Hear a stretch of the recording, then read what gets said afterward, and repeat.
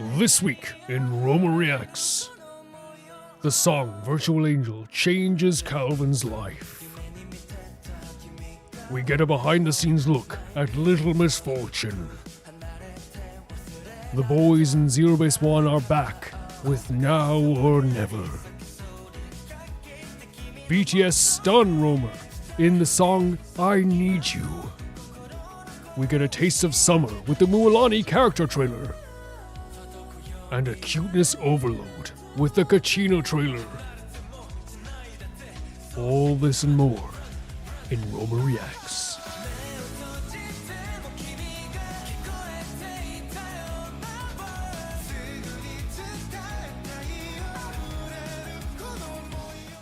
This is Roma Reacts, a series where I watch patron-submitted videos with all of you guys, and the first video sent in by Cosmic Cat Love with just a message of good luck, and it is Weesh, Alien Stage.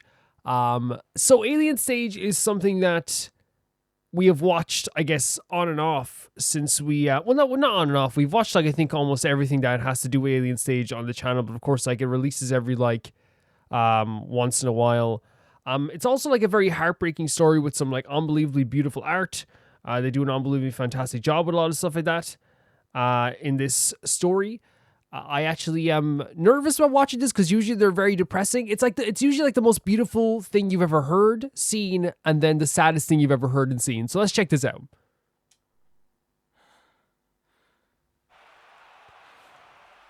Subtitles are on automatically now. Oh man.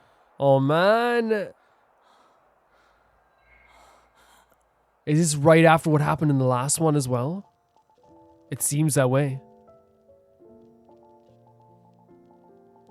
With Luca with a gun to his head now. Oh my god, it's smiling. Hush, my child. What the hell? Holy I don't mean to pause on something so gruesome, but Jesus Christ, that is such a gruesome, like, opening. Again, beautiful artwork as usual in this stuff here. Like, look at this. Oh, little hands, the little tiny hands. Hyuna. Now go to sleep.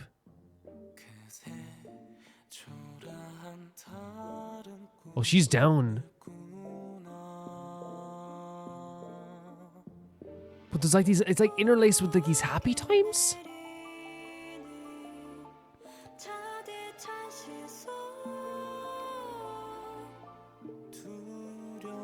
Like a fragile, look at all these different images as well. And he's looking at the poster of Hyun as well. What are we seeing, man? Oh no. Sways and dances.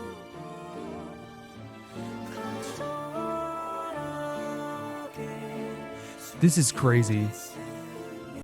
And that's Luca, like, lying into Hyuna as well, right?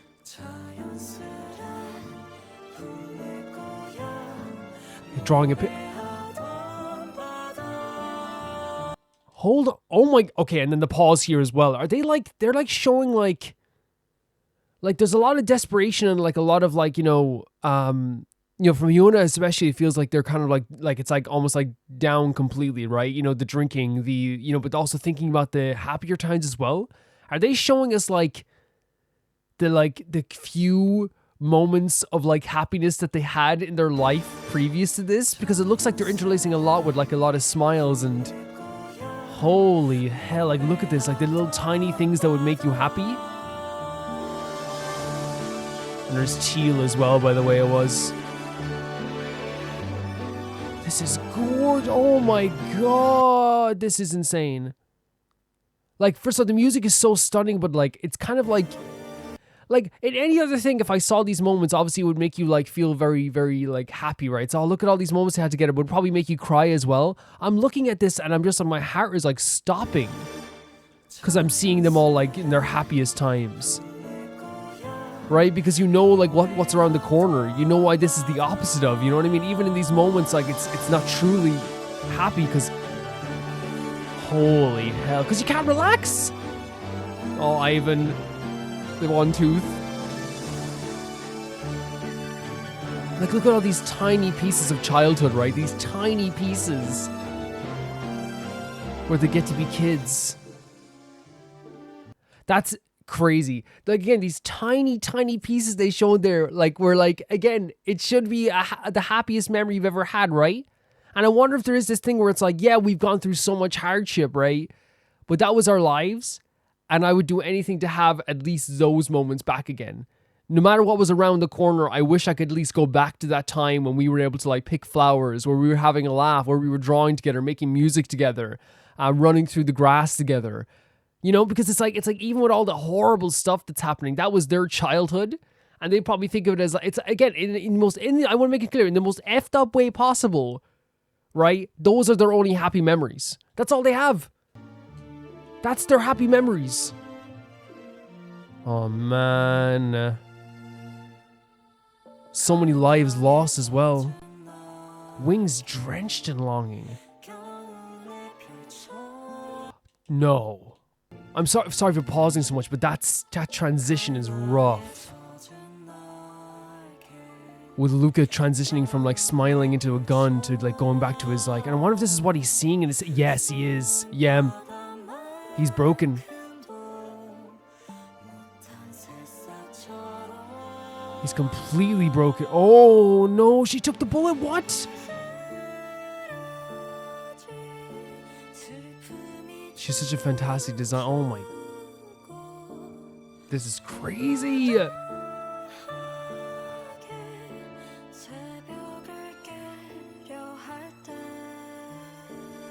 The wins and losses as well, and she's crying as Luca, almost like being a support for Luca as well. It seems like Luca like disassociates quite a bit maybe, and again I can't say that because like I know that's an actual thing, so I don't want to like make it seem like I'm trivializing that, because I know people can be dissociating, right?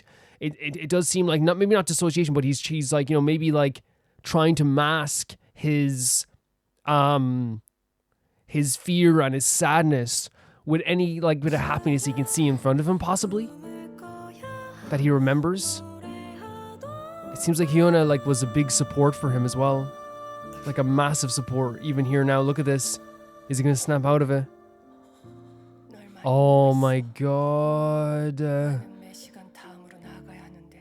had to keep moving forward in every moment. My one and only weakness.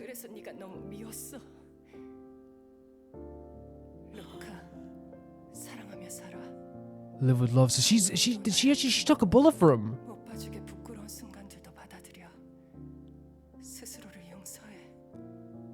Forgive yourself.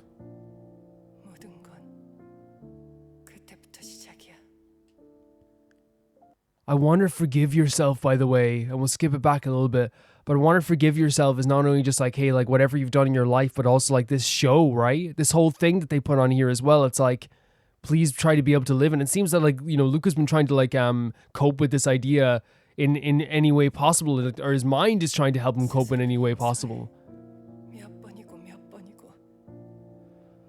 Oh man, I can barely breathe.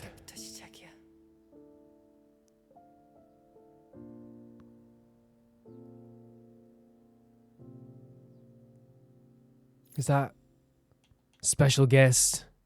And she's gone now. Oh my freaking god, she took the bullet and she's gone.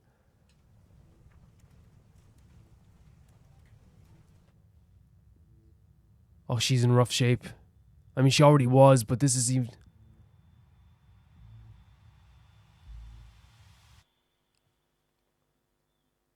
And there's the credits as well. That's honestly like, once again, an insane... Like, and it's so funny, we're going to Sonic next, it's just such a contrast. But like one of the things that's like absolutely, you know, insane about Alien Stage is that like a lot of stuff is happening on the screen, and a lot of it is like, you know, left up to, I feel like left up to interpretation of like the emotions and things like this. But they'll do like quick shots as we saw there of like, you know, Hyuna getting shot and things like this. That to me is already like, you know, losing someone is a rough moment anyway, right? But Luca in his like, you know, almost his state where he wasn't even himself, or not only wasn't himself, or he almost like reverted back to his childhood self, right? In his saddest moment, it seems that like Hyuna was a support for him in almost like forgetting about like how the world was, or forgetting about like, you know, how horrible things were. We saw Hyuna was like kind of like bawling her eyes out as Luca was, you know, using her as a literal support, like a literal support. And she said like, I resented you. And I wonder if in a lot of ways it's like, I'm feeling all this sadness while you're able to like, you know, just kind of like forget all this in some ways and trying to like, you know, your mind blanks it out in a lot of ways. And I wonder if that is like a lot of what that resentment comes from. Like, and again, it's not a resentment where it's like I hate you. It's a resentment of like, why can't I feel this way? Why can't I feel this way as well? The same way that Luca feels. I have to be the support. And in the last few moments as well, and that's why I worry about Luca so much. He saw Hyuna as a kid again, and he saw himself as a kid and said, "There's my gal, I'm going over to say hi to her." You know what I mean? I'm going over to like get that support again in this moment. There's no guns around me. There's nothing dangerous around me. I'm just going to go over to her once again and get that support. And she did support him once again, but this time it ended up with her freaking taking a freaking bullet. Freaking crazy as well. And they were showing like a lot of childhood stuff as well, which makes me believe that that this whole message as well was like, you know, trying to show maybe like that, you know, even in their like, because again, I don't want to make it seem like it's a happy childhood, right? Because the fact is, a lot of those kids were crying. A lot of those kids were in a horrible state. No matter what, they just did not have to go through this. But I think you get what I'm saying when I'm saying like that. Even though the whole situation is horrible, that's all they had. Like, that's all they remember as like a childhood. That's all they remember as like, oh, that's going to be my memory of my childhood, right? So in a way, they probably look back on like some of the happiest moments and be like, man, I wish I could do that again. But like, I really think that maybe when like they showed Hyuna like crying with Luca on her back, my interpretation of it is that like they're showing that no, this wasn't just like this happiest childhood in the world. Yes, there's a lot of happy memories. There was a lot of heartache that went along with this. Like when the night came, there was people crying, you know, and while maybe Luca wanted to continue the happiest moments, it didn't work out like that. If I can describe how I'm feeling right now, like it's weird because I'm the biggest crier in the world. I think everyone knows that like if a kitten walked through like my door right now, I'd start crying. Like I'm a big crier, you know what I mean? But I think maybe the possibility here, like to describe how I'm feeling is such a different feeling. It's like my heart is pounding. My arms are like tingly, you know what I mean? Like, and it's like really weird, right? It's almost like everything feels like a little bit destitute. Everything feels like a little bit lost. And in this sense, like it's so sad. It's so heartbreaking. But I'm just still left like not even knowing like what I'm like. Obviously I talked I'm a yapper, but it's like one of those things where it's like when you break it down to like what we just saw in that video, like what more can I say to express how anyone could be feeling that way? There's so many scenes that just like, I was sitting there like eyes wide open. What the hell is this? What am I looking at here? Crazy feeling. And like, I don't know if you guys know what that feeling is. Like I make it sound very dangerous. It's like, you know, when you're like, your heart's beating fast, but like, you know, it you can breathe, but it almost feels like, you know, like there's like a pressure there. You're like, oh, like it's just this weird feeling. Such a weird feeling watching that. Heart-aching stuff. Super heart-aching stuff. It really is. And just so talented. I want to say the artwork is absolutely incredible as usual. The designs are usually incredible as they always are. I think that what's going to be so crazy going forward with the Alien Stage stuff is that like, they're not afraid to get rid of main characters. And I think that's something that's super, super important about this. There's no fear of getting rid of a main character. And I think for Alien Stage fans, and for someone like me who like doesn't follow it outside of these videos, like it's super impressive. It's super impressive. Because I think that you can have your cake and eat it too. I don't need a character to die to have tension. But Alien Stage also does this thing where it's like, it's trying to make you feel like nobody's safe. It's trying to make you feel like the people that you love, you know, could die any second, which is a different method from, we talk about like the difference in Genshin versus something like this, or the difference in other games versus something like this. Alien Stage is intentionally trying to make it feel like these people's lives are hopeless. They want you to feel that way. There's a lack of hope sometimes, even in like the brightest of moments. There's a feeling of lack of hope, and that's what I got from this as well. Thank you so much, Cosmic Calla, for sending it in. That was so cool seeing this again. I don't know if I have to like take like a short break or something, but we're gonna go into Sonic Mania Adventures 2 and have like a little palette cleanser for sure. Very big contrast in the two videos here. Incredible stuff. The next video is sent in by Leon, and they say episode 2 of Sonic Mania Adventures. Now this little guy, now with this little guy of all time. There's a little end credit scene.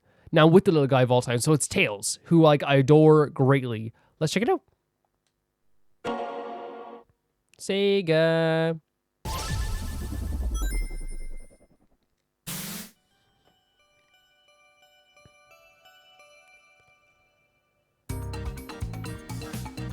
Man, great music starting off already. And there's a, no, not a plane.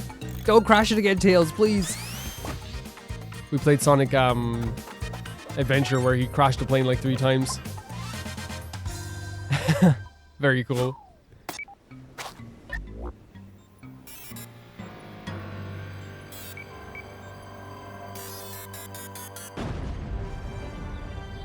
I'm so used to Tails voice acting that like it's so weird to hear him not like voice act, right? His voice was one of my favorite in Sonic Adventures for sure. Sonic Adventure. Great emoting though. It feels like, again, like we talked about last time, it feels like a silent cartoon almost. Eggman, great design. Great design. You're Dunzo. I was gonna say you're Dunzo, but Eggman got the upper hand. Okay. I love that Tails, by the way, was still looking at the thing. He's like, okay, Sonic's back. It's so good. Power friendship, man. I'm all for it. And that's what it really felt like in Sonic Adventure, is that, like, you know, all these characters together are just amazing to have around each other, you know? A true friendship.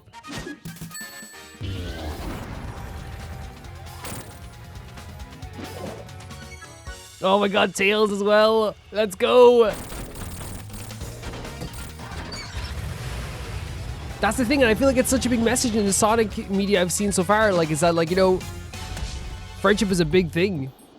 And Tails always looking out for Sonic. So, yes, Tails with the flying tail. So good. Tails. Did he hook Sonic into it? Is that what happened? Oh, the fist bump, so good. Did he hook him into it? Like hook him into it, I should say? Beautiful. With the cheers as well. So good. Again, we have the power of friendship. Always good. By the way, I'm a big believer in the power of friendship, by the way. I'm a massive believer in the power of friendship, and I always will be. Tails is like is probably my favorite Sonic character just because of how adorable Tails is. But also there you saw it, like Tails would look out for Sonic just like Sonic would look after Tails. And I think what's so good about the silent cartoon we saw here, and we'll talk about more. This actually like is from Sonic Mania game, right? As Leon confirmed last time, it was like a big revival almost for Sonic.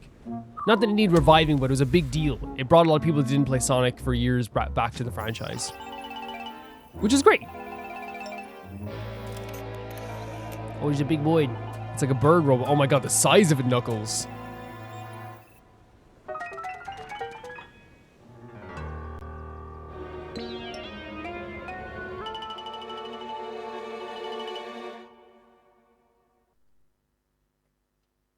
Sonic Mania Plus. Yeah. I love those cartoons just because they do remind me of like a lot of silent or cartoons I used to watch as a kid. Even like not even silent. When I say silent cartoons, they had noises in them and sound effects, right? Like the one I would like always like, you know, related to is like Tom and Jerry or something like that. I watched so much Tom and Jerry as a kid. It's actually wild. I watched so much Looney Tunes as a kid, but Tom and Jerry is a perfect example just because it's like this silent cartoon. And as a kid, you knew their emotions. And I know they would say words sometimes, but like as a kid, you would know their emotions. And I think they did a really good job of like showing like the personalities of Tails and Sonic in this as well. You know, the big example of having like, you know, Tails help Sonic out in the end, because Tails understands like, you know, helping Sonic is a big deal, but also like Tails understands that Sonic has helped him so much also. It's this mutual friendship. And when I say I love the power of friendship, I've been a big believer in the power of friendship since I was a kid. I never like, I think yes, sometimes it can be super cheesy, like, you know, like, but honestly, like I'm not like, I can't think of a show where I was like, oh, they won with the power of friendship where I was upset. You know what I mean? I'm like a big believer. Like I could watch honestly, I could watch the most serious show ever. If I was watching like Breaking Bad and then it got towards the end of the show and Jesse like was just like, you know, we won thanks to friendship, I'd be like, yeah. I love it. Maybe that's a really bad example because I think that, you know, we'd all be a little bit like, okay. But you know what I mean? I am a big believer in it. And in this case, it's like, you know, seeing Sonic and Tails working together is something that like I've got used to during Sonic Adventure. So it's really cool to see this here as well. It is, again, great animation, great music. It looks really good. I guess they're focusing on Knuckles next time, which is really cool. But I had a blast watching this as well. I love it. It takes me back to my childhood, Leon. It really does in a very nostalgic way. I think being able to express yourself without any words is a very, very cool thing. Thank you so much, Leon. The next video is sent in by... Oh my god, I don't even have the list up. Guys, we have to be more professional, okay? That means you guys... No, I'm joking. You guys in the comments, be more professional. The next video is sent in by Colorbo, and it is the Kachina trailer. So they don't call them like character teasers, or did they always just call it trailers? Or maybe I'm just like misremembering. I can't believe it's been a year and I'm like, do they always call it this? I always thought it was teaser and demo, but maybe they changed it. Let's check it out.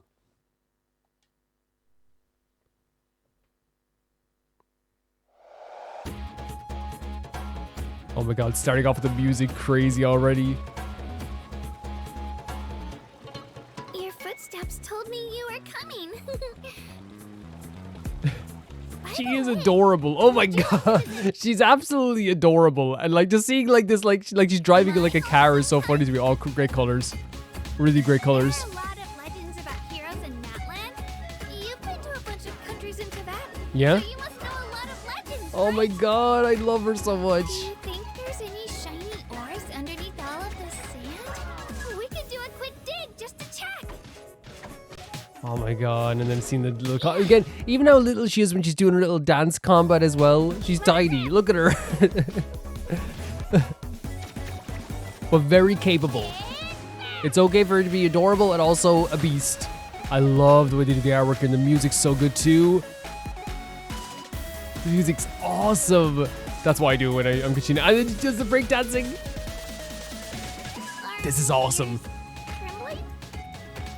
Sorry, but I can't really control them. They're way too excited right now. Her ears tremble when she's excited. Let me just cover them up. It's so interesting, like that was like, first of all, a very, very adorable trailer with some beautiful artwork and beautiful music. But like what's so interesting about that trailer to me is that like it actually has like some like scenes from the actual story in it. I know that, by the way, I want to make it clear, it does not spoil a thing. It does not spoil a thing. What I'm saying is that like it shows that like, oh, they're gonna meet up at the Coliseum. And again, you would only know that from like me playing the game beforehand. I want to make that clear as well, because it's one of those things where it's like, oh yeah, they're all heading to the Coliseum area now. You know, with when they all met up there together, and they all met up at the Children of Echoes camp as well. And she asked them about like, you know, how you've been to other places in Teyvat, which is like really, really cool to see as well. That there is like, I guess like there is like a trailer that shows like a little bit of what's going to be happening, but doesn't show a lot of it as well.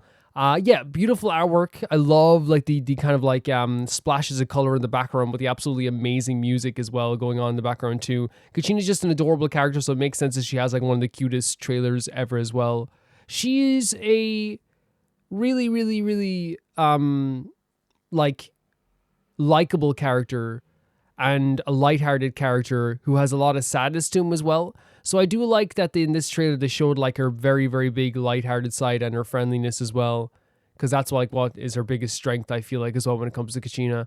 Not only just like, you know, the fact that like she's, you know, a very capable and very determined a person who believes in a lot of very dutiful stuff, but also her lightheartedness, her adorableness, her, you know, colorful nature is exactly what like I think draws a lot of people to like thinking that she is like such a fun character, and they showed it off here in the trailer very, very well. I love how they also showed like, you know, the method of just bouncing in the drill against somebody, because like that's exactly what I did when I was in the tournament. I was like, I'm just bouncing all the time. That's what I'm doing. Thank you so much, Colorbo, for sending it in. That was a beautiful, beautiful trailer. I love it. I love it. The next video sent in by Hypernova, seeing as you found the last one interesting, here's a Tier Zoo video. Earth's Next Balance Patch. That is such an interesting title. I have to check it out. Let's go. This episode is sponsored by Brilliant. So like a balance patch would be like something to make the game more balanced for everybody, right? There was a lot of debate as to whether or not the rumored balance patch To make it like a level playing field. 3.7 was actually coming. But as of the IPCC climate report, we now not only have confirmation that the update is real, but we now know the precise details concerning which playstyles are getting buffed and which ones are getting nerfed. So we're going to go through build by build and discuss how they've been buffed or nerfed by this update. Polar bear. Polar bears can no longer rely on their land-based movement abilities to get around. With ice sheets becoming more fragmented, Oh my putting points into god. swimming and diving will become a necessity in order to survive. They said global warming is literally nerfing polar bears, and like while it's like, yeah, that's true, it's like it's so hard to think about. The Ice orca? sheets were a protective barrier that prevented orcas from invading the breeding grounds of seals and narwhals. Because these ice sheets are melting, orcas will be able to wreak havoc on these seals. Oh and my have a lot less god. defensive options. But if you're an orca main, be careful, because the passages into these waters open and close frequently, meaning it's possible to become trapped. That's insane. That's insane. That the way, like, again, the world is changing, and in a way it does have, it is like a balance patch, right? But it's horrifying, you know? Cephalopods like the octopus and squid are able to grow and respawn much more effectively in warmer water. The cephalopod player base has seen explosive growth lately, as their highly adaptive playstyle has allowed them to easily move into territory that they couldn't previously. They terrify me, due by to the way. water being Octopus too and cold. squids, they terrify me. In the past, I've counted their short lifespans against them, because it limits how much time they have to learn advanced techniques with their high intelligence. But in this case, their short lifespan and quick respawn time is a huge benefit, accelerating how quickly they can adapt to changes in the environment. Okay. And we have sea turtles. By the way, turtles are I think it's done in effective Smash Bros. way. ways. The Smash Bros. First, because like, they can only respawn design. on beaches, the rising water level means their spawn points are becoming smaller and much more crowded. Second, because they're reptiles, their gender is not dictated by RNG, but by temperature. Okay. Higher temperatures have led to a sharp spike in the number of players spawning in as females. Everything's just changing. While polar The bears are world being is driven getting south, worse for these grizzly guys. bears are being driven north. This has led to the creation of a new build, the Growler Bear, which is essentially an intermediate between the two. That's more powerful than the grizzly bear, but also not limited to the Arctic like polar bears. Is this for real? There's a new bear? Oh, this is 6 years ago. Okay. Wait, this is 6 years ago. How bad have things gotten now? The house cat? House cats are mostly unaffected by climate change. Although the Scorpion. warmer climate allows cats to respawn at any time, instead of only in the spring. On the other hand, fleas and ticks also multiply faster. So make sure you have at least one human player in your party, so that they can heal you from the diseases that these Oh, parasites that's actually a nice way cause. of putting it, right? That's actually a really nice way of putting it, so a human can Jellyfish look are after you. perfectly suited to living in a warmer, more acidic ocean. Like cephalopods, they've seen explosive growth, but to an even greater extreme. The box jellyfish and irukandji in particular are quickly becoming the most oppressive builds in the meta, in some cases even damaging battleships. It's been over 500 million years since the last time jellyfish were top tier, so I see this as a fair balance change. Increased overworld tick. temperature has different effects in different places. In some areas it means more water, and in some places like the African savanna, it means a lot less. Ticks in Africa thrive in drought conditions, which is terrible news for mammal builds playing on that server. In particular, lions, wildebeest, and antelope can expect to be playing with reduced max HP because they'll constantly be being drained by tick players. Oh my In the god. Midwest, tick populations are surging as well, which has been disastrous for moose and deer populations, as well as a certain YouTuber who got Lyme's disease. It's horrible to even like think it. Like Not a again, ton. like a lot of this stuff like is why like I don't mess with nature very often, is because like it's a whole world that like I will never fully Say here, comprehend. except that the increased temperature expands their range a bit, since the areas that were previously too cold are now habitable. This applies to sea snakes too. Humans. One of the other new Get 'em. changes in this update is an increase in severe weather event frequency and severity. Oh, maybe not. This to Let's me not. seems like a change meant to I regret directly saying it. nerf humans, because severe weather deals bonus damage to structures. Weather is one of the few things in the game that humans can't actually fight, and while they can simply flee just like any other build, their structures are helpless. In addition to this, the rising sea level Holy forced many hell. human players to have to find a new home server. I mean, what's happening here in this video, and maybe I'm wrong, Hypernova, but like what I'm getting from this is that like while like it's like a very fun way of describing all this stuff, a lot of the stuff is like horrible, right? Like, and I understand like Chirzu's trying to explain, like to educate people in a very different way. And I feel like, you know, it does like educate people on what's happening and stuff, I guess, as well. But a lot of this stuff is just like, holy hell, the world is effed. You know what I mean? A lot of it's just like humans have effed up this world to death. And not only that, like I want, like say with like natural disasters and stuff like that stuff is so freaking horrible. Like we saw recently with like California and things like this, like it legitimately does just like displace a lot of people, and it's horrible. It really is horrible. So does anyone by the way who's watching this who has been affected by that, like I hope you're doing well, and I hope everyone you're safe and you're appreciated always.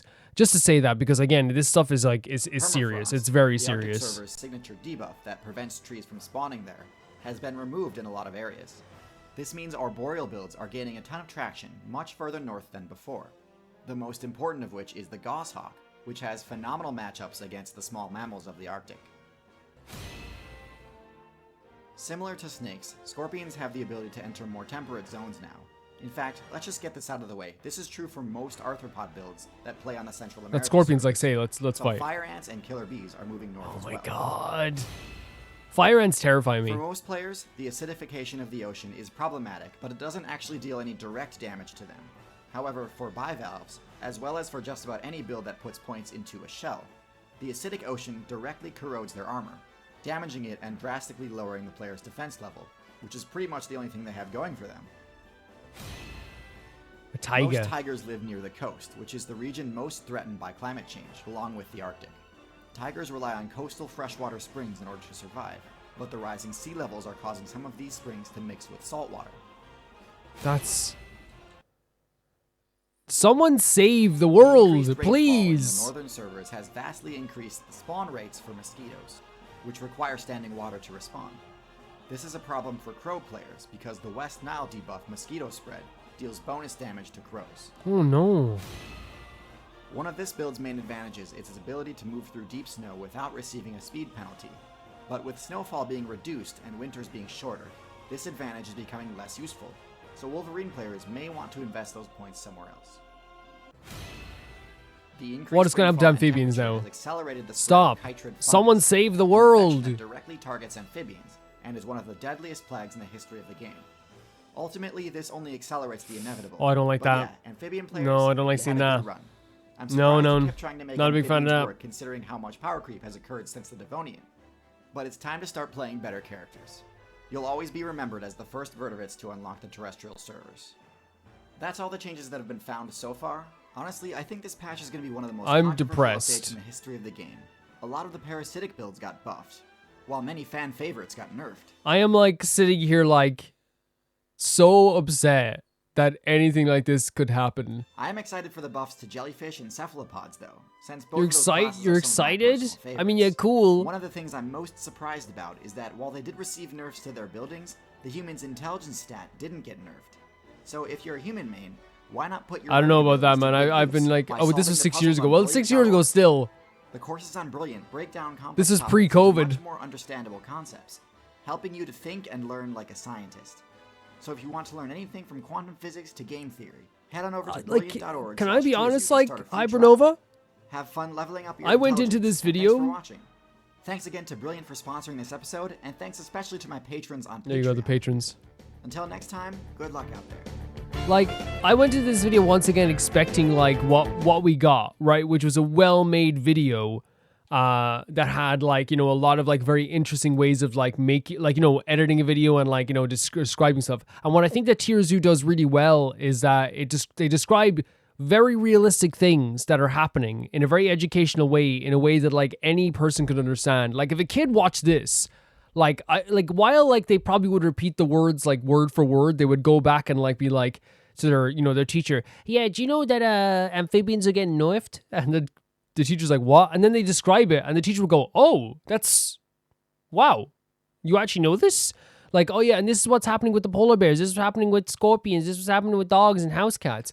Like people would be like, oh, that's like so impressive, you're learning about this, who does this stuff, you know? But like as I wonder if it's also a normal feeling for me to be sitting here sad as all heck and depressed about it, just because it's like, man, like all the stuff that was happening that is not great at all. It's actually like very upsetting. I think all of us would agree that it's very upsetting, especially like, you know, with everything that's happening in the world. You see direct examples of just animals, like, you know, their lives are getting ruined. They're getting ruined by year, and this was 6 years ago. Can you imagine what it's going to be like 4 years from now? Like, absolutely insane stuff. It really is. But yeah, that's what my interpretation of this video. Educational as heck, depressing as heck.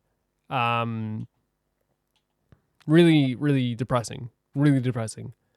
Yeah. Thank you so much for sending in, Hypernova. An educational yet depressing video is the way I would describe it. Honestly. Thank you.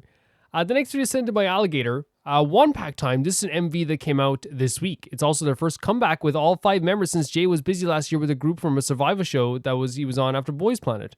Obviously, you know Jay and Zhangwu from your watching of Boys Planet, but you're less likely familiar with Seaman and Yidam. Of what you've watched, Seaman has been in love with me. K and Rush Hour. Yidam was in Love Me Right. And okay. Tag is the only member that wasn't on Boys Planet. He was written / produced almost all of their music, including the song. Fun fact, while the company has had the final say, Jongwoo was the one who selected all the members, which is pretty unusual in K-pop. So like he was able to like pick them all, which honestly, like he's a fantastic leader, as you've seen from Boys Planet. He's a fantastic leader, so that makes a lot of sense. Because again, it is like crazy that he was even able to do that. But very cool that he was able to do that. Alligator could probably say, I've been watching it's a survival show called Boys Planet, where like a lot of these like young adult pop stars basically become like these, how do I say it? Like they go into like this like survival show where like they pick out who's gonna be the next big boy band in K-pop. And One Pact has a member from that named Jay. Now Jay is a guy who like as I made the joke in before that like I have to always be honest. Jay is a guy who's like incredibly like handsome and talented and like a beautiful singer and amazing dancer. So like I was like making a joke that I had like a feud with him because I was like he's not as good as my Zerobaseone boys. And we also like I was also saying that like I think that the blonde hair suits him very much. I've never seen any of their music, so it's actually very interesting to see this now. But yeah, a talented dude. And so is Zhang is talented as well. Also, like he's incredibly talented also. So I'm actually like very interested to see what this is like. We have subtitles on, especially since like I've never even like heard a peek of what this group is like.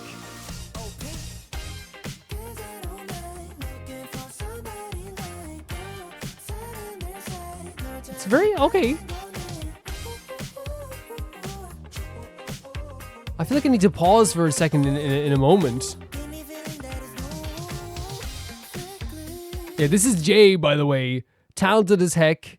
Great with blonde hair. So reckless when you talk.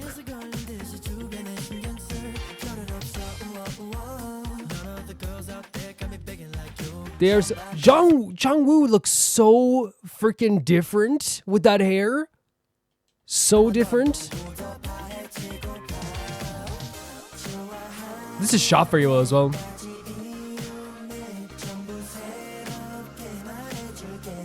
100 Reasons Why You're My Lady, great line. It's a very funky song, right? It's a very like I don't know, bouncy and funky song.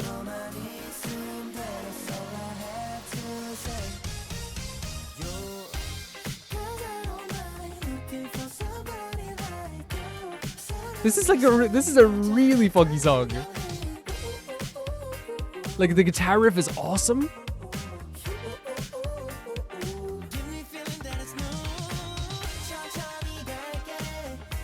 Oh, great effect.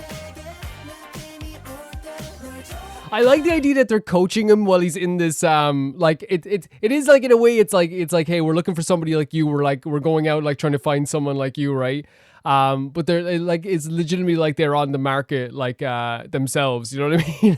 Like and like they're helping their friend as he's in like this shopping cart, like giving him tips on how to text this person as well. It's very cute. This is a really catchy song. Oh my god. They look very passionate as well, don't they? The dancing in the background as well. Like I love seeing camaraderie moments in like these K-pop songs sometimes, you know, where like you see like everyone having like a great time. Like this, like in the shop, in the back of the freaking shop, like as well. Oh, great stuff, great stuff.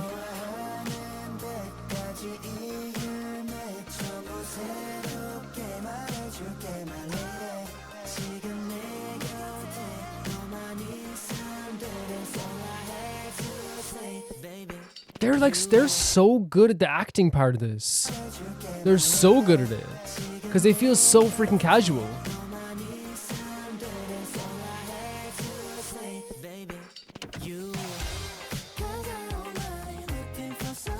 Jay is a star, by the way. Jay is a star. Like, not a good pause for Jay. I apologize, Jay. That's my fault, honestly.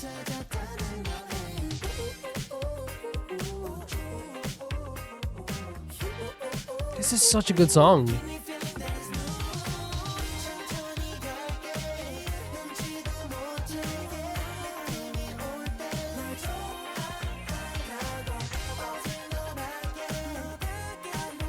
They're actually very adorable. Look at, okay, that's a good pause. I got you with a good pause. Yeah, like just to talk really quickly before it goes any further, they're adorable. They're charming. The music is actually really freaking sick. It's something like I would like add to like a playlist, like almost like instantly add to a playlist as well. You know what I mean? But like really good stuff. And again, Jongwoo looks like so different with that hair and the glasses. Yeah, I'm gonna skip it back a little bit as well. I actually like will have this song out when I work out later,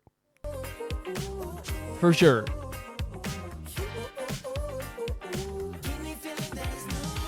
They look great. They look really great. Oh, great stuff. The love hearts. They're adorable, right? And I don't mean that as like an insult at all either, because I know some people might take it as that.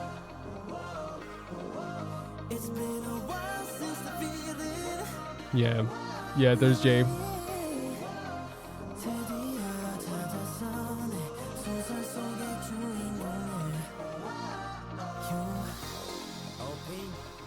Oh god, no, they're great. They are adorable. And like again, the dance moves are really good so far. I'm saying so far, it's almost like over at this stage, but the missing piece to my story as well. Back with another one.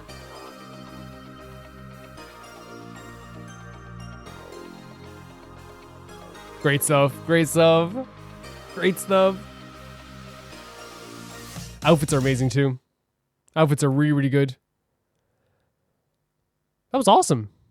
It was really awesome. Yeah, like this is my first time ever hearing One Pact ever. Like it legitimately is, and I've heard of Jay, I've heard of Jongwoo, and like there's other members there. Like obviously, like I probably should know as well. But really freaking like sick, really sick. Like and I think it's just because like not only just like how do I say it? How like catchy it is. Their camaraderie is so clear. You can tell that they're having so much fun, which is so important for me whenever like I watch one of these like these more like fun music video songs as well, like and when it comes to like the music videos you've seen as well, like seeing them all having fun together, like, and honestly Jongwoo, and this is gonna sound crazy, but it's nice seeing them like outside of the stress of that survival show, because they're all so talented, but when they're given the chance they can do amazing stuff like this as well. But as you can see, like they definitely did the right thing having like Jay be the sweetheart of the video, because he is a sweetheart. Jongwoo is able to like act as if he is like dangerous, but in this as well, like dangerous in a good way, but you know, it's like, oh, there's a bit of danger to him, right? But in this case as well, like he looks so different. But it was like, honestly, I was actually legitimately like looking for. I was like, where the frick is Jongwoo? And I saw him there. It's such a different look. It's such a different look. He looks like a lot like younger, like a lot younger. I think that's why I didn't catch on to him at first. But this is cool. This is really cool. The song was really, really good. The music video was really fun as well. The colors were great as well. The outfits were great. They're adorable. Jay's a sweetheart. Now, back to having a rivalry. I'm joking. Back to having a rivalry with them. Yeah, I liked it. I liked it a lot. And I wonder if like they're like going to release music. Well, I know like with K-pop groups, apparently like, and I think this is what it is because I've been told this anyway. So like, and I'm being educated on K-pop. They'll probably like release music more frequently. So we'll see like what the next thing they're going to release is as well.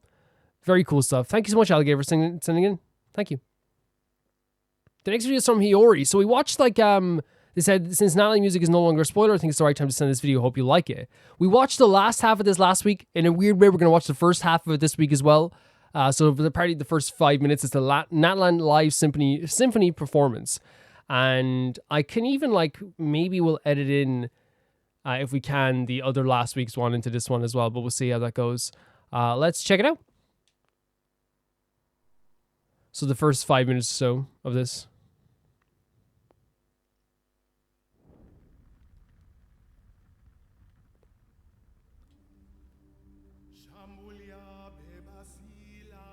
So amazing.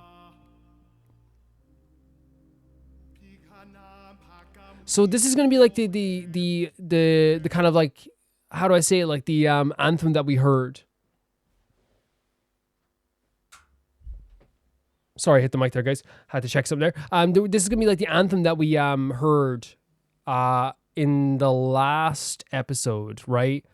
That was absolutely beautiful because now people are saying, yeah, you can watch the symphony stuff now.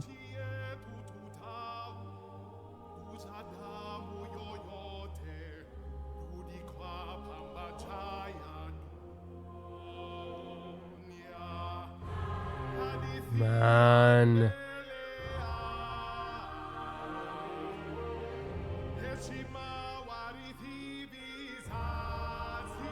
It hits you in the heart right away, right? The chills. Stunning. So stunning. I genuinely think that like this is like, so we saw this like a part of this orchestra last week. So freaking talented. Oh my god. Come back. The ode to resurrection, like, right? The ode to resurrection.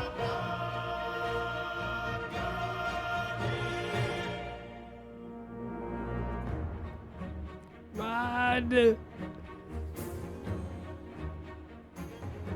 And it's nice hearing like a very full version of this as well.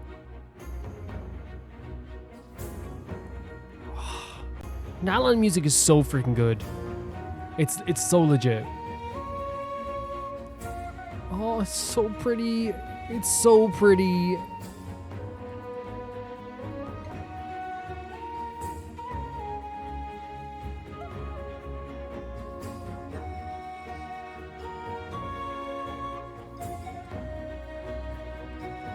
With the is that pan flute? I could be wrong.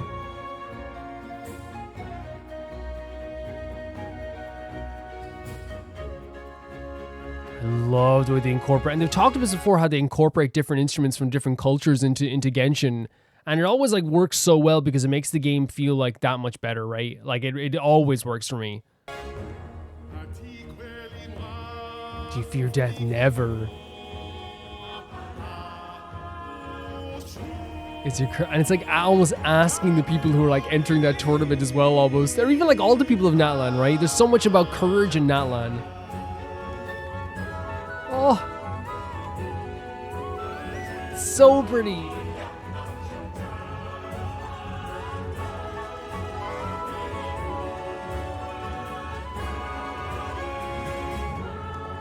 Stop. It's so pretty. And these vocals are incredible. So incredible. perfect combination. I wonder how many takes this took. I mean, if it's a live performance, a lot of them would just do it one try, you know? They're that professional. They practice for this, you know? This is their life's work. A lot of these, like every individual here, this is probably their life's work. This is what they strive for. Not doing this Genshin thing, I mean like the instruments and the singing and like the thing that they play, right? It's not just like, oh, Genshin, I finally arrived. You know what I mean, though?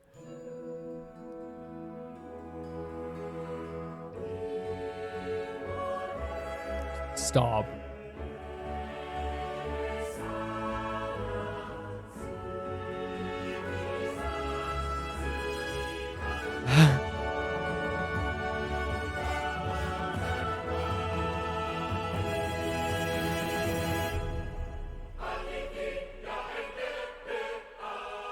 Gorgeous.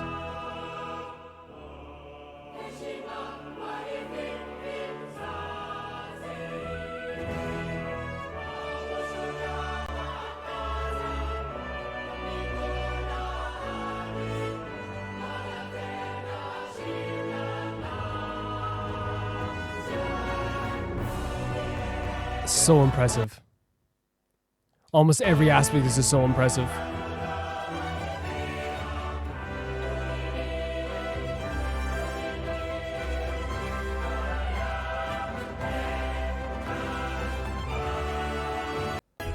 Sorry about that, guys. I skipped it back a little bit there as well.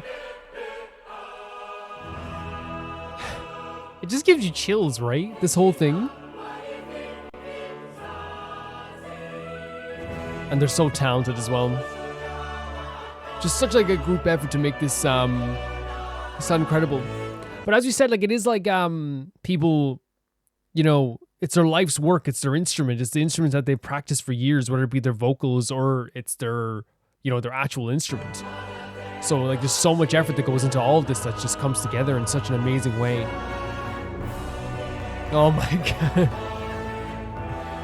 We'll wait for you, we'll sing for you. It's so beautiful, right? It's so beautiful. Come back, come back.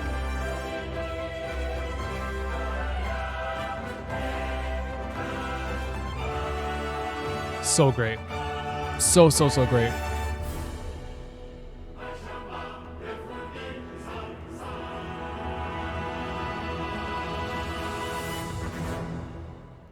Amazing.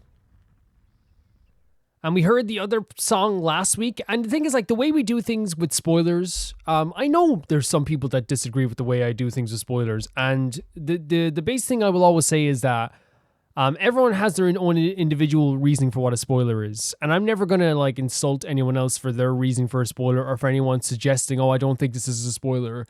As long as people understand always, like, you know, that for me, the end of and the be-all, end-all and the end of the discussion after when we finally do get to that point, to me is like, in the end, if I feel like in the end it is a spoiler, I will not watch it or I will not play it or something like this. You know what I mean? That's the way I go about it.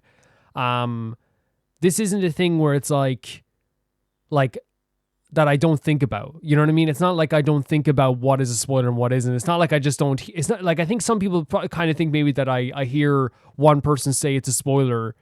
And then I go, oh, I'm not going to watch this. When it's not that whatsoever. There is a discussion I have. There is like a whole thought process in my head. Should I do this? Should I not? With all of this stuff. It really is. So at the end of the day, I've thought about what is a spoiler and what is not for me.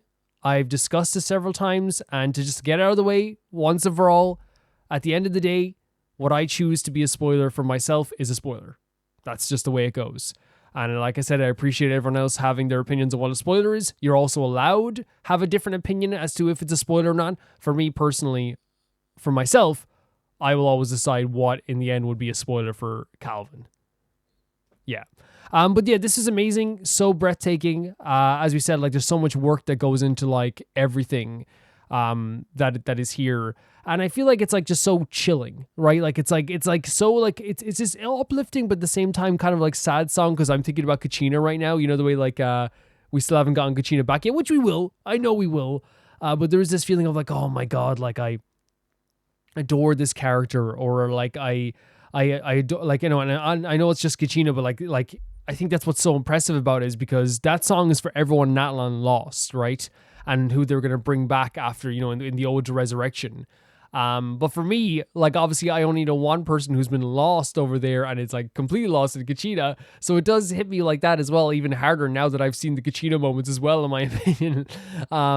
It's such a beautiful song. When we saw the part of it in game as well, when they did the part of the, or like a different version, I guess, of the Ode to Resurrection, it is such like a beautiful moment as well.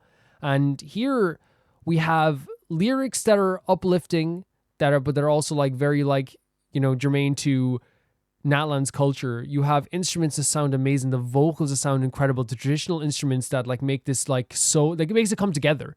And that's the same thing we've seen in like previous regions as well. When they talked about how they've done music, they take instruments from all the cultures that they are like borrowing from, and they really do like add it to the game and the songs, and it makes it feel like not even authentic, because it, like, I feel like authentic is a word that can always, like, you know, be a landmine, because, you know, I'm not someone who's an expert on the authenticity of different cultures, like I never have been, but it does make it feel like more immersive is probably the word. And this is one of those songs that really does, like, you know, feel like it's a Natlan song, especially with the lyrics and the music. It feels so different from a lot of the stuff we've even heard in Genshin so far as well. It's really awesome.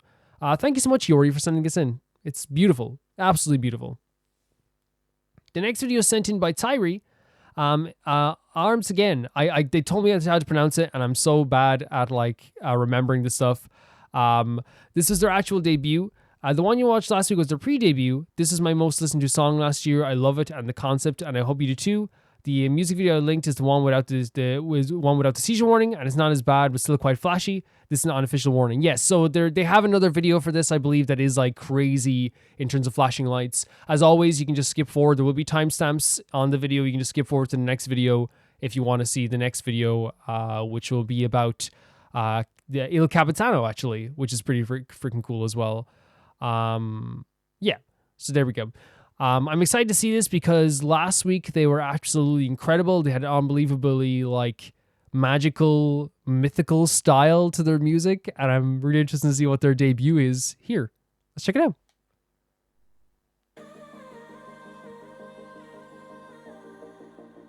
These gals have like a mesmerizing stare, right? And like, I feel like even last week in the video we saw as well, Virtual Angel is an amazing name for a song as well, by the way. I feel like even last week when I was like watching their music video last week, your eyes are glued to their facial expressions all the time. Like, they're really good at this stuff. And they look so cool. They really look so cool.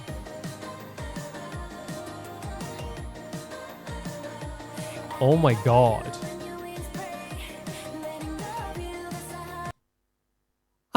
I just got like chills and tears. This is so strange. Oh my god. Crazy. I just thought with that opening. That is stunning.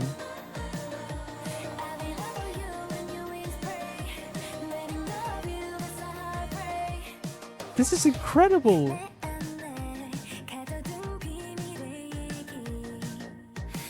I have like chill. For some reason, this song like hit me in my heart like right away. Like I was like right away just hit, like it was like a lightning bolt.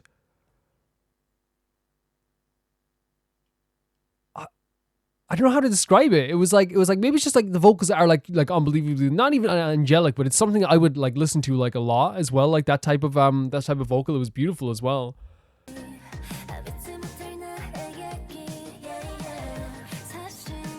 Music video is very interesting as well, right? They feel otherworldly. That's the way I would describe it. They feel otherworldly.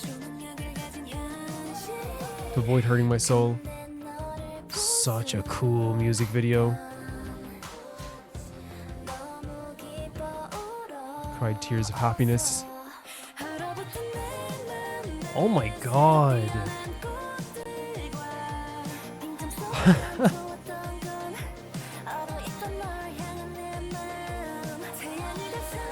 Sin of absorbing the sun.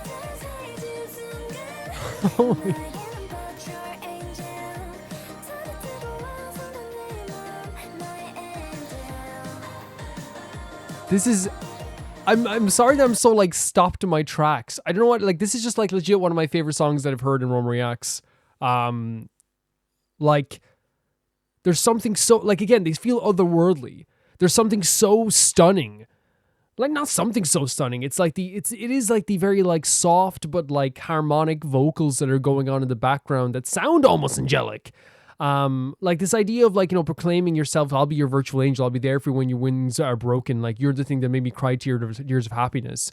Like, there really is like this beautiful aspect of like, that seems very different from last week's song as well, but there's a very beautiful aspect where it's like I can like definitely like be the one to support you since you're the one that made me happy as well. These girls are stars, and it goes without saying, of course, since they were already stars before this, like this debut, you know, like it goes without saying. Like, look at this. Look at those. Like, it's some time with the facial expressions into your soul.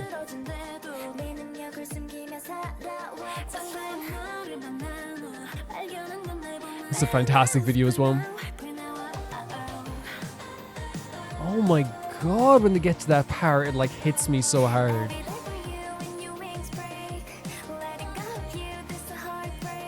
This is not right, man.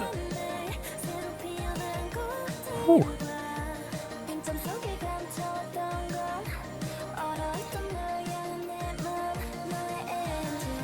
Yes. The sun will never win against me.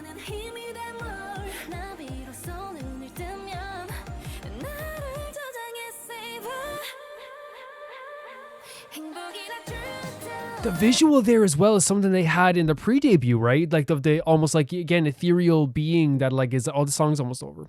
This ethereal being like bathed in light, and I guess it's moonlight they're trying to say here as well. Because it's a beautiful look as well. This is incredible. This is incredible.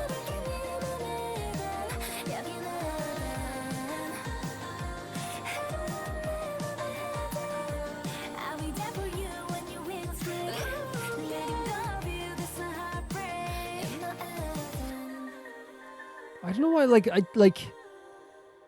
this is a beautiful visual as well. It's for the TV as well. I was tearing up like through parts of that as well. This is just a great video. Like this whole concept is freaking fantastic as well.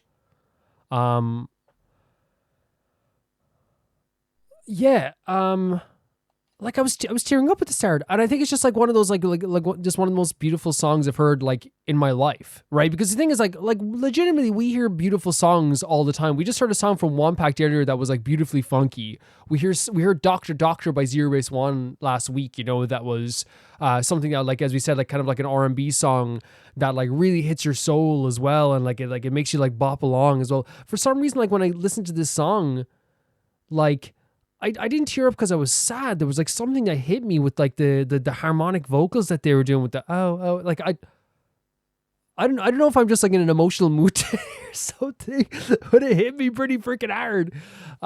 Beautiful stuff, absolutely beautiful stuff. Like, I'm so happy that Rome Reacts has become so synonymous with music as well. Like it really has, like, because in the past few weeks we've gotten so many people sending in their own K-pop love and their own K-pop, loves, I should say. And not only just K-pop, but like music videos as well. We saw like with Eve and things like this before as well. And it really is to me like a very special thing, because music is something that hits my soul.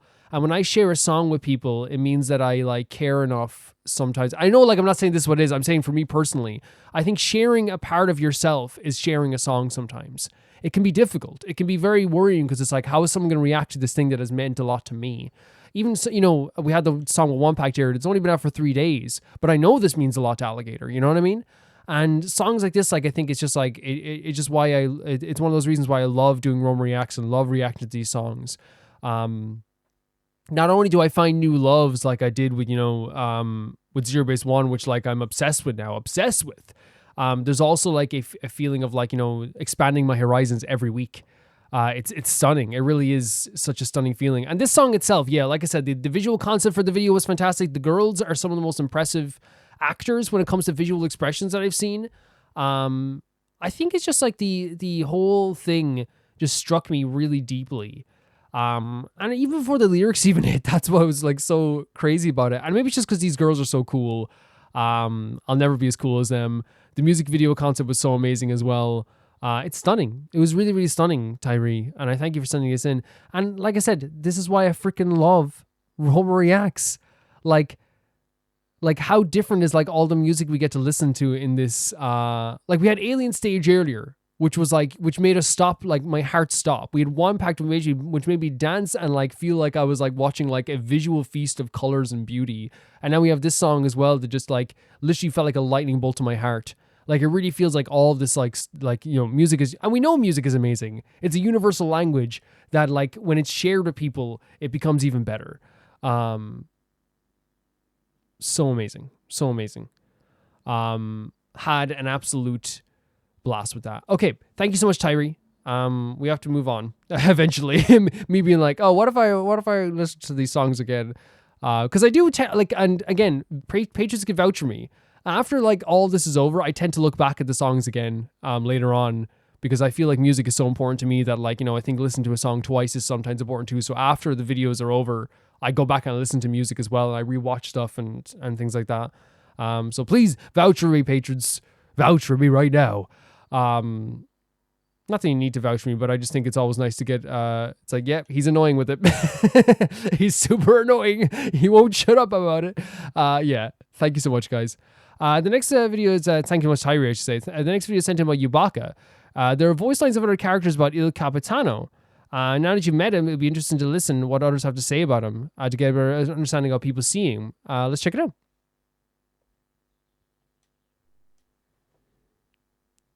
This one, Yubaka. As hard as iron for having the courage to challenge gods as an ordinary. I must have pressed play on this video by accident when I was like adding links to stuff as well. I even added links to a chat yesterday and people were like, okay.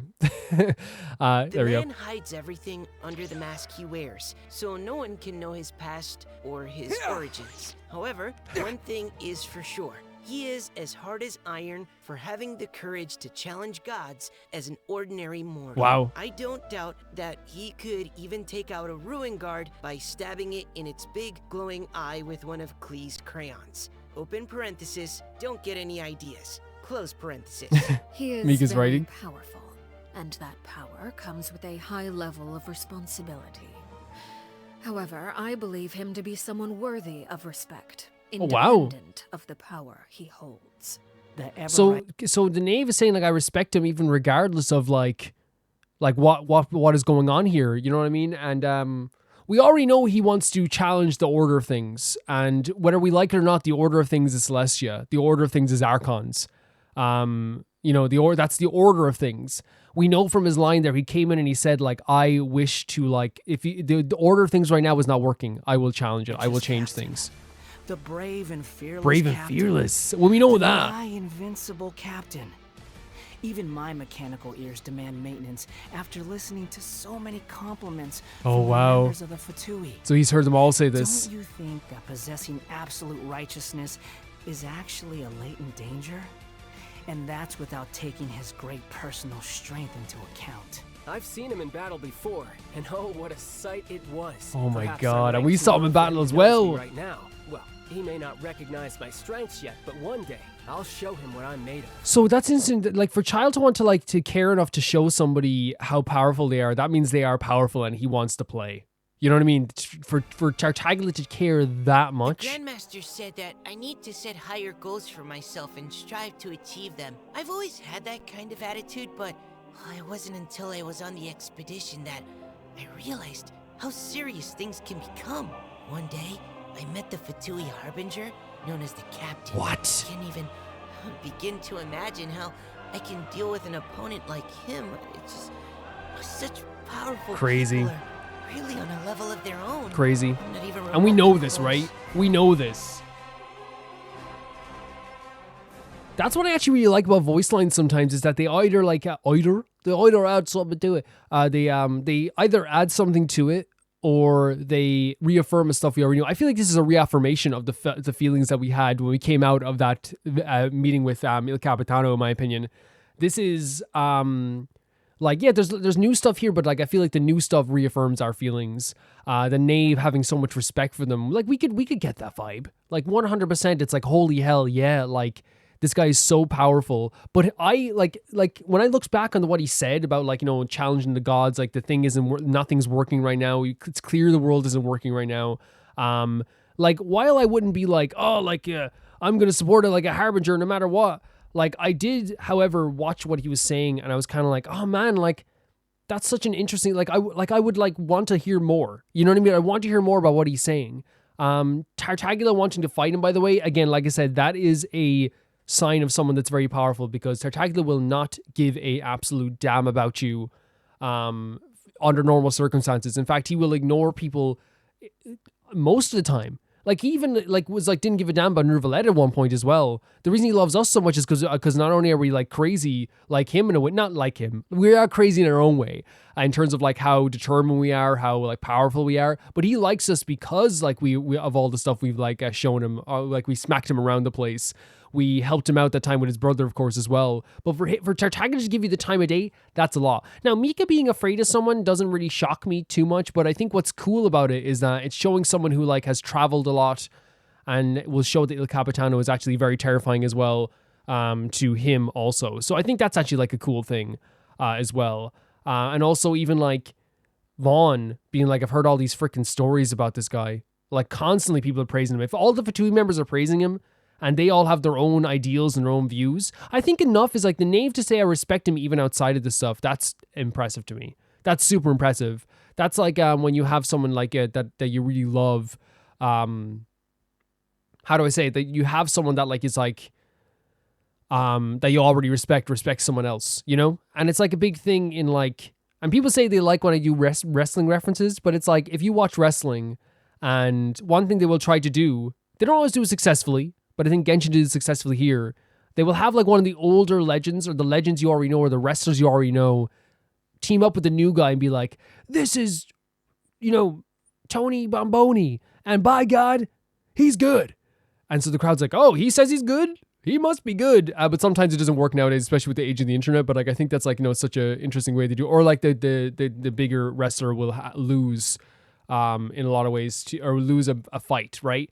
They do that in Genshin as well, which again, it's just good writing. It's like a really powerful wrestler will lose to like a newer wrestler that's coming in, and they'll be like, oh, this guy must be really good then. And in that case, I really feel like that relates to like when Lynette, Fremi, and I fought the Knave, and it's like, look how powerful she is, you know? Very cool stuff. Thank you so much, Chewbacca, for sending us in.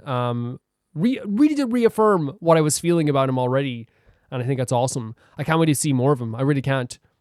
The next video is sent in by Neko-san. Here's a Lantern Rite extra. Character anecdote, the lights of the Lantern Rite. Let's check it out. Oh, it's so beautiful. Look at the cat. Oh my god, the artwork, like the shading and all this stuff is already really, really gorgeous.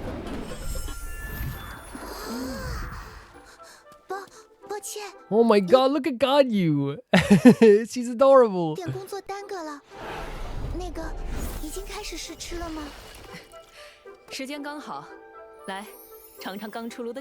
Oh, nice. Your mommy has desserts. It's a hot?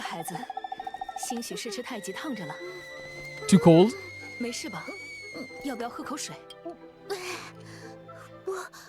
And there's freaking Shangling and Gooba. Amazing artwork. Oh, if Gooba thinks it's spicy, it's definitely spicy. This is stunning. Look at that. That's absolutely stunning.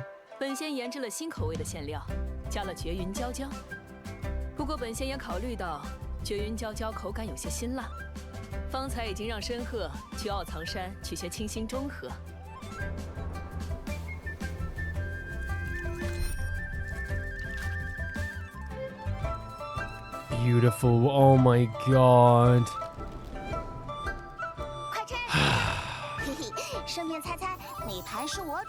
So stunning. Like the effort that people put into these artwork. This is a official Genshin Impact channel, by the way. So like, but I wouldn't be surprised if it was a fan work, because we've seen so many amazing fan works as well in Genshin also. So oh, look at Shenna. Oh my god, she's not gonna feel a thing, is she? That's so Shenna. What a beast. I love her. 确实，特别好吃。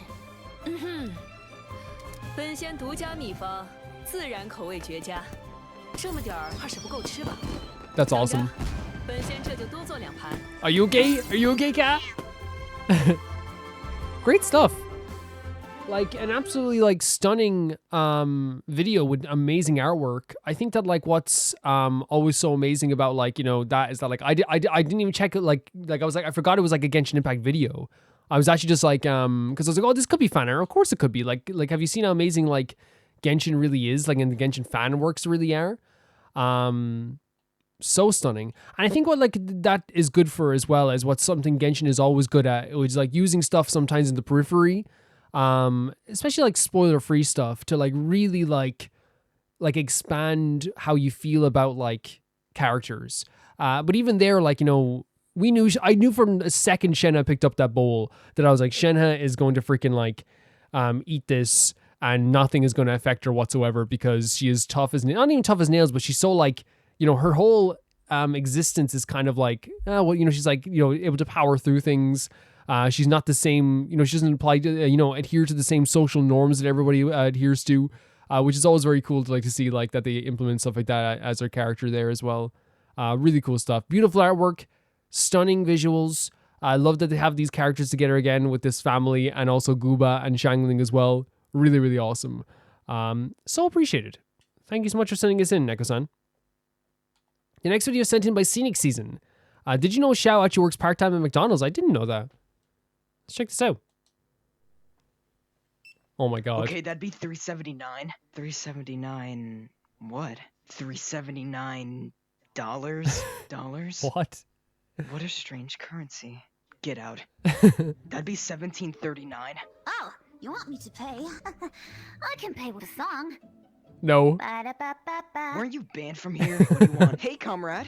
Oh no. You know what I'm here for. You gotta wait till May 26th. Okay, that'd be $6.90. Give me your money. Oh, Hutao. Or what? Not now. Spill it. Do you have... What did she say? Okay, that'd be $6.90. Give me your money. Or what? Or what?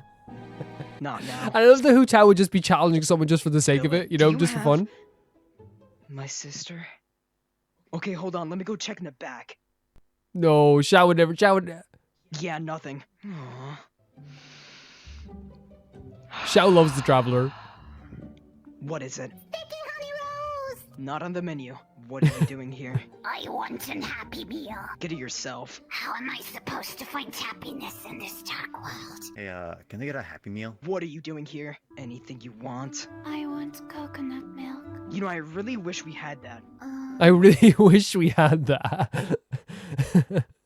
What a response to someone asking for something. And poor Chi-Chi. Okay, bye. Okay. I want chicken nuggets. I want chicken nuggets. Don't you work here? Do you want to Join your adventure team? No, we're not accepting recruitments. No. Oh wait, it's concept art show. What? Finally, a normal customer. What do you want? Actually, I already know what you want. Here, just take it. Went to the next video there. Yeah, like that's, I guess they made this in, there's a Genshin VR game. Is that true? I didn't know this, but I guess it's probably like, an off like brand VR game possibly. But like, that's really, really funny. And I feel like as well, like, you know, they, it's not about like me being like, oh, it's not accurate to like to travel. Yeah, it's a joke. It's a joke. They're just trying to, this came out 3 years ago. Holy hell. Yeah, but whoever did the voices for them, like, did a really good job. Because it actually sounded quite like them as well. But it was a really adorable video as well, with seeing Chi-Chi and seeing all the characters. Like, and I guess like I'm taking the wrong message through because I'm like, oh, Hutao, oh, Chi-Chi. Because it is just a really, really like comedic video. Xiao being adorable as well. And here's the thing. I think Xiao is like one of the nicest characters ever. I'm willing to bet that him working a day in McDonald's is going to like upset him, just like as would many other people who work at McDonald's as well. It's a tough job. Really funny stuff. Thank you so much for sending us in, Scenic Season. The next video is sent in by Aka. Here's Zerobaseone's award performance First song is Dear Eclipse, became a fan favorite in Zerobaseone's discography. And then they kind of shocked everyone with their choreography for it. They mostly perform it at their concerts, so it was nice to see it on a recorded stage like this one. And then Good So Bad got a very special performance too, so hope you enjoyed. Of course I'm going to enjoy it. Zerobaseone, I freaking love these boys. They're so freaking good.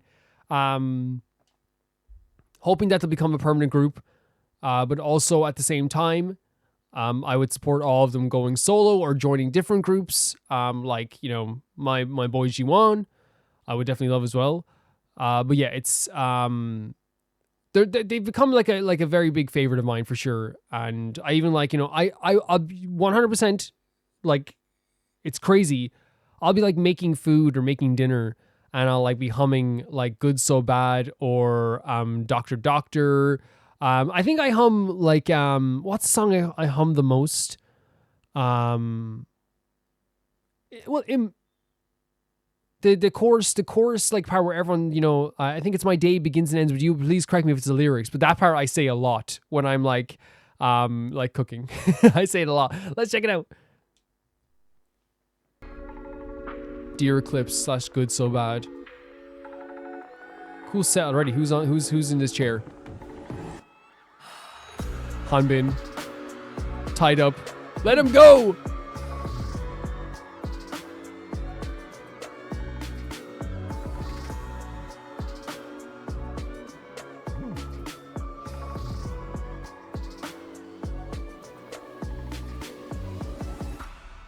It's a cool spotlight as well.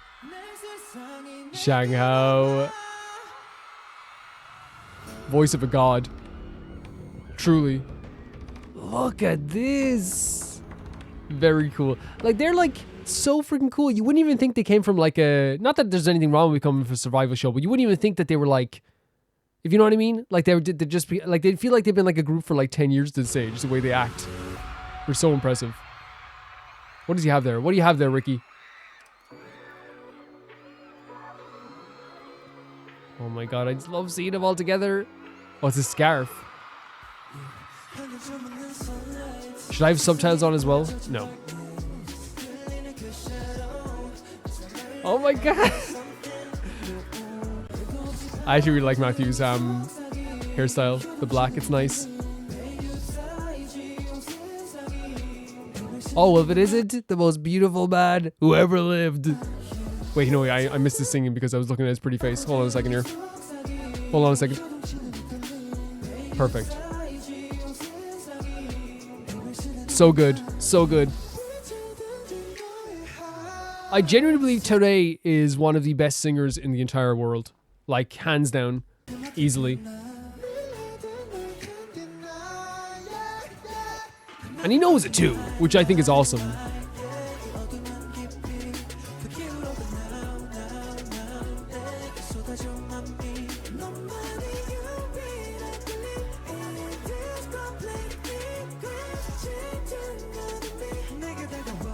Eugene, the baby. Oh, so sick. Get it, G1, get it.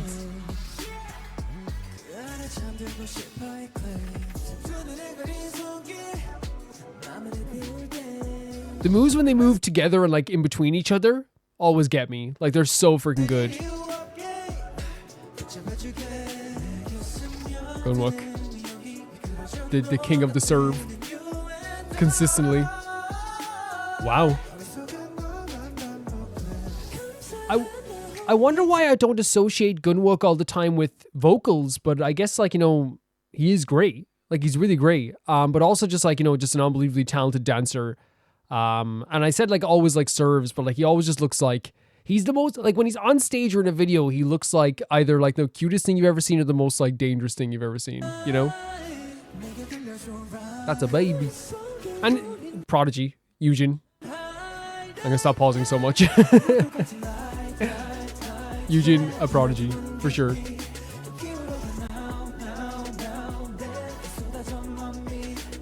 Eugene's gonna have a crit. Oh, there he is! Oh my god. So freaking good. Matthew, oh my god. Taking off the glasses.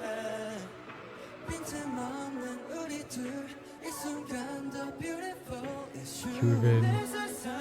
Is it in G1's contract, by the way, that he has to, like, have, like, the most skin showing usually?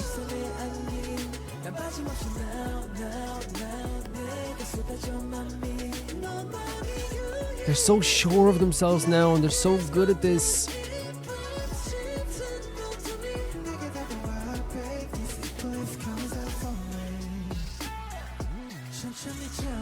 Get it going. That's what I mean. Look at this. The king of the serve. Look at this.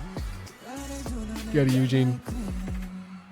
The softest eyes in the history of the universe. Yeah, so that's the first song I'm guessing as well. I actually haven't heard that song, I don't think, before. This is a massive crowd. Holy hell. Yeah. I think that, like, you know, like I said, when they move together, it's always like the best thing ever. Like, I just like love seeing these guys dance because they're so good at it. When they're all together, they are like so powerful.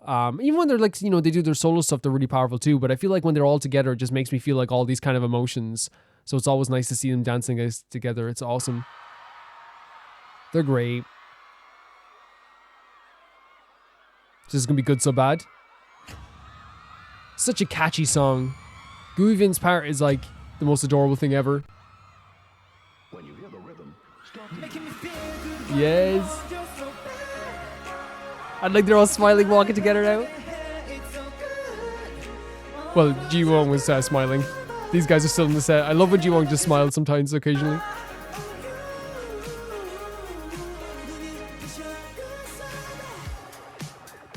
Oh, they're down here. Like the video, right? All in different sections. They're all dancing in different places, and they probably will like dovetail and meet up maybe closer in the end. Use the full stage.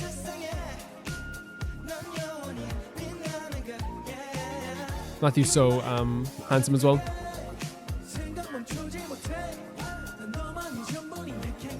Oh my god, he took the heart out. This one time he's afraid. He went to grab the camera. Oh look, there he is. Yeah, there it is. They all dovetailed. Yeah. He's so good. Guivin's part is coming up now, right?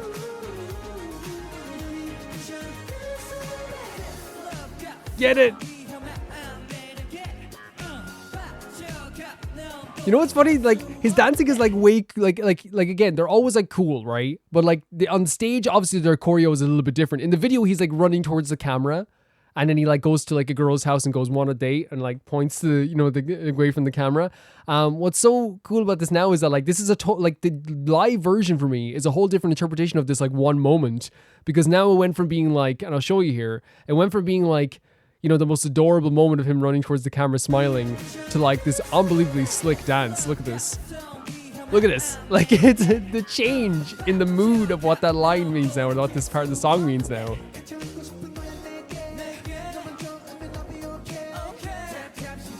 So good.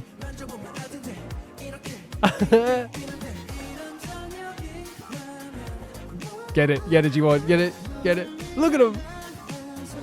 He's the perfect individual.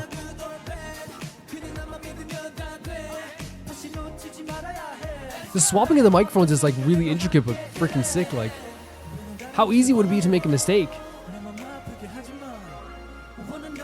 That's like a Zerobaseone. Maybe it's in other K-pop groups as well, but I feel like it's a very Zerobaseone thing to do, where like mid dance they like come by each other and like grab each other and push each other out of the way.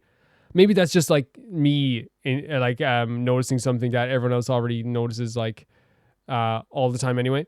But that's just like the way I see it anyway. It really feels like it's like a very Zerobaseone thing to do, to like grab each other, move each other out of the way, like get into the camera. Like it's and it's a very like nice motion as well. It feels like it'd be so easy to make a mistake with any routine, but this one especially. Oh my god, today. The duck. The mallard. Look at that. Oh, thank you.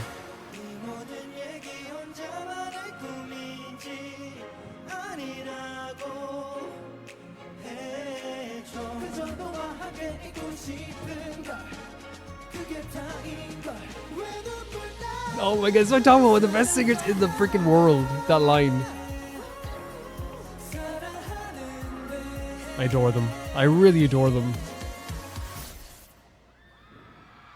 Is that? Yeah, I was thinking, I was like, there's another part of the song. I was like, at the end of there, artistic. I was like, oh my god, artistically ending it there, crazy. You know, before the song even ends. No, it's the, yeah. I was like, oh, ending the song there, crazy. Yeah, I knew there was another part of it.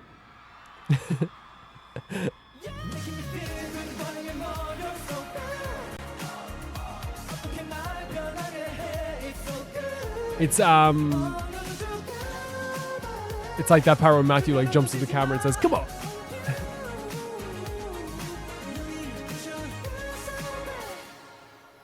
Great stuff. Eugene's going to be a big star. And they already are big stars, I want to make that clear. But I feel like whatever happens post Zerobaseone or the continuation of Zerobaseone, they're all going to become even bigger stars. They're bigger than even they expected, I believe. Which is like, you know, a good thing. It's a really good thing. And I think that they like, you know, it's one of those things I like what I've heard, like their music videos are popular, their ticket sales are great, their album sales are fantastic as well. And I really feel like that's like a good thing going for them. Now, I'm like, you know, I'm very new to like all the K-pop stuff. Like I've said it before, I'm very new to all the K-pop stuff. So I'm in a place where like I can't really, how do I say it? I can't really, you know, I don't know all the information. I've been learning more and more every single like week. I've been learning more and more. So like me being like, oh, of course they're going to be a group again next year. I don't know how that works fully. I know, like, I understand like what the concept is and like, you know, whether their contract will be renewed or whether they want to do that or whatever, is a big deal. But for me personally, I'm just kind of like, I would love it. I would love it because they are, a very, like, the chemistry between these guys is off the charts. It's off the charts.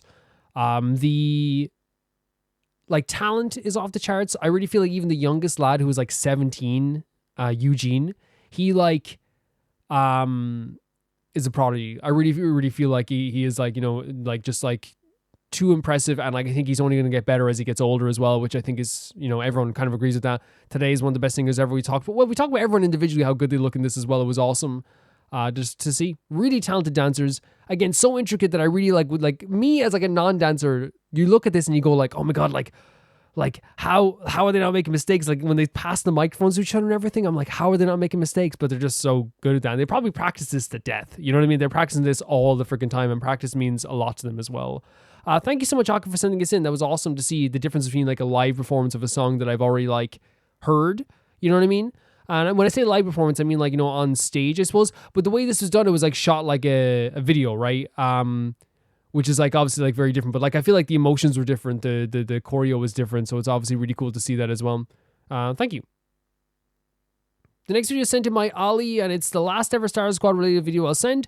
The music video isn't related to any of the episodes. It's more of a side thing for a Halloween special, and it's called Charmanders Lament. Let's check it out.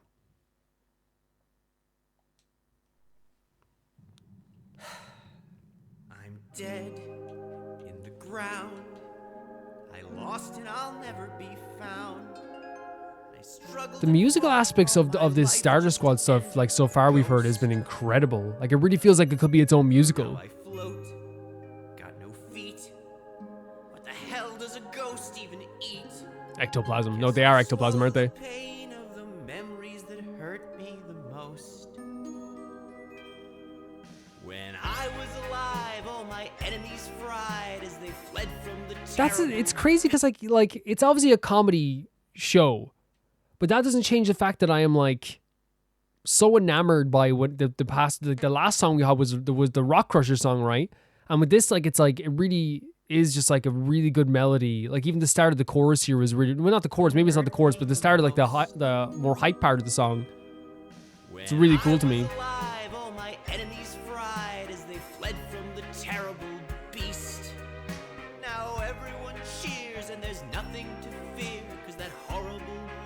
True. Good. I should have evolved. I had the resolve with a trustworthy team by my side. We could have been great, but now it's too late because what kept us together has died. It's actually a strong team, he's right. Now all of my trust has just faded to dust. For real? Thought I had a friend, got betrayed in the end. Now I think someone's wearing my head. Jesus. And I'm gone. I was wrong. Now I float around singing this song. Could have been, but instead, all is lost. And I'm dead. Wow. Like, I know this is like I said, it's like, oh, Gengar. Bravo. Very cool. So what happens now?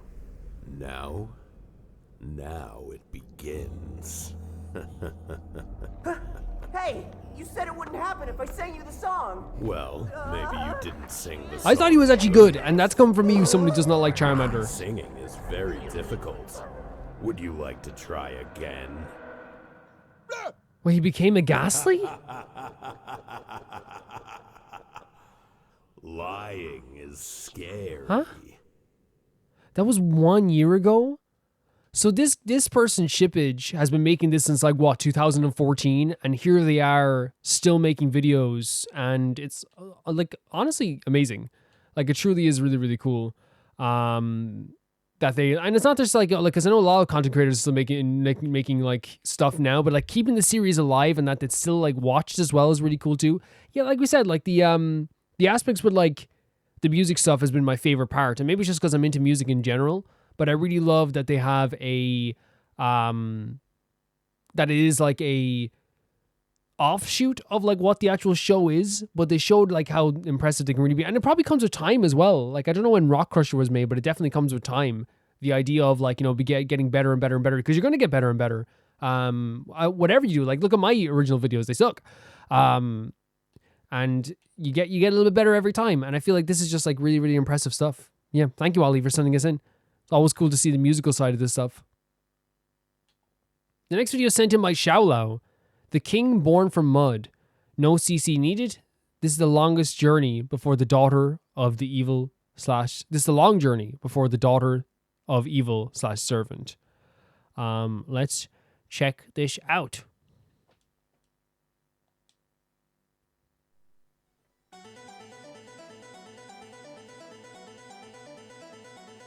Music is always crazy when it starts these videos, isn't it? It's always crazy. The holding of a hand, almost like a baby. It's a very little hand. It's a tiny hand, if we're being honest.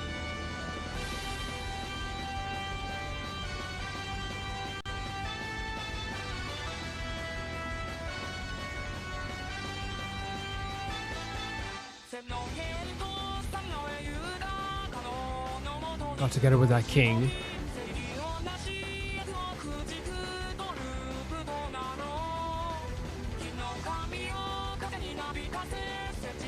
Cool fast riff going on is where the king would advance through with his golden hair flying in the wind, was being only feigning humanity.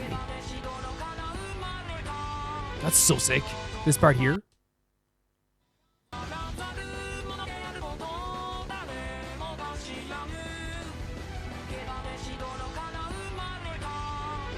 From polluted mud. So that is like the man, the king born from mud. It's a cool concept. The mud soldier.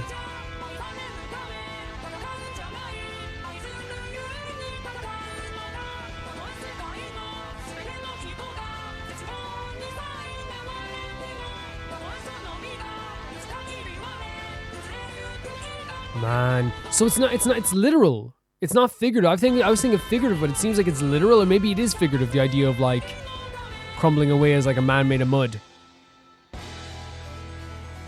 When a single black rolling bird found a royal carriage had fallen from the forest cliff, you can see the mischievous prank.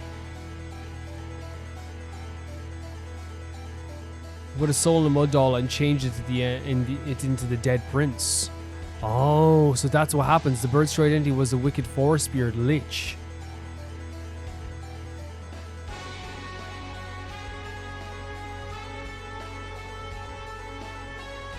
It's cool in the background too. He performed a miracle that even the spirit hadn't predicted. The visual is really cool there too. Running through your body. I will always stay by your side. Okay.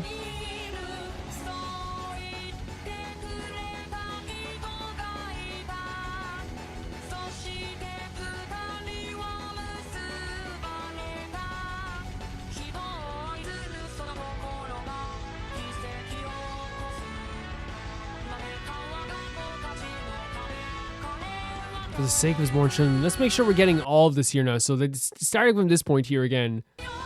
So running through your body, I will always stay by your side. So it's something going through your body or someone. So I wonder if that's like, again, literal or figurative. You know what I mean? It's like because you can take that two ways, but then again, in these videos, it tends to be very literal. You know what I mean? If someone says like I'm eating this person, they're eating this person. You know what I mean?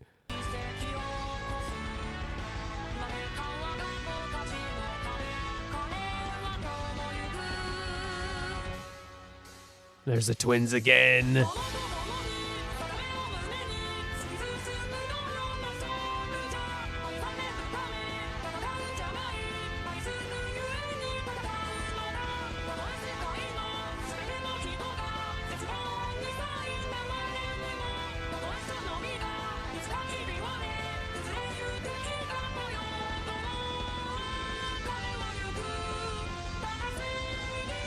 So we just keep, like, it just has one singular purpose here. Is this for justice? When the children were 6, the Mud King fell with his work unfinished. Publicly, this may not be an illness, though the truth wasn't clear. So this is when he died. As for the twins, the boy went missing due to an insurrection, and the girl later on became the country's sovereign. The story is set a little bit before the Daughter of Evil is executing the revolution. So the Daughter of Evil's execution was what we saw first, I believe. It was one of the first things we saw. So it's so interesting now to go back on this and see all the other aspects that we like, you know, like now that comes after that as well. It's like a really like interesting perspective, I suppose, because like I feel like with these stories, what happens sometimes is that you'll go back and forth. You'll go like, oh, we're here now, let's go back to the start, let's go back to this point, let's see the other perspective. And it happens like quite a bit, like it's all about perspectives. And in this case, I feel like we went on a long journey, and then we like almost like did a roundabout circle where we went back. But there's a lot to this story. But it seems like this is a king that had a curse on him that he was like a soul of the prince made into mud, and he became the king, right? And then there was this woman here that was like, I'm part of you, man. I'm becoming part of you. And I wonder if like it was because he was like made of mud that he was able to be like have things attached to him like in his soul. Like that could be true as well. A very interesting story. Sometimes again, like I get confused so many times watching these, like so many freaking times. So like when people explain it actually does help quite a bit. But from what I got from this is that this is the father of the two twins that we saw before. He fought for like this justice but his children did not. So I'm wondering if like that's a consequence of whatever curse that he had upon him or whatever like magic he had put up upon him, that he like bore children that were like not nearly as good as him. That could be definitely a thing. But again, I'm not quite sure. But that was cool. The music was really cool. The riffs were really cool in the background as well. I enjoyed that. Thank you so much. The next video sent in by S. Minako. I've always wanted to send this for a while, and I think it's a really good time. I always like to go back and watch old trailers, see new info I can learn from, the most important of which being the Teyvat trailer storyline preview. I think it'd be nice to rewatch knowing that you now in Natlan. We watch this, I think, like once every few months, and I honestly think it's a testament to the Genshin audience that people continually send in like this trailer. It just shows how much people care about like the lore. It's also like, you know, the way that like, you know, on my channel, people like a lot more people watch like world quests and even story quests sometimes. I think people really care about like the story aspects a lot. Obviously this is already like a little bit into the video because I've watched this before. Let's check this out again. No time to say goodbye.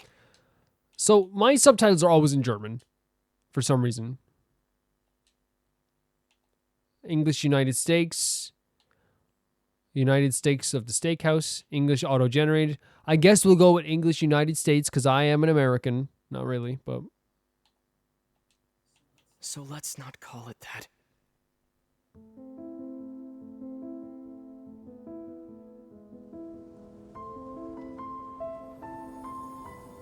The war has Beautiful line, by the way, begun. like, you know, let's not call it that because we had no time to even, like, give a proper, like, send-off for each other.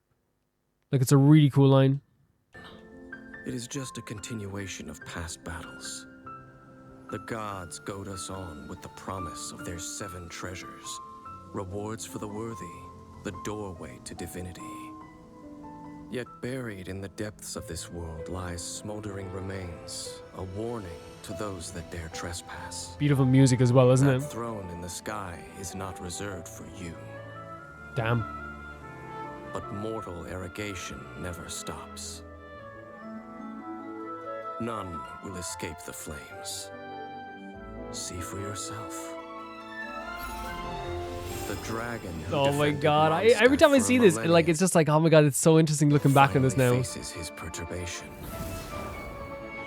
Beautiful, What man. does freedom really mean when demanded of you by a god?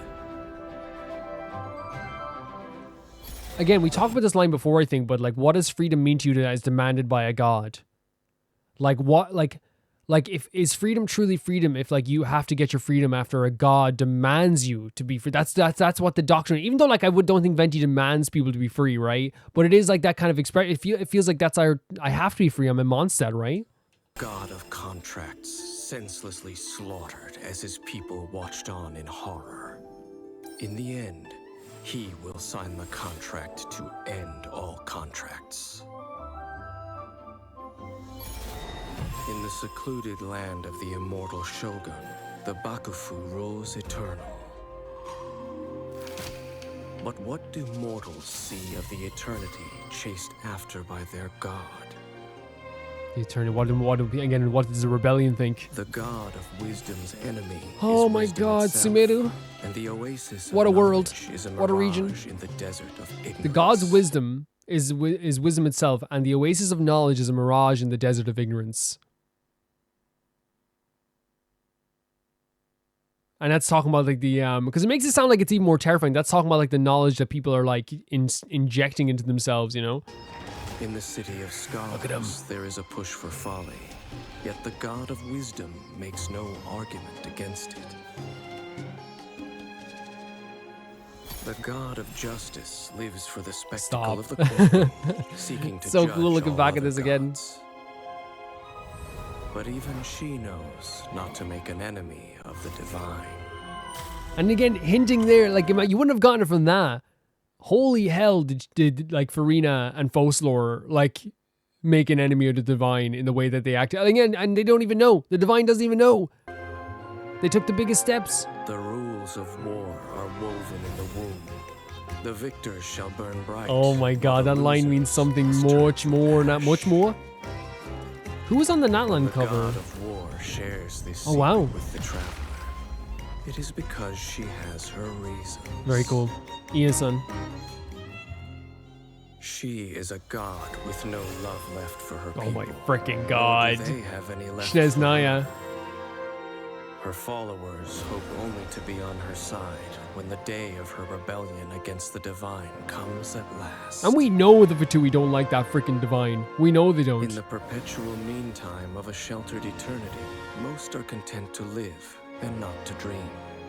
But in the hidden So I don't remember if I skipped past the last one or not. So I might. And if I didn't, I apologize. I don't remember. Do I usually skip past the last part? I don't remember because I probably did watch it last time. And you can see my thoughts on that last time as well. So I might skip like a little bit ahead because I don't remember, guys. I can't even keep up with myself anymore. I don't remember altogether, but I know I've seen this part for sure. Some say a few are chosen and the rest are dregs. But I say we humans have our humanity. We will defy this world with a power from beyond. Oh my god, Dainsleif. Now, you who has set foot in this world, your journey has reached its end, but one final doorway remains. Step forth if you have understood the meaning of your journey. Defeat me, command me to step aside.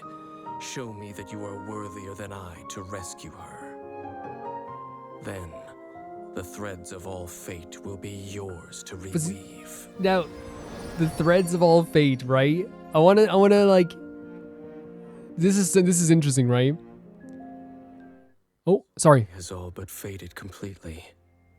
But I will always remember how much she too loved these flowers. So, what's so crazy, right, about that video and the perspective that we have now, post, not only just as we enter into Natlan, post, what was the name of that mission? Not Carabre, the one after that, the other Danes of Quest. I was blank on the names of the missions. But yeah, the one where we learned about the Loom of Fate. Like, doesn't that sound that way? It's almost like you earn the right to like change fate. And that's, I feel like, what they're trying to do with that Loom of Fate. And I wonder if like us beating everything in the end will lead to us being able to do that. I wonder if that's a possibility. But I'm not sure. Like, again, it's so up in the air, but it does seem like it puts that into perspective now, the idea that we could be like moving towards like having to rewrite fate to save something ourselves. I wonder if in the end we have to rewrite fate completely and we have to like say goodbye to like everybody.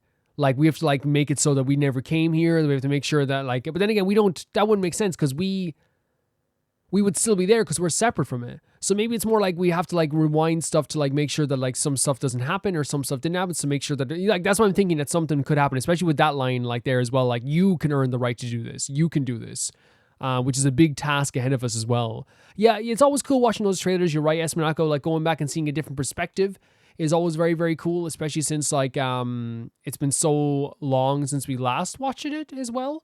But it is very, very cool to go back and be like, oh, that, and oh, that as well. I remember that. You know what I mean? It's like new eyes, new fresh eyes coming into a whole new story as well. That's the way I look at it, which is super, super, super appreciated. Especially now that like we know like what all the regions are going to be. We know what they're going to be, right? We know where we're going to be going with all this stuff. But we have no idea. Like Shineznaya is the most exciting for me. Like it is the most exciting thing ever just because it's going to be the first region where I enter in with you guys for the first time together. And I think that like also because the Tsaritsa is there, it is going to be like a super like awe-inspiring moment when we finally get to see the Tsaritsa. I think it's going to be a culmination moment, especially and going into Fatui territory when we've seen the echoes of the Fatui everywhere. Is going to be such an interesting thing as well.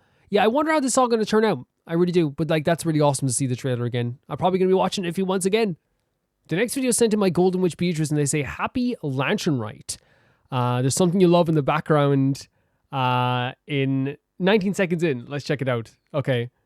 I have to make sure to check 19 seconds in.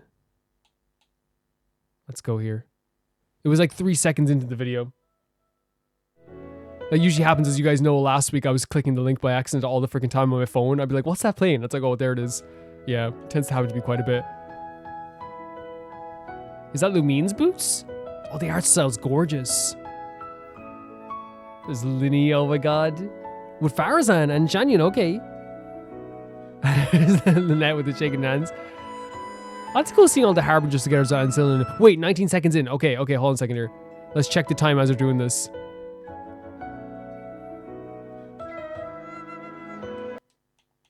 Look at that. Look at that. Oh, it's Vaughn and Nahida. And like, see, even like Zillian's here. I love these videos because they don't spoil anything, obviously, because like, again, it's like non-canon. Like, you know, oh, look at the boys together with Mika. You know what I mean? Like Razor, Chaska. Like Razor's not here with Chaska right now. Like, you know what I mean? That's not a canon thing. Is that Saito arguing? Oh, he's playing Yu-Gi-Oh! In the background. TCG in the background. Oh my god. Kachina and Nahida. What a team. Oh, that's a good combo. Jesus, Shenhe. Really cool stuff. Because we know, like, legitimately... Oh my god, like, Hu Tao and Zillion. I don't even know Zillion, and I need, like, the combo so badly. This is really nice. And there's Goro and Kokomi. Sitlali and Mona. There's so many combos that, like, I don't even know I need, but I feel like I need them now. Even though I don't even know those characters yet. Good job, Barbara. Good job, Nilu. It's very cool stuff. So pretty.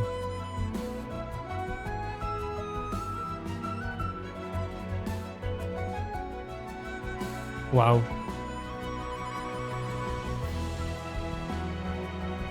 Oh man, it's so cool.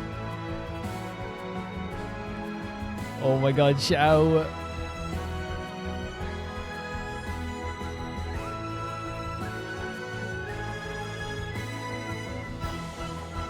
So pretty. It's so pretty. I love seeing these like videos with like everyone meeting up together as well. Yeah, let's see a bunch of these again because I feel like I was like mesmerized by a bit of it as well. I love how like that's yours. Sorry, like sometimes I'm just like staring. I'm like, oh my god, look at all these different interactions. Yeah. And how like again, like when I say like this stuff isn't canon, obviously these are real characters. But like, do you think Tartaglia is just gonna be allowed to sit around in Liyue after everything? You know what I mean? He's not gonna be able to just sit down in Liyue and hang out after everything that happened. You know what I mean? No one's gonna like be like, oh yeah, take a drink. Oh look at Klee. Yeah, Zhongli's beautiful as well. Stunning stuff. Not to mention like all these characters like don't, you know, we've never seen them in Liyue, you know what I mean?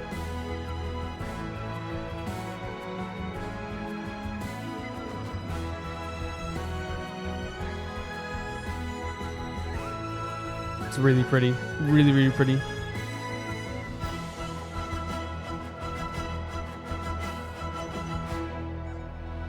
Lovely stuff. It is just like generally lovely stuff whenever we get to see stuff like this. And so creative as well. Oh, is that Linny? They're showing Linny again?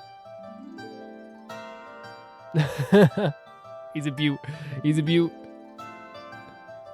I think it's just, yeah, it's super nice to see like all of like, and I think we talk about all the time, like how seeing like a bunch of characters in a different art style together is always like one of my favorite things in the whole world. And especially in someone else's art style as well. But this we got to see again, because again, like that's why like this stuff can't, you know what I mean? Like that's why we get these amazing videos. This stuff can't happen, right? It doesn't happen. It's impossible for it to happen, but it's cool to see this nevertheless. You know what I mean? It's cool to actually see it no matter what. Like, you know what I mean? Like we're never going to get a Razor and, well, I don't think so. Razor and we might get a Razor and Chaska interaction. You never know. You know what I mean? You're never going to get, you might not get a Zillion and Hu Tao interaction, but we get to see it here. We might not get to see like a bunch of the Harbingers sitting together, even the one that nearly destroyed Liyue, just sitting having a cup of tea, but we get to see it here. You know what I mean? It's so cool seeing that. Especially since like, you know, Vaughn was in the background of that Harbinger shot as well. I can't wait to learn more about every single, like, even like the Harbingers we already know as well. Because we know like the Knave already respects the heck out of him as well, which is pretty freaking cool. But yeah, so cool seeing these characters. It's like one chance that you get to see these characters outside of like the realm of like their usual standings, right? And it makes me like want to, like, even like there's some interactions there, so I was like, even though that like I haven't met those characters like Citlali, I'm like, I want that combo, Citlali and Mona, give it to me, because I know it would work. I know all these combos would work. Yeah, beautiful art style. The Lantern Rite, like the Genshin music they played there is so freaking pretty as well. The Liyue music, it makes you feel like a lot of emotions, right? It really does. Thank you so much, Golden Witch Beatrice. The next video sent in my Emerald. This is a cool little video they made before Natlan released. Stop motion animation, the tribe introductions. Okay. Check it out. This must be your first time in Natlan. And last time. No. Chief says I love this place. Natlan's a little different from other nations. Because we live in separate tribes rather than having one main city. Yeah. But every time the pilgrimage rolls around, all 6 tribes gather at the stadium to compete and find the strongest warriors. See those people with the Tapetlosaurs? They're from my tribe. The Children of Echoes. It's really cool. Is this actual stop motion or is it just like made to look like stop motion? We're known for our mining skills. The Tapetlosaurs are our friends and co-workers too. They help us find the prettiest ores and gems. And that means my tribe has all the best jewelers. When we find a really special gemstone, we use it to decorate our weapons or jewelry. It's actually, it looks like, is it real stop motion? Because like it looks freaking perfect. You should come watch one of our dance-offs. They're super fun. I wonder, because it looks incredible. We just saw are from the people of the springs. That's right. We live alongside the Kaholosaurus. Our tribe is a really awesome vacation spot. Oh, sorry. Got lost in the music for a sec. The people of my tribe love getting together to go fishing. And they're all handsome as heck. And relax. Every one of them. Beyond that, our favorite thing is bathing in the hot springs. Heck yeah. The Kaholosaurus like it too. That's why we're such good pals. But make sure you give him some space when it gets busy. And if a grumpy Kaholosaur bites you, do not bite them back. So they're giving like a little introduction to the tribes here, which I actually think is a very cute thing. Like it's a very cute thing, especially since Natlan is such like a different place than what we're used to as well. But yeah, I just think like they did a good job with the NPCs here because the NPCs in Natlan look freaking fantastic, especially the people of the springs, 100%. A lot of places in Natlan are covered in lava. If you plan to go exploring, I recommend picking a guide from my tribe.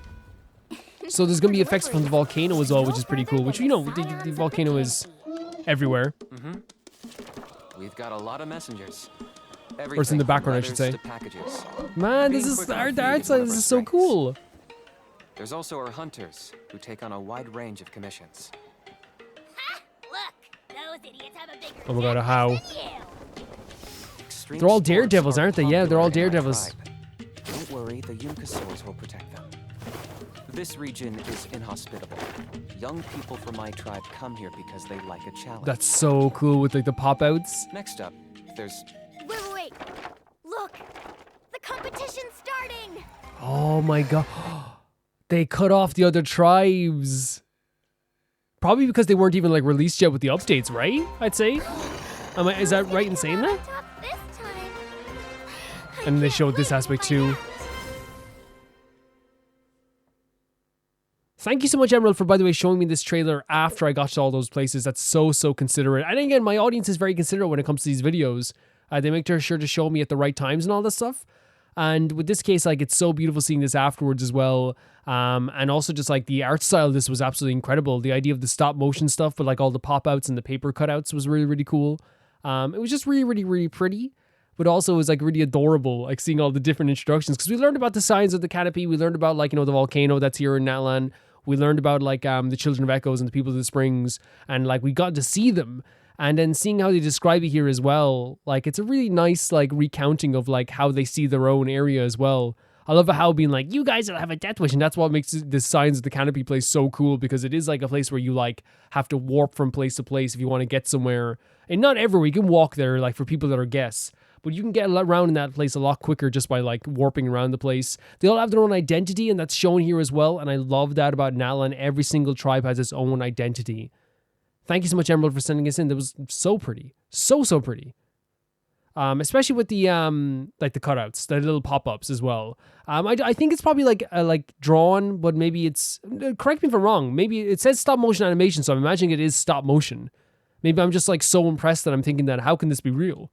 That could be a possibility. But yeah, thank you so much, Emerald. Thank you. The next video is sent to my Felicious Felix, and it is the Natlan's impression trader, Blaze to Natlan. Let's check it out. Let's go. So pretty. Natlan itself is gorgeous. Is that Kanich? Kanich is a great character. Very matter-of-fact about a lot of things, but very supportive. Oh my god, the colors are beautiful. Very flashy. Holy, this is, you know what's so cool? The way they're, great shot. This is a great feeling in the game. And I feel like you won't even know how good this feels until you get to do it. It's such a good feeling flying from place to place in Natlan. It's such a good feeling. You're getting the landscapes really well here as well. Is that Kachina? It is. Our girl. We're bringing you back. This Thursday, you're coming back. What an interpretation of the Children of Echoes, right? I love the name Children of Echoes. Oh, look at Mualani. Girl's like a star. Look at her. stunningly beautiful. Like the colors, the freaking the way the animation is going as well. It's kind of like it's framey intentionally, like in some places as well. The character designs look absolutely great, like the interpretation. Like it's not. What's great about it is it doesn't look exactly like Genshin. It's an artistic interpretation of what, like, oh my god, and like all of it together. This is definitely like the first people you meet, like the Natlan crew, right? This is like the original Natlan crew, and it will be added to obviously as we're going forward. So cool! Look at that pose by Kenichi, like the animation for Kenichi there, where he has his legs in the air. Look at this, and Kachina as well. It looks so freaking cool. They're awesome. What an animation style! Oh my god, it's Big Boy, Big Chunky Boy. Was it King in the Mountain? So cool. Really quick there, you saw an advertisement for Mizuki, was it? Yeah, I think I'll try and get that done and try to get the event done. I have no promises on what we're going to be doing with that yet because it's not even finished yet. But we'll see what we can definitely do with that because we're in such like a great place with Natlan moving forward, and I'm going to like see what we do with that. But I do want to do it. But yeah, beautiful art style. Like such like a crazy like interpretation of what like Natlan already is. So like pretty and flashy but colorful. It almost feels like an introduction to a movie or something like that, and it was going to transition to a different animation style.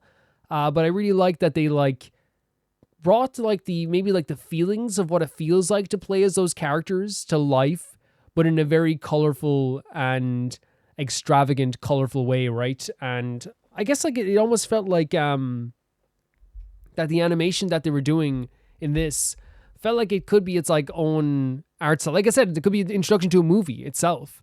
It was so pretty, like the pinks, the bright pinks, the vibrant greens. They matched like each character really well together. When all the characters are moving together, the animation is really cool as well. It was all like awesome. It was all really, really, really sick. And like I love these three characters already: Mualani, Kenichi, and Kachina. So like getting to see them already in videos that are like, again, spoiler free, in like this fashion.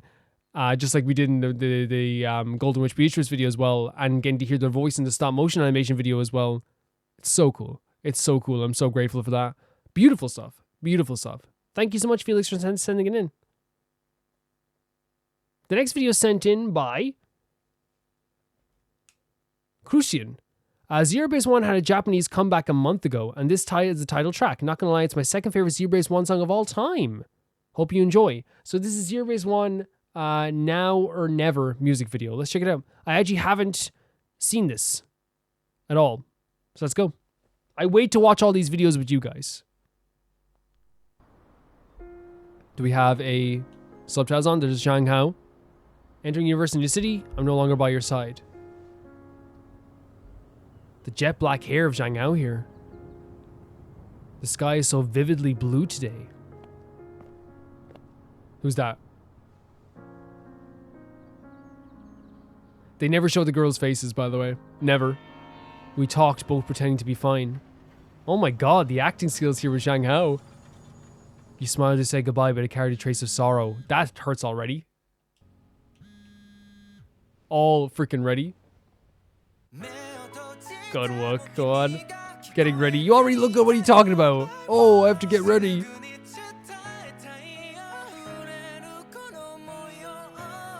Oh my god, the smile.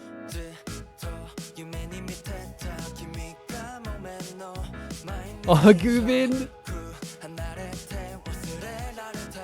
This is a really, really, like, again, I feel like all of, like, we talked about this before in the Patreon chats, how, like, a lot of Zerobaseone really feels like they are able to, like, bend genres and go between genres all the time as well. And this feels like a pop rock song, right? Like, it feels like something I would have listened to as a teenager. It's quite nice. Like this part here. Like, this feels like an instant classic. For my money. Look at Ruben. Adorable. Absolutely adorable with his bike. What I forget everything. My heart is aching. Oh my god, Matthew! And today.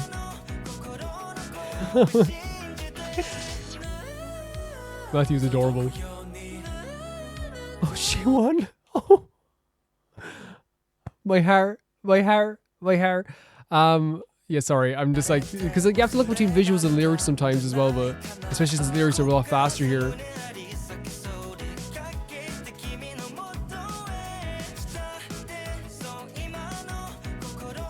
I follow my heart.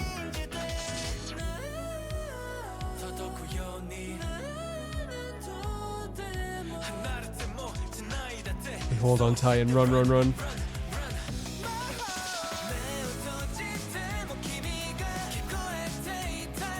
This chorus already, I might agree, Christian, that this might be my favorite song. Maybe it's just because like it's a mixture of like a genre that I already love, where it feels like pop rock, mixed with like a group I already adore with all my heart. This might be like my my favorite song too already.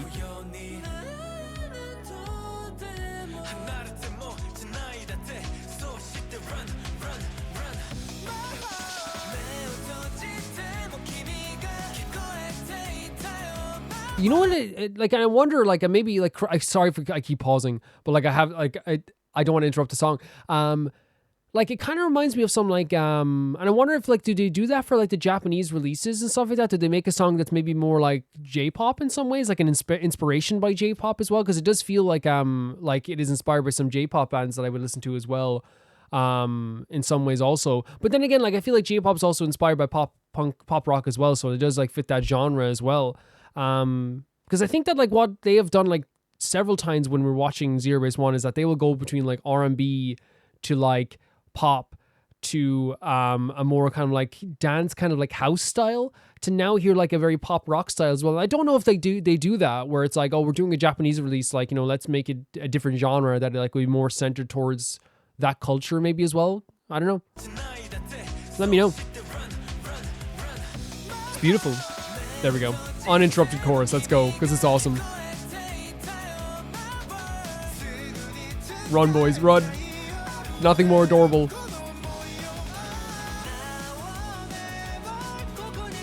This is a beautiful chorus. Ricky found the camera. G1, oh my god. Oh my god. Oh my god. Is this where I saw the baseball photos from? It looks so good. Aw. Again, there's the prodigy himself.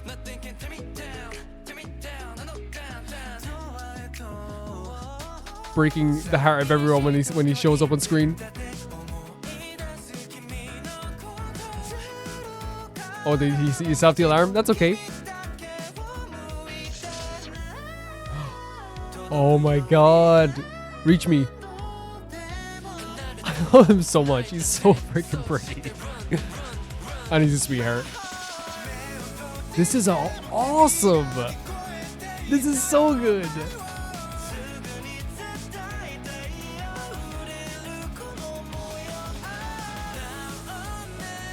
One hand bend.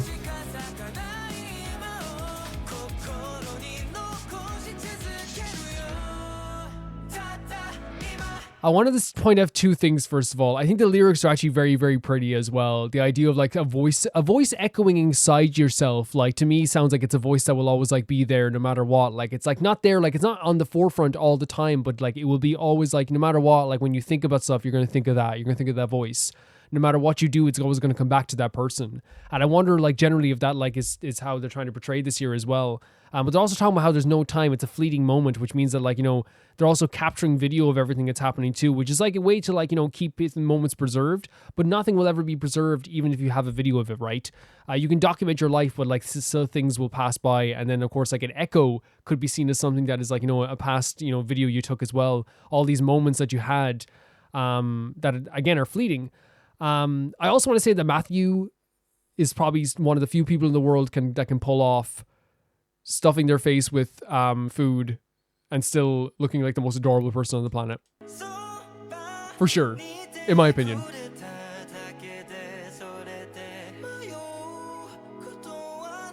This is such a good look.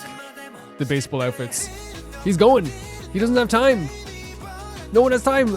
Come on, Ricky. I still feel you even on scene. Oh my god.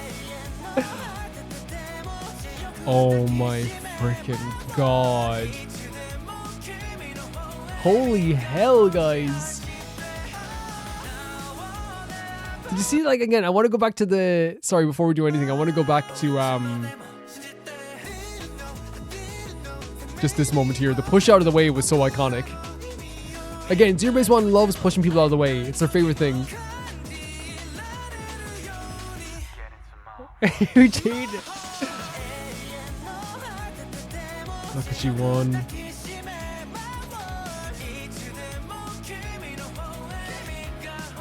I'll always run to you. Oh my god. This is like a beautiful song. And it'll be with me forever. Go on, Eugene, grab it. Oh, the chanting as well. Get in my heart. So cool.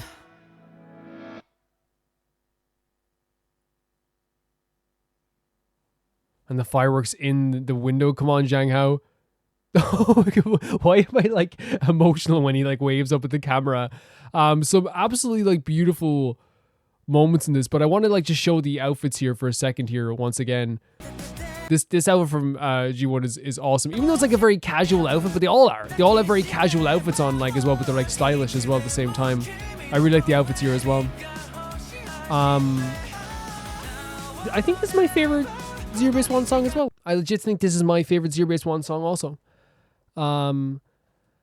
I would say, to me, it is like a, like, again, it's a genre that like I would listen to, but also they still have like that Zerobaseone like poppiness to it as well, which is like always good because again, they are a K-pop band. But it reminds you of so many bands that I would like listen to, like, and still do listen to as well. Like, you know, like it kind of reminds me like a little bit of, the kind of like, not the emo scene, I guess emo scene you could say, Ricky might be happy with that, but the emo scene that I used to listen to, or like that I used to be, you know, centered around.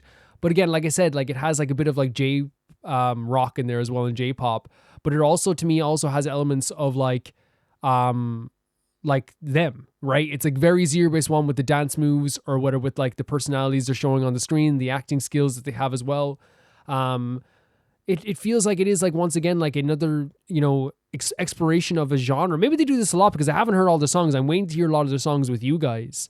But this is definitely like my favorite one, maybe because it does like speak to me so much in that level. And also the music video is really, really cute as well.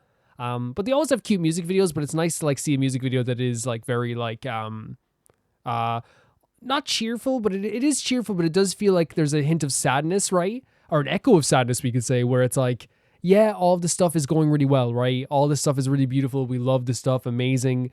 Like all these videos they're taking as well, but it does really feel like they're saying like, you know, there's a hint of like, oh, like these moments won't last forever. So get into my heart right now. Get into my life. Get into my world. And that's why it's like I'm running towards you because there's not enough time. We have to make these memories. You know, we have to do this. This video is incredible. I love seeing all the boys together. They look like they had an amazing time. Can I say as well, I've seen the baseball outfits before and I was like, is that just a photo shoot they're doing? And I also saw Ji-Won's outfit with the green hat, and I legitimately thought that it was just his casual clothing he wears all the time. I was just like, oh, like he's just dressing you like, because again, they're going for a more casual feel there as well. Really beautiful. Adored that really much. I think that's my favorite song as well, which says a lot because like I think I hummed the other songs because it's so catchy as well. I will probably be listening to the song over and over again as well. Really, really good stuff. Really, it was only a month ago. Holy hell. Yeah, they all looked amazing. They all had really amazing parts as well. They all really shined as well, which is something that I really love when I see like stuff like this. It's like I love seeing them all shine. They all had like a moment where I was like, okay, that's them. There they are. You know what I mean? Like they're front and center. But it doesn't have to be like equal, of course. You know what I mean? Because there's going to be different songs and you know that for different people and all this stuff. But it really felt like this was their song. It was a Zerobaseone, like, look at us, look at this song. A re-debut, as you said. So yeah, it's awesome. Really, really cool. Thank you so much for sending, Christian. Really, really, really awesome to see as well. The next video is sent in by Pauline Grint. I believe someone mentioned already that BTS has a storyline going through the music videos, and this is where it started. The Bangtan Universe, BU. I won't be able to send in every single video in the Bangtan Universe. Some of the videos are over 10 minutes, but I still think and hope it'll be enjoyable. No, I think it will be. Seeing the BTS stuff has been really cool too. I will actually say as well that like a lot of my YouTube shorts have become like BTS. It's crazy because I think that's like what YouTube, like, you know, YouTube sends you stuff that like, you know, you're interested in and stuff like that as well. Like, but even on my other accounts, they'll send me like BTS sometimes as well. But I guess that's just because like I listen to K-pop on that account as well. So they're probably like, you know, hey, you like this too, you know? Yeah, so let's check it out here. BTS, I Need You, original version.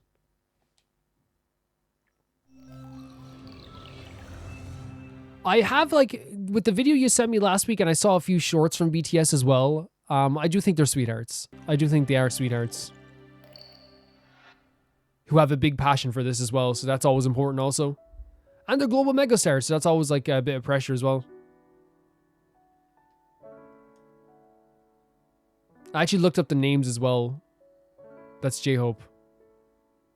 That's Jungkook, right?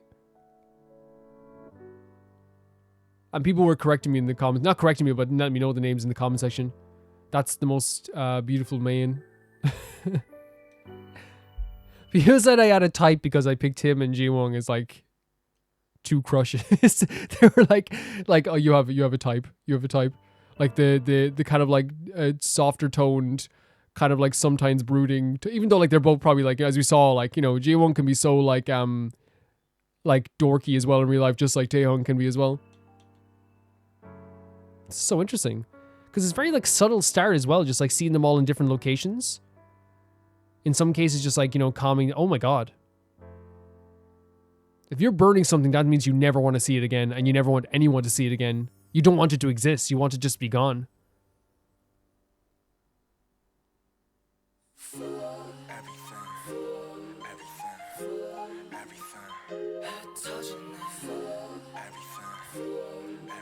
These scenes are so interesting to me, like the different, like they're like, because again, they started off very casual, and there are some very casual aspects to it, but like there is like a very like almost like a more somber tone to like a lot of the like sequences, like, because, you know, like if you told someone like, oh, we're going to take a scene with someone in a bath, someone lying in a bed, someone like waiting for a car to pick them up, yeah, it's like a normal sequence, but like it's the way you do the tone, the color tones, the energy of it that can make it a lot more sad. And look, there's a tear rolling down their face right now. That's not always good.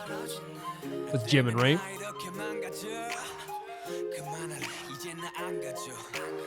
That's Suga.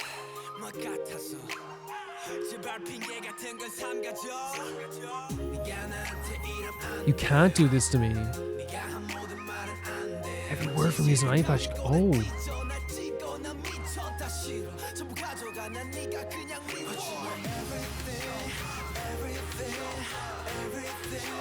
Wait. Interesting.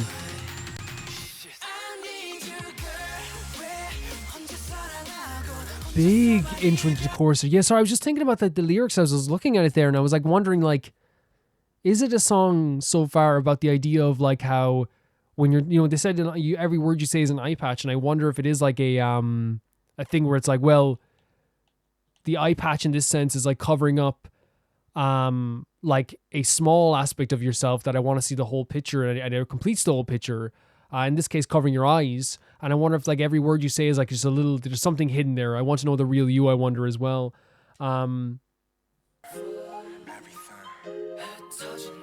Fall, scattering. Interesting. You're destroying me like this. Suga's rap is very powerful. Very powerful.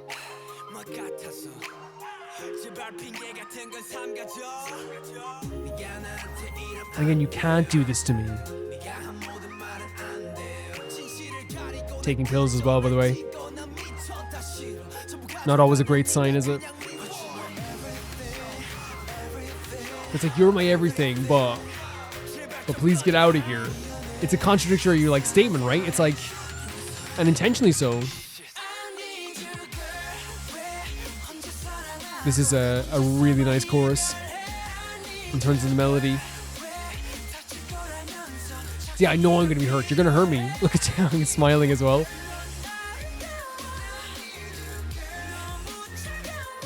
This is like you said, this is 9 years ago. Let go of him. How about that?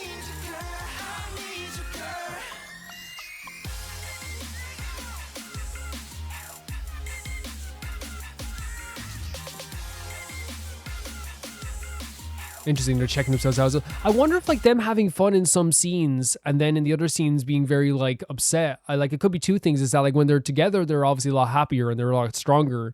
But it could be also like trying to contrast like what like, you know, we kind of feel when we're watching this as well, which is like the lyrics we're reading is like, well, it's like, I love you, but like, get out of here. I need you, like, but like, why do you do this to me? You can't do this to me. Everything you say to me, like I said, is an eye patch. I need you, but why would I want to need you when you hurt me?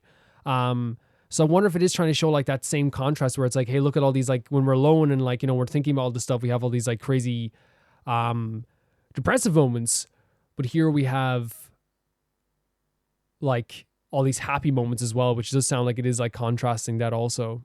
Maybe that's the case. Maybe. He's wasting not the chips. Oh no, he can dance if he wants. He can dance if he wants.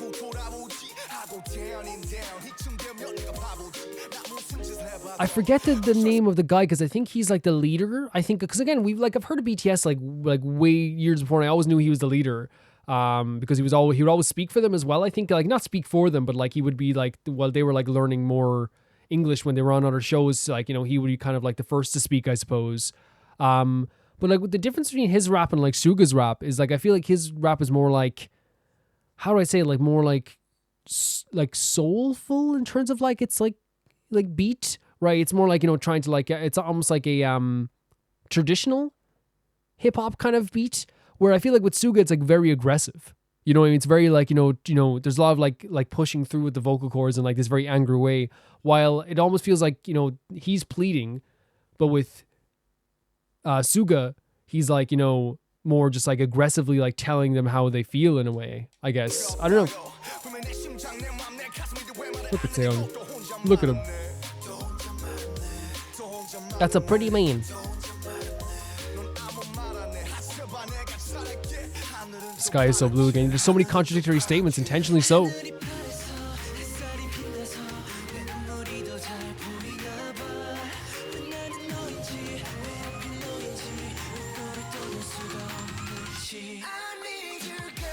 Leave him alone. Maybe. And like, it's horrible what they're trying to show here, this amazing chorus here with this visual. Oh my god. Like, especially with this stuff, they're trying to show that like he was so in his own mind thinking about all this stuff that he like started a fight that he didn't even know he started, you know? And it happens quite a bit if you're someone who is like in a state where you're not doing too well. You will like, you know, accidentally, you know, bother people, you know what I mean? Like, you will accidentally bump into someone. You will like not even know what you're doing at sometimes as well. And in this case as well, we're seeing a lot of scenes of them like in like we said, like regular places that shouldn't be sad, but it's the way that they are in those places, right?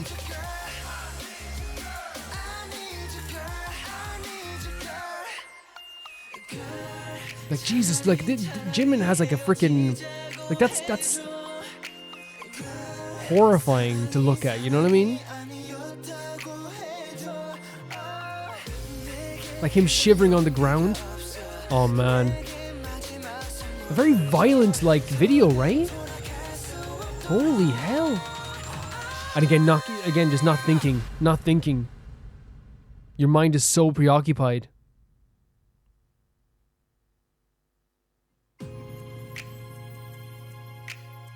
Submerging. And again, like that's we've seen the contrast, just like in the lyrics, you have the contrast in the visuals.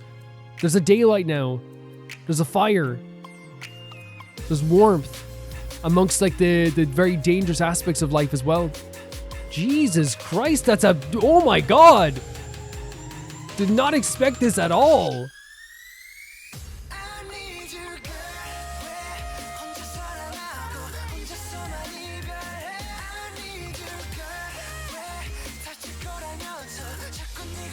Like, why do I need you again? Asking. That was a shocking scene. Oh my god, we're gonna be setting fire to some stuff as well. Crazy stuff. And look at that, like it's like pouring on the flames. No? Get out of there. I did not expect this to get this dark. I did not expect this to get this dark. But again, it's giving me chills with these contrasting scenes. Look at the acting here.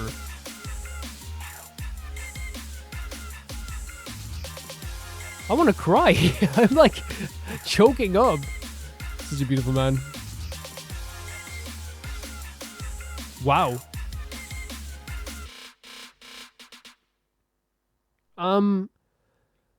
That was a incredibly impressive video. Something I didn't expect. And the thing is, like, I want to make clear, like, I never, like, when I talk about all K-pop as a whole, I don't mean to ever compare it, because, like, I do think that it's one of my least favorite things when I've been getting into K-pop is looking at, I'll see, like, now I've been recommending stuff on Twitter, for example, for K-pop, and, like, it's always, like, sometimes it's some, like, the rudest stuff ever. K-pop, like, this K-pop is just all dribble. You're like, man, like, it's a whole wide variety of things that, like, not only adds their own, like, sometimes their own spin on things, but I really feel like it's like if you will find something you really enjoy from K-pop. But in this case as well, this is another thing that, like, I know that they do, like, stories throughout videos. We've seen this all the time with, like, with K-pop videos, and we've seen this all the time with music videos in general, right? But this was, like, way darker than I expected. Like, it got dark.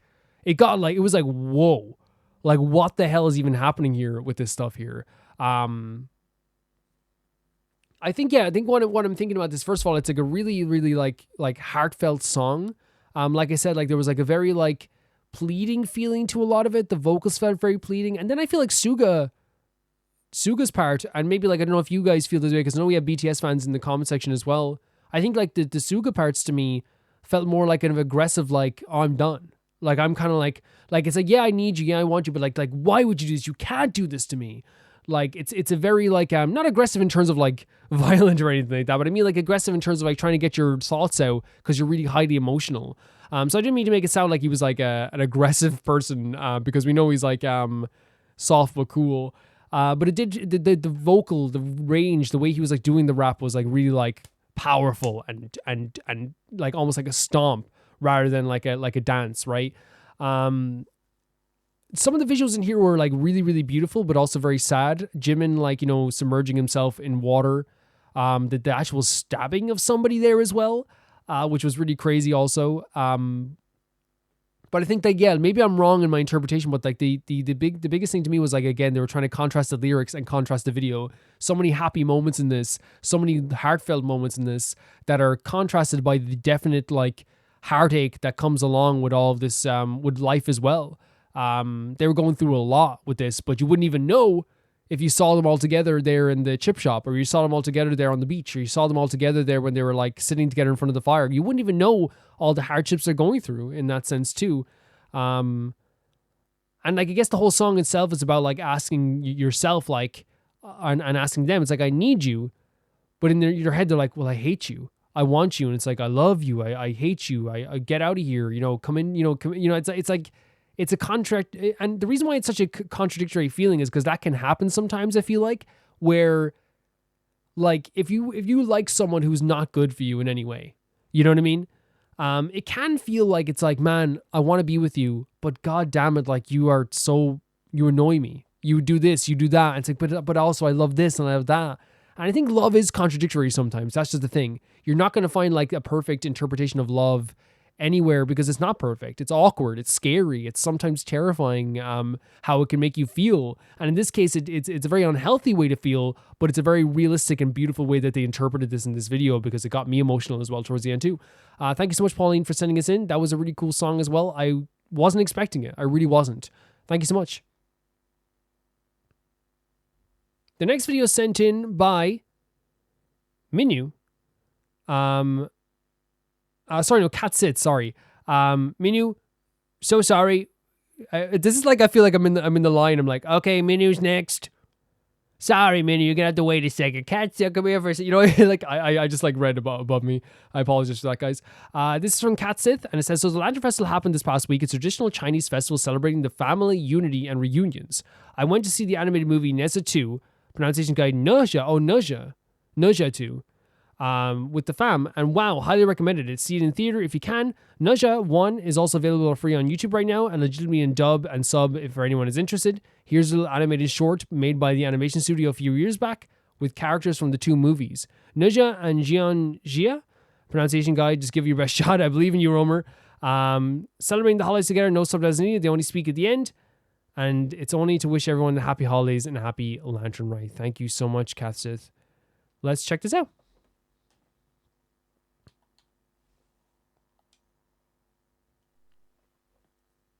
It's always interesting when we get shared stuff like this because I'm always very interested in expanding horizons with a lot of stuff, right? Beautiful animation so far. Looks really pretty. Oh, man. They look so good.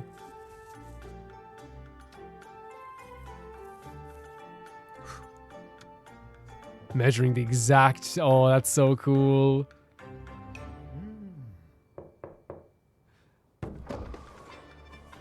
Who's this little Hellraiser at the bottom?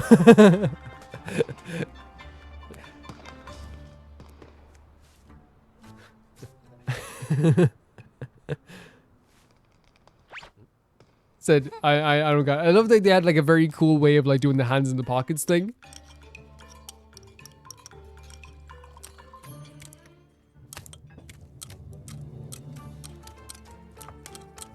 Not skilled in the way of picking up gyoza. Oh no, ruining his day. Ruining his day. Oh no, come on, that's no. Stop this right now. This is the feeling of waiting for their parent to say something, but that you don't want to be rude, I guess. Joke's on you, little kid. You got a messy face now. I know as a kids we didn't mind that, but if I had that stuff on my face right now, oh my god, I feel so bad. You were the one with the messy face. Hadn't stopped thinking about it. Maybe what you would say in the moment. This is a really pretty animation. What's he doing?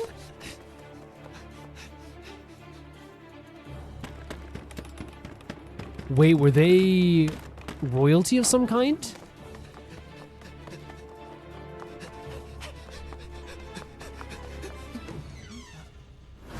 You still has the mess on. You still have the mess on your face. Oh, he couldn't handle it. Oh, that's actually adorable. That's actually adorable. Wasn't angry with the kid. Just was angry with the mess. I actually think that's great. Skipping home.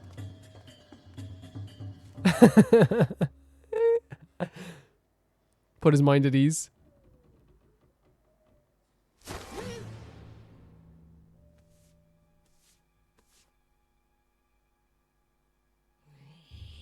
Oh my god, the look. The tooth. He can't. I think he needs things to be like symmetrical and it needs to be like clean. For sure.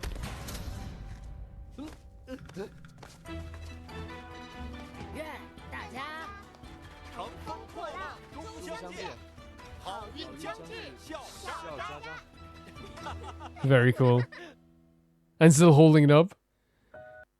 I appreciate that quite a bit. Like, it's something I never even heard of before, but seeing it here as well is also really, really cool. A beautiful art style with some beautiful fun CG as well, or CGI as well. I think they did a really fantastic job with that. And like, I think as well, it's just fun, right? It's just a really fun, like bubbly animation with like a beginning, middle, and end to the story, right? In 3 minutes. Like, it literally starts with like him like just setting up all the stuff. You get an idea for who his character is. He's setting up all this stuff. Everything has to be like completely perfect. Nothing can be out of place. And then he will at the same time then be like, okay, like I'm setting up this dinner. And you can kind of get an idea. Okay, we know he's setting up a dinner. This group of people come over and clearly from this first second they open the door, they are a little bit messy. You know what I mean? And it's so fun to me that like the ending of the story is not him getting angry at them. Because I thought he was running back to be like, you guys ruined my dinner. But instead he ran back and was like clean this kid's face. Because the ending to the story is that he couldn't handle anything being out of place. He didn't hate the kid. He didn't hate the family. He just didn't like the mess. He hates a mess. And I thought that was really, really cool. I could watch a full movie of this for sure. This looks awesome. And it has like some really, really pretty stuff going for it as well. Super, super enjoyed that. Yeah. And like, I wonder, like, is it, like looking at this now, I'm actually kind of like super, like, I'm trying to click into it now, and maybe if I go into like the description as well, or I mean the channel as well. Maybe has oh no, they just do clips from movies. Okay, that's fine. I thought maybe they'd have the other stuff here, but you said that I can find it on YouTube anyway, so I might as well. I'll check it out on YouTube. Thank you so much for sending this in, Katsith. That's awesome for you to once again expand my horizons with this stuff that I never even heard of this, but it looks really freaking awesome. Thank you. The next video is sent in by Minu. And it is, you get to know these characters soon. This video is a great place to start. It just shows a little bit of each character. And this is Chico with Honeyworks, Koiiri ni Sake. Let's check it out.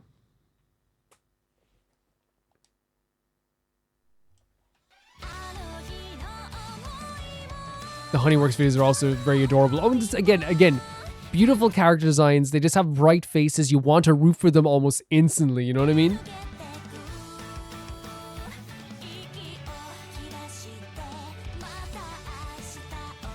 Great stuff. Some characters we know here, right? For sure. Oh, a nice drum beat. Okay, here we go. Hit the snare.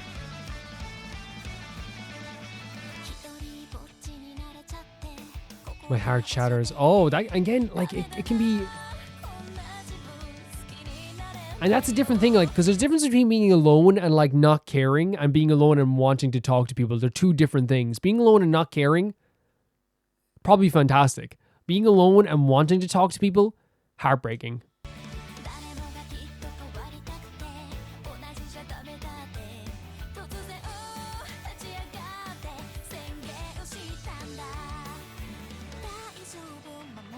Let me know as well, Minu, if there are some characters that we met before as well. Sorry for pausing again here, but just let me know.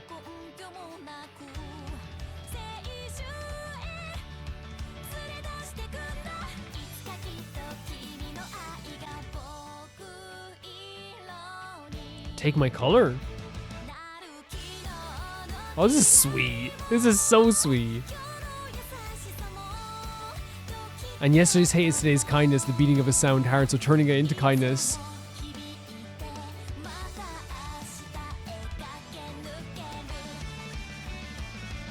I love the drums in this track as well. Love them. Yeah, they're just like the art style and the character designs in this, like they have such beautiful like open faces. Like you can tell their emotions so well from the drawings that they do as well. So cool.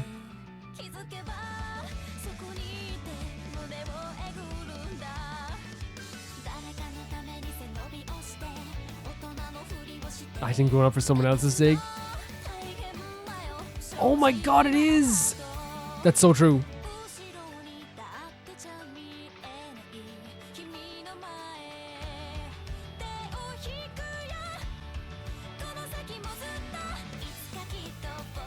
Surely one day my love will change you. Can I say as well about that line where they said like there's some, you know, acting a certain way for other people is exhausting, and like that's my interpretation of it. Like when I was a teenager, I have no problem saying this now. There was like a month period. I remember like literally just a month where I was like, I'm going to be cool. And I was like, I was being cooler. Like I was like, you know, pretend I didn't care about stuff. I was like, yeah, you know, this is so, you know, and it's weird that like at the time people were like, you know, were like, there were some people probably like, that's not you. And then some people were like, oh, you like seem a little different. You know what I mean? But it is exhausting. It's like why, like, and I think like after like a while I was just like, F this. I'm crazy. I'm a little bit kooky. I'm like a bit of, you know, I'm like, we're all, you know, nerds. You know what I mean? It's like, I think, you know, there is that moment where you're like, I'd love to be cool, like, right? But like really being yourself is like the best thing you can do, especially trying to act like, here's like, I'll try to act like more mature for someone else's sake. You know what I mean? This peace sign, look, very cute. Adorable.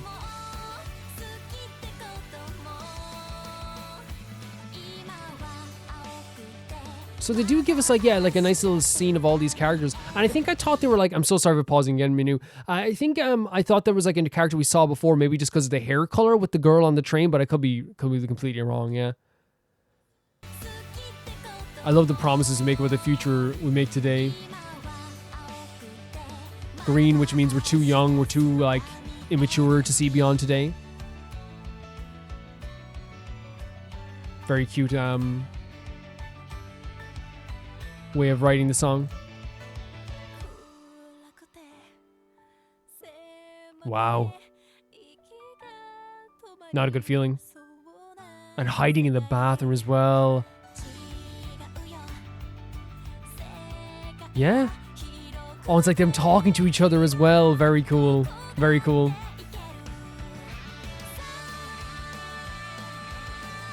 Because it's hard to see that unless someone points it out for you. That's a beautiful vocal range. I'm sorry, again, we're going to skip back. Actually, I'm not sorry for... I will pause a lot.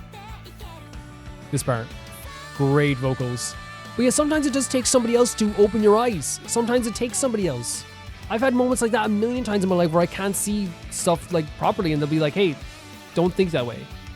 Listen to this part. Listen to me say this to you.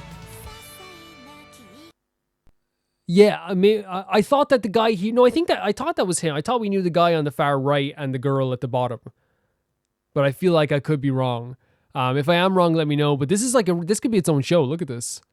Great, lovely character designs here.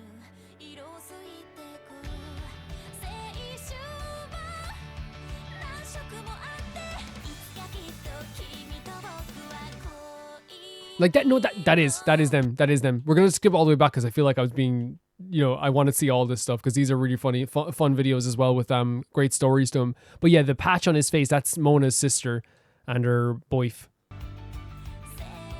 Yep. I don't like to miss stuff in these, like in videos, and especially with these ones that have like such a story to them,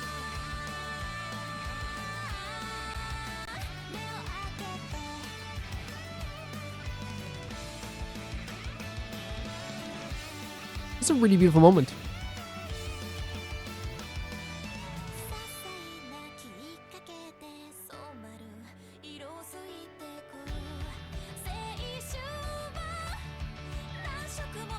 Yeah, really cute.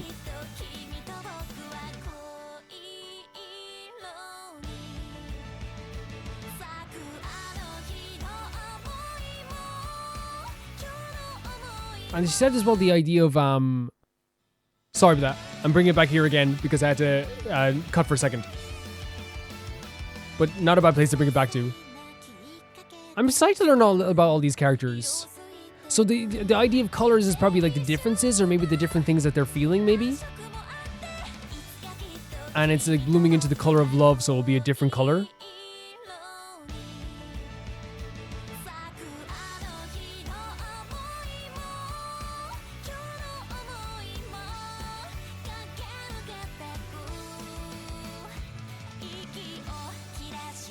We go on making tomorrow again. The idea of like, hey, like it's struggle, but we're gonna keep doing it,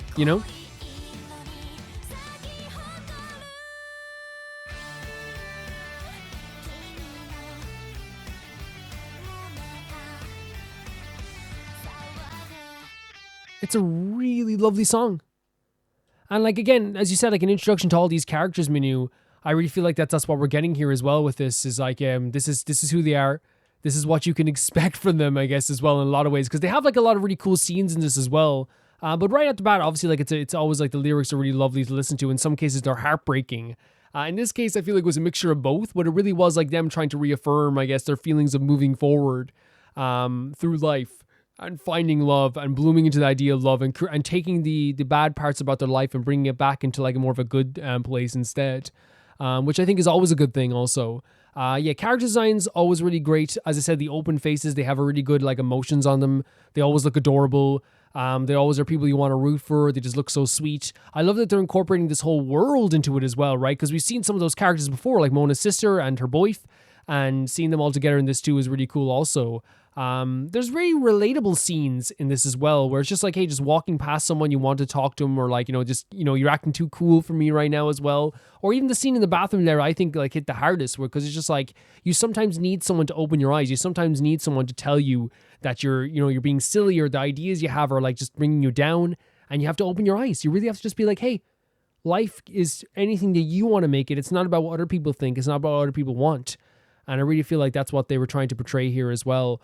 With that too. Beautiful colors, always just a cool style when it comes to the text as well. I love the picture at the end as well. I'm really excited to see how more of this goes also, especially since it's going to be like a completed world, I suppose, as well. Excited, super excited, Manu. Thank you so much for sending us in. The next video is sent in by Frederick Trollson. Hi, after you got into K-pop, I've been wanting to send you a song by the Queen's Dreamcatcher.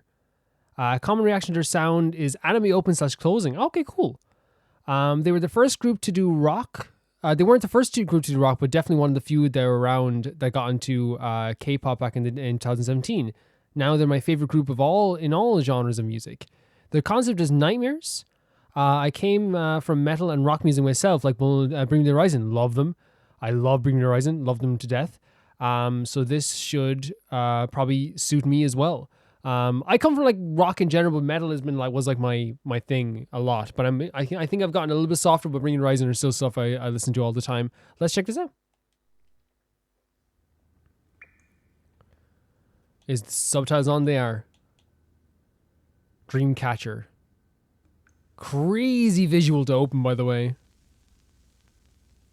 Striking. Odd Eye.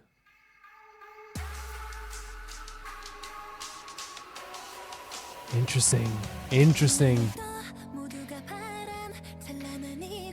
Oh my god, I see. Yes.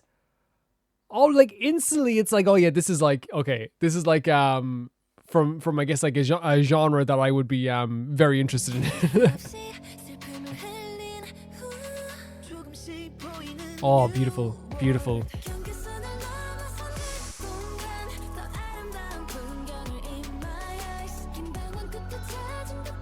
Hope after a long wander.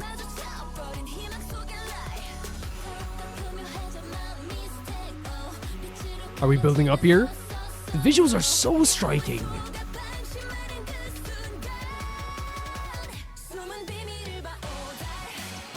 Sick.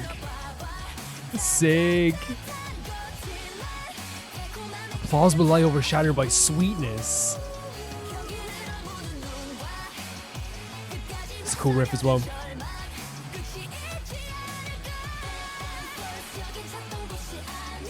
No more Utopia, they're saying. Again, like, look at this visual here as well. Oh, perfect place to pause. Like, how different, like, all the visuals are so far, but they all have, like, a central theme of, like, almost like there's, like, a darkened feeling around all of them, like, with a hint of light, whether it be coming from the skylights here as well.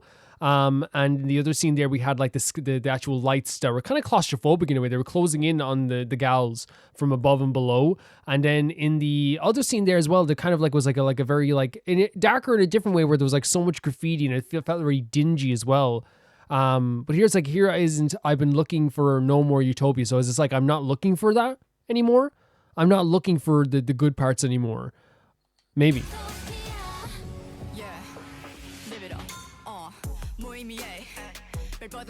Struggling with a nut, so there's no meaning to the struggle? Or you're struggling with the idea of, like, finding a meaning? And it's, oh, okay. Again, like, so many, like, striking visuals.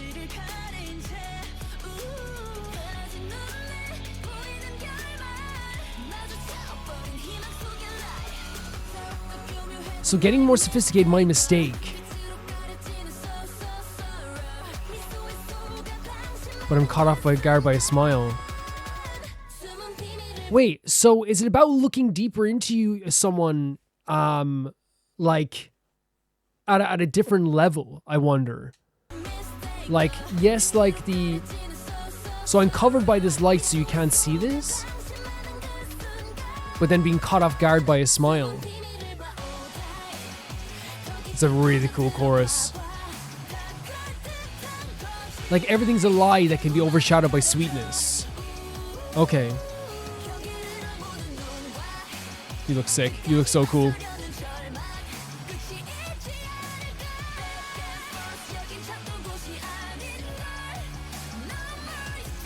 Really neat.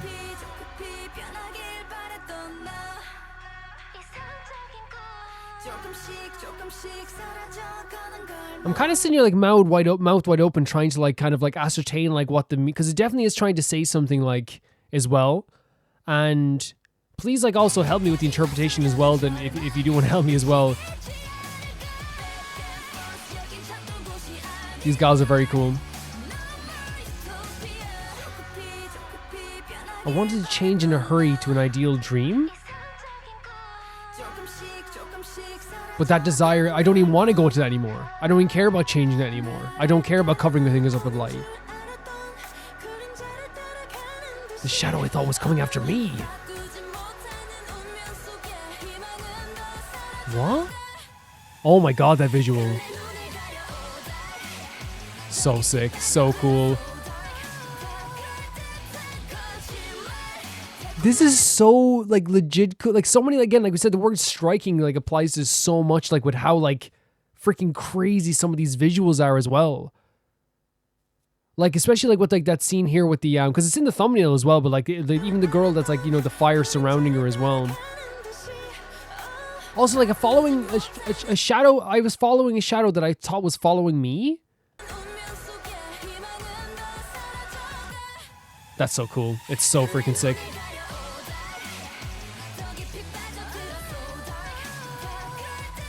That's a great... Everything is plausible lie overshadowed by sweetness. I wonder if it is like, you know... It could go both ways with the interpretation. It will never end.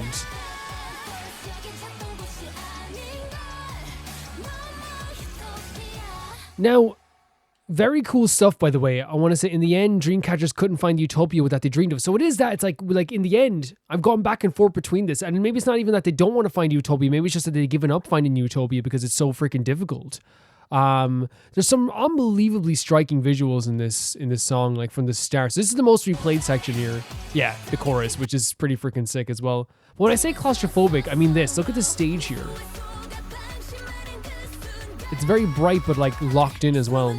All the gals look very cool as well. And I wonder, is this line here, everything is plausible lie overshadowed by sweetness. I wonder, is it like that they are like still trying to like show their sweet side, even though that they're looking for something much happier. So this like, so everything can seem good if I'm just like covering this up with like my sweet demeanor. I can covering up with the sweet feeling that I'm having as well. I wonder if that's the case also. Yeah. This visual is good. They look so cool. They look so freaking sick. It's so cool. Yeah, I wonder if that is the case with that. Because it does sound like it is like the idea of like searching for something better. Like the line where it's like chasing a I thought I was chasing a shadow that was chasing me. Let me just see that again. As if following the shadow, which I thought was chasing, what I thought was coming after me. So it was only I thought it was coming after me. So what could that mean? It's like I have been...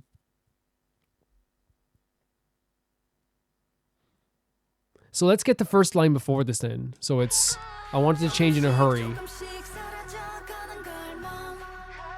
Desire fading away little by little. So is it the idea that like, they thought that they were chasing after something that they wanted, or that they could have. And they thought that the shadow of this utopia was chasing after them as well. Like it was coming to meet them almost. But in the end, they couldn't find it. I wonder if that's the case too. This is really cool too. I want to just like play the chorus here again because I feel like I was like so gobsmacked by a lot of it that I wasn't even talking during a lot of it. It's very cool.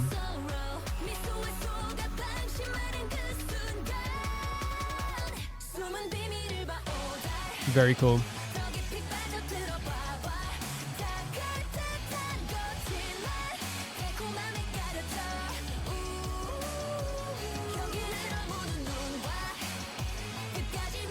Despair to face me in the end. There will be an end. Okay. So I wonder if there's like this desire to have an end to this, but it doesn't seem like there's anything that they can find that is going to like help them end this. It's like, I want to be able to see what the end of this road is, but like every time I get to that point, it's just back and forth, back and forth. There's no end to this. Sorry, I had a hard time interpreting that, and maybe I didn't even get it right. But to me, like I was just so interested in the idea of this because it's not only just like a really cool freaking song, but it's also just like they're really cool themselves, cool visuals, very striking visuals. But the lyrics are like seem very like almost personal in a lot of ways, which and they are also like very much like back and forth as well when it comes to like what they're saying, which is probably intentional as well. Yeah, because to me, like my interpretation is that it's the idea of trying to look deeper into like the deeper part of them is more sorrowful than they're letting on. And they're trying to like, mask everything in this sweetness while they're searching for something that is a lot better. So they're able to like, to probably lie about themselves or lie. Or maybe you could look in the other way that they're looking out with the world and everything feels like a lie. Or even the lies that they're seeing in the world feel like they could be true because everything is kind of like sprinkled with sweetness. But when you truly look into everything, the odd eye, truly look into the eye, like the real nature of everything, it's a lot more dark than you thought it was as well. Yeah, really sick stuff. Really sick stuff. Thank you so much for sending us in as well. Please let me know like what you think about this, the meaning behind this as well, because that's the way I see it as well. So if the concept is nightmares, right? I wonder if it is like to do with like not being able to escape something as well. Yeah, it's really cool, really cool. Thank you so much. Another new group that we get to see as well. The next video is sent in by Primo Hiko, and it is the Mualani trailer. So they keep doing trailers. There's no like character teasers or demos anymore? Or is it just a different thing now? Maybe they mix them into the same thing, maybe? Possibly? Wow, the anime, it looks gorgeous. Oh my god. Do you hear the pop song in the background as well from Mualani? She's such a sweetheart.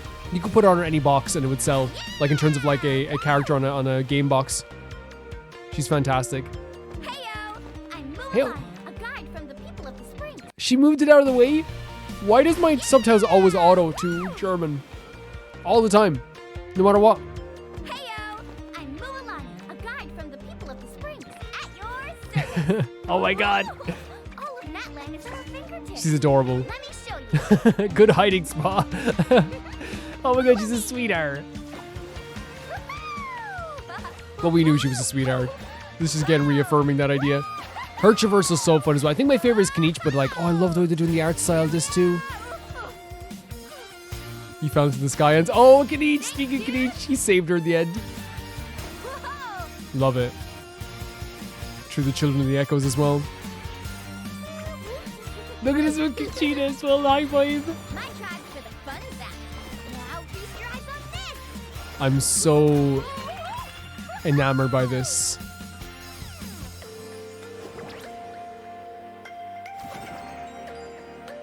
So pretty. The music as well. It's iconic. Instantly iconic.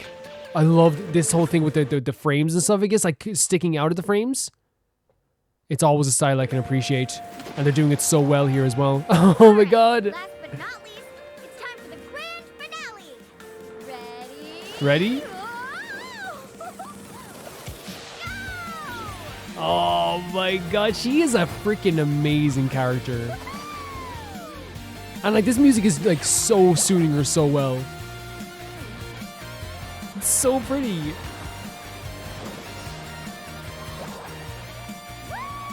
It's just passing by the the rhinos.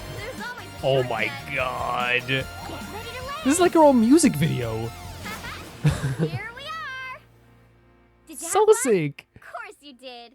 Catch you on the next one. No, she's amazing. She is a bundle of joy that brings me happiness at every single moment. I'm so happy that we got to meet Mualani. She's absolutely fantastic. She really is. That was just like a really beautiful, gorgeous scene. That's what it is. And I really feel like with these trailers, I don't. They're different from. Are they a mixture of demos and teasers together? Is that what they're trying to do here? Maybe. I don't know what it is, but I do think that like it's not a terrible idea to have like trailers for characters like this, especially when this one seemed like a music video itself. Mualani is such a bubbly character, to have like such a very like a holiday kind of theme for her theme, because I feel like her whole thing is like being sunshine and holidays, and she feels like she gives those holiday vibes. And having her whole scene be like the postcards and like, you know, sending postcards home like is a really cool idea as well. I thought it was gorgeous. The music was like, as I said, instantly iconic. Like, it was so fun. I hope that it's in the music, the game somehow. It probably won't be. They never are. I don't know what I'm saying. I hope it's in the game. Like, that's because it would be so cool to see like a fight scene with her playing in the background, but they never do that. Like, that's why the trailers and the demos and the teasers are so fun, because you get to have a whole new appreciation for a different form of art. Like the music, I mean, in the background, because it's a whole different thing. You know, like they create like new vibes for every single trailer they create for these characters. And I appreciate that so much. But Mualani's one was absolutely gorgeous. It was gorgeous, right? Stunning. So stunning. Yeah, she's just a bundle of joy, and it totally suited her right now as well. The whole trailer suited her, and she got to like be so fun loving, and the way Kanichi saved her as well was so sweet. She was about to like, make no mistake about it, like we were about to have like a way different character trailer where she was about to slap her face off the ground. We were about to have a very different character trailer.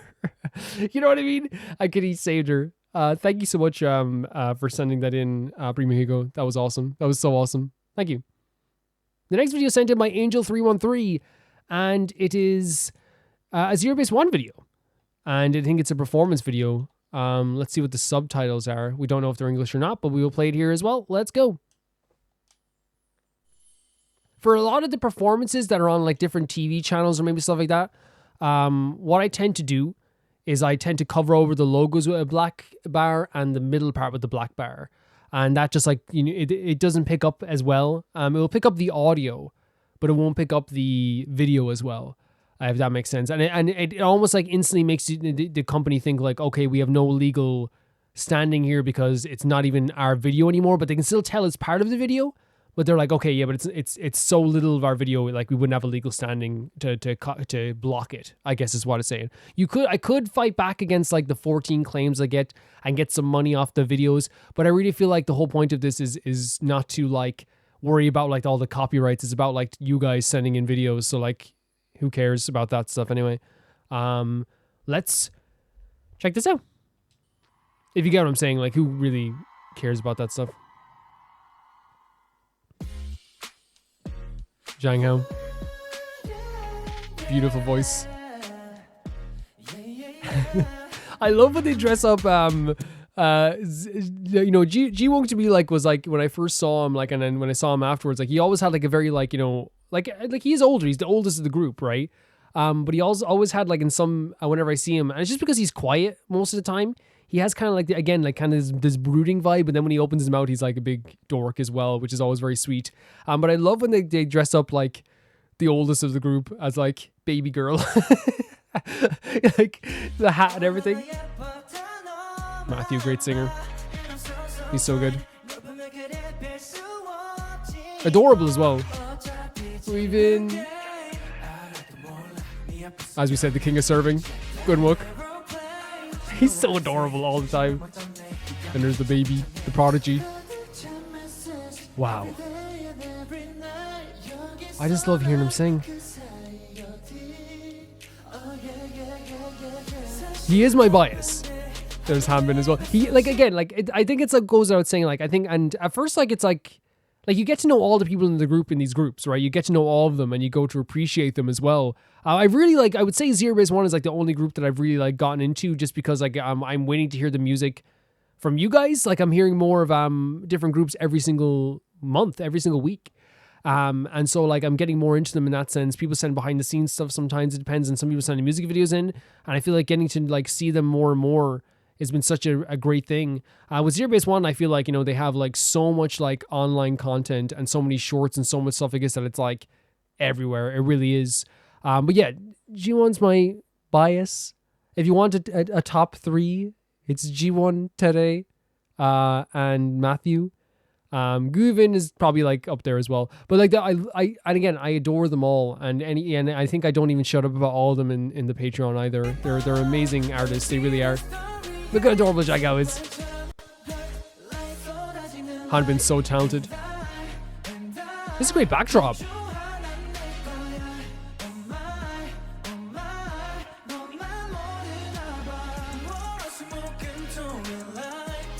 He's so talented. Good job, Ricky. And again, I think I underestimated Gunwook when I first watched it because I didn't see as much of him, I guess. And I thought, like, at first I was like, he's a great dancer, which he is a great dancer. But I remember we saw the behind the scenes stuff, and I remember thinking like, and apparently, like, this is just who they are. Because a lot of people in the group apparently say that Gunwook is like one of the most mature of the group out of everybody. He's still like a funny guy, but like apparently he's like one of the most mature people in the group. But I always remember saw the behind the scenes stuff, and I was like, this guy like has it together a lot of the times too. He really is like good at like, you know, like he's very precise. He's very like, you know, put together with his work and stuff, I guess. And I think like, you know, it's one of those things where like he carries himself like maybe in like a very mature way, which is nothing wrong with that, like being like more mature, or like even with like G1 being like more of a dork or anything like this, because they're all dorks. But it's just nice to, you know, see their different personalities and things like this. And I don't think it's an underestimation I had of Gunwook. It's just I didn't know him as well. But then when you start hearing him, like, you know, he's like mega talented. He's like astounding. And I think you could like describe like that, use that word astounding to like every member of this group. Because like whether it be like the prodigy at 17-year-old of Yujin, or like the extremely like already made star that is Hanbin, you know, it's like it's you can go across the board and start talking about them all in that way for sure. One of the best voices in the world. Top 5 singer in the world right now. Easily. I don't care what anyone says.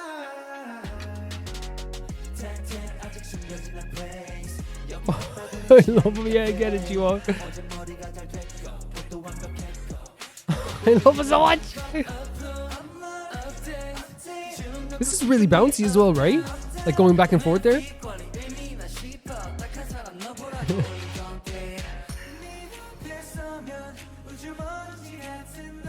It's a really nice song as well, isn't it? I'm like bopping my head back and forth. Is he wearing overalls? Is G1 wearing overalls? Sorry, Yujin. I'm so sorry. He is. Yujin, that's what I'm saying. He's going to be like a mega star. At 17, being effortlessly this talented is crazy. It's crazy.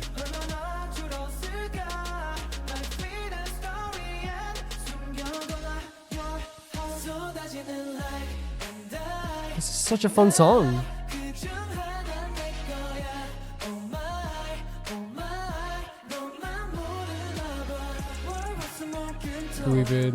Every time he opens his mouth and he smiles, you just want to hug him. And he's very talented as well. He has some very great moments in a lot of songs also. Beautiful voice. Stunning voice. Covering up the tattoos.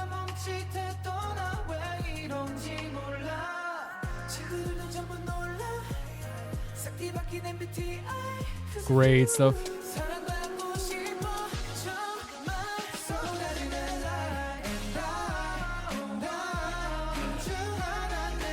It just makes me so happy seeing them all together.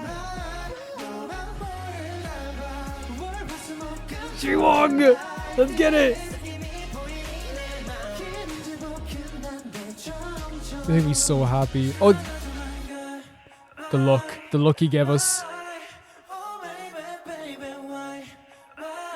Shanghao playing to the crowd.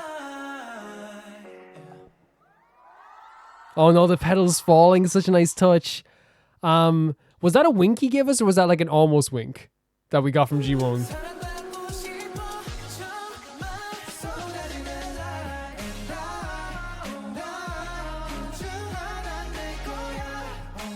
Let's just see here. I think it was like a close to wink, but maybe not. Maybe I just was seeing things. I love his voice. Oh, Calvin went back to listen to the J1 part again. You bet I did. He did. He gave us a wink.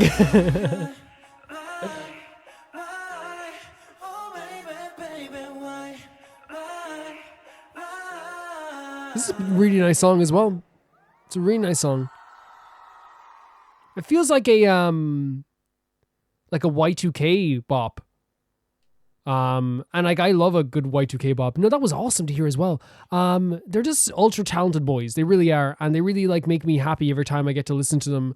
And I guess like they're like my first K-pop group, right? They are, but in a lot of ways I feel like there's no doubt that a lot of the reasons why I grew attached to them so quickly was that they have this absolutely fantastic dynamic. And like again, the reason why it is nuts to me that when Roma reacts, not only with video games, not only with Genshin, not only with Danganronpa, but like it has like changed a lot of like the way I look at things, you know, seeing different cultural things, different instruments, different videos that you guys think are funny. It's made me laugh. It's done all this stuff. With the musical stuff, it's like pretty much like changed like my day to day. Like a lot of days, I don't think there's one day I go without clicking on a Zerobaseone song or something like that that I've already heard. There's not a day that's not in my, like all my playlists have them in there now, like all the songs I've heard so far. And it's not only that, but it's like expanding my knowledge about a different side of the music industry that I didn't even know, you know, and expanding my knowledge about different groups and different people and different artists and different styles and how beautiful like the K-pop world really, really is. Because and again, you guys know years ago I would defend K-pop a lot because I remember when BTS became huge. And sorry for talking about this and using your video as a soapbox. We'll talk about this song as well in a second, but I just want to talk about this as well. I remember when BTS were huge, it was like a big thing because it's like, oh, they're amazing, and everyone kind of knew they were amazing at what they did. But then it was like, I remember seeing like a bunch of like racism towards like BTS as well. And I feel like that still happens today with every K-pop group, right? And they all get brushed with the same brush. But for me, I was always like very like open to listening to K-pop. It's just like, you know, I think everyone agrees that like expanding your horizons sometimes isn't easy, even when it's like something you can do in the comfort of your own home, because everyone's set in their ways. I would say that like ever since I started, like we started having like music videos and stuff like that in here and the K-pop stuff in here as well, I would say that it has changed a lot of my, not changed my viewpoints, but like changed a lot of my day-to-day of just like how I go about entertainment and stuff like that. Because like I will stop on a short if it's a K-pop short, you know, just see what it is. You know what I mean? I will like, if I see that one of their songs, I'll click on it and definitely click on it. I'm watching Boys Planet for God's sake, and I'm like so into the idea of like learning about all of this stuff. Like, how are they going to debut? When will an act be able to like, you know, go solo? When do they go solo? The drama that could happen that leads to certain situations that is unfortunate.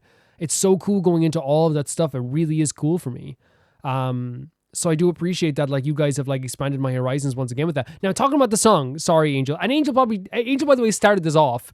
Angel sent in the Zerobaseone song, and everyone was like, wait, we can send in K-pop? And I was like, yeah, like, I never said you couldn't, you know? And I think, again, it just takes one person to kind of like knock the dominoes down. This song is like really, really, like I said, bouncy. It's really fun.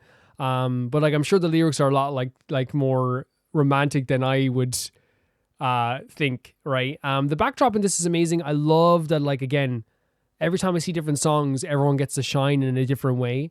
G1 is like my, as a kid, the bias. So like Jiwoong is it Jiwoon. And for me, like, whenever he's like, it's one of those things where he does make me, he's like, oh my god, I'm happy whenever he's on the screen. But now, like, I've gotten to know all of them. So I'm at a state now where I'm listening to all of them sing, and you get to know their strengths and their not their weaknesses, but the strengths and the stuff that the other people like pick up from as well. I heard that like a lot of K-pop stars are told that they have to kind of like be have to be able to do everything, and I do think Zerobaseone is one of those groups that they can. Like, if you need one of them to do a really powerful singing part, they can do it. They can dance. A lot of them can also like do like some very like more like rap parts as well. But I really feel like what's the strength of Zerobaseone is that alone they are incredible. Together they are incredible. And I think a lot of people would feel like that way about a lot of their groups that they love. But this is obviously my first K-pop group. It really is. And I'll also say as well with K-pop groups and K-pop fans, they've only ever been good to me. So all the time, every interaction I've had online has always been a very sweet one. So, and my friend is also crazy into them as well, into K-pop as well. Thank you so much for sending this, Angel. Sorry for using your video as a soapbox. We do a soapbox at least once per Roma Reacts, so I think you're probably expecting at this stage. You're like, where's the soapbox? But it's much appreciated that you sent this in, because I love seeing the boys. They're amazing. So good. The next video is sent in by Zevi, and it says, it's Natlan Enemy reactions be like. So let's check this out. Enemy outside in Natlan.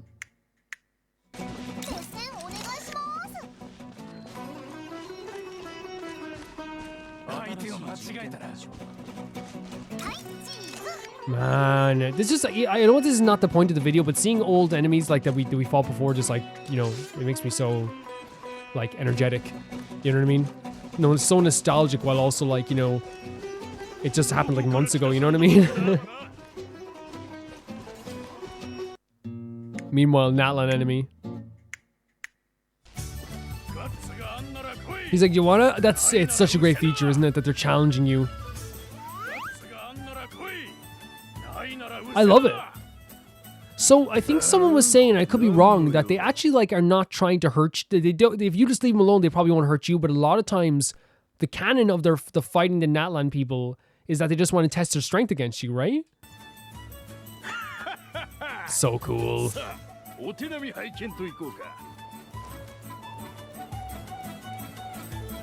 So cool. At least that's what I got from this anyway. Maybe I'm wrong.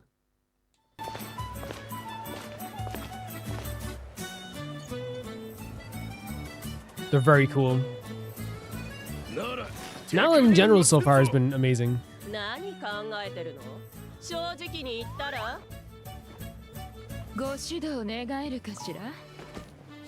Oni-chan. I love this. Like, they're literally challenging you from a distance. Like, hey, come on then.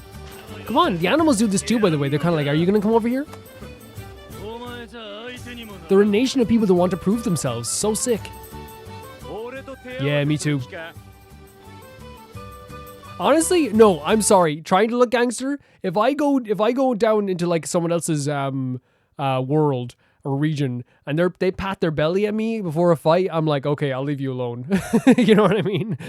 Like, again, we love a belly, right? And we love someone patting their belly, right? We love it. That's what the dinosaurs are doing here. So if he's patting his belly, he's comparing himself to a freaking dinosaur. I'm telling you, leave him alone. Leave him alone. Long legs. Oh my god, step on me.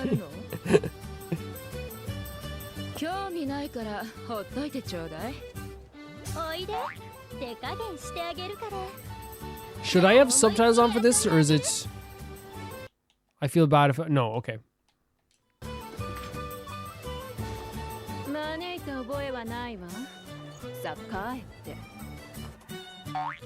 Too cute to be enemy. It's so adorable.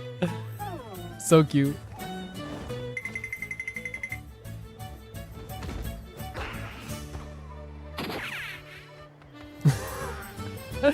The cutest thing in the world. Wow. They're so cute. Or baby just peeking out. You gonna fight me?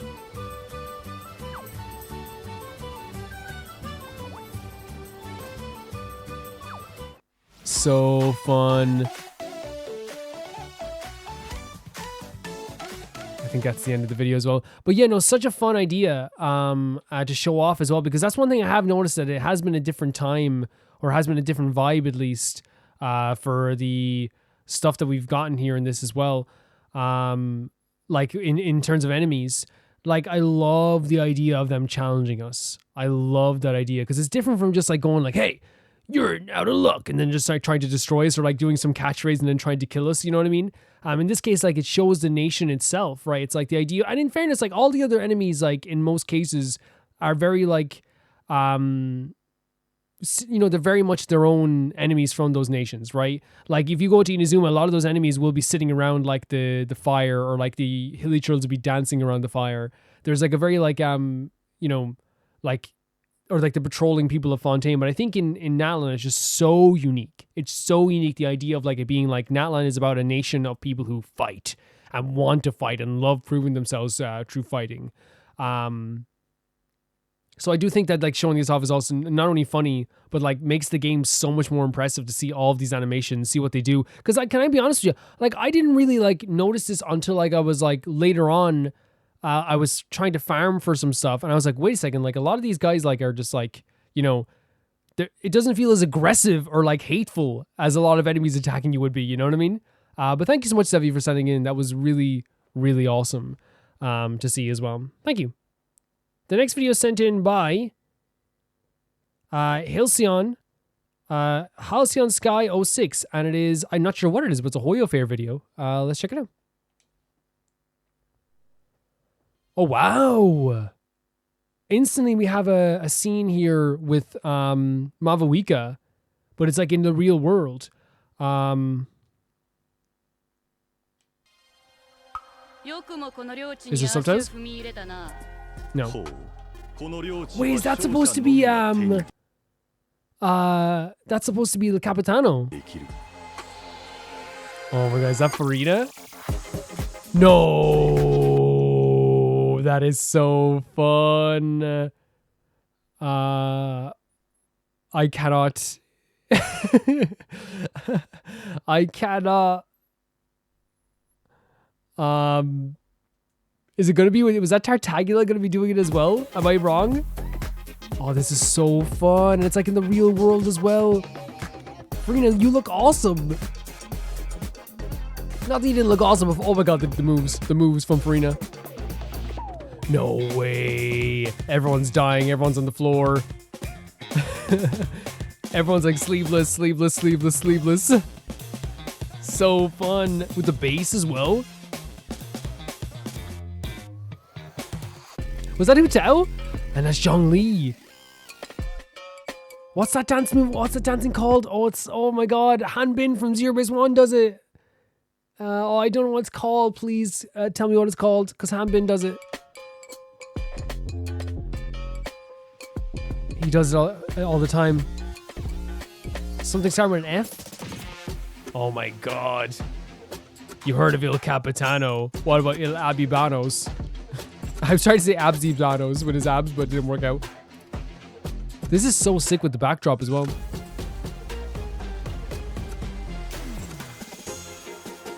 Oh my god, look at Mavuika. That's a great outfit.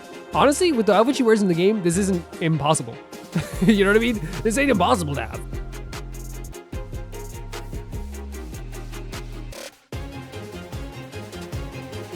And this ain't an insult, right? If Mavuika comes... So cool. So cool.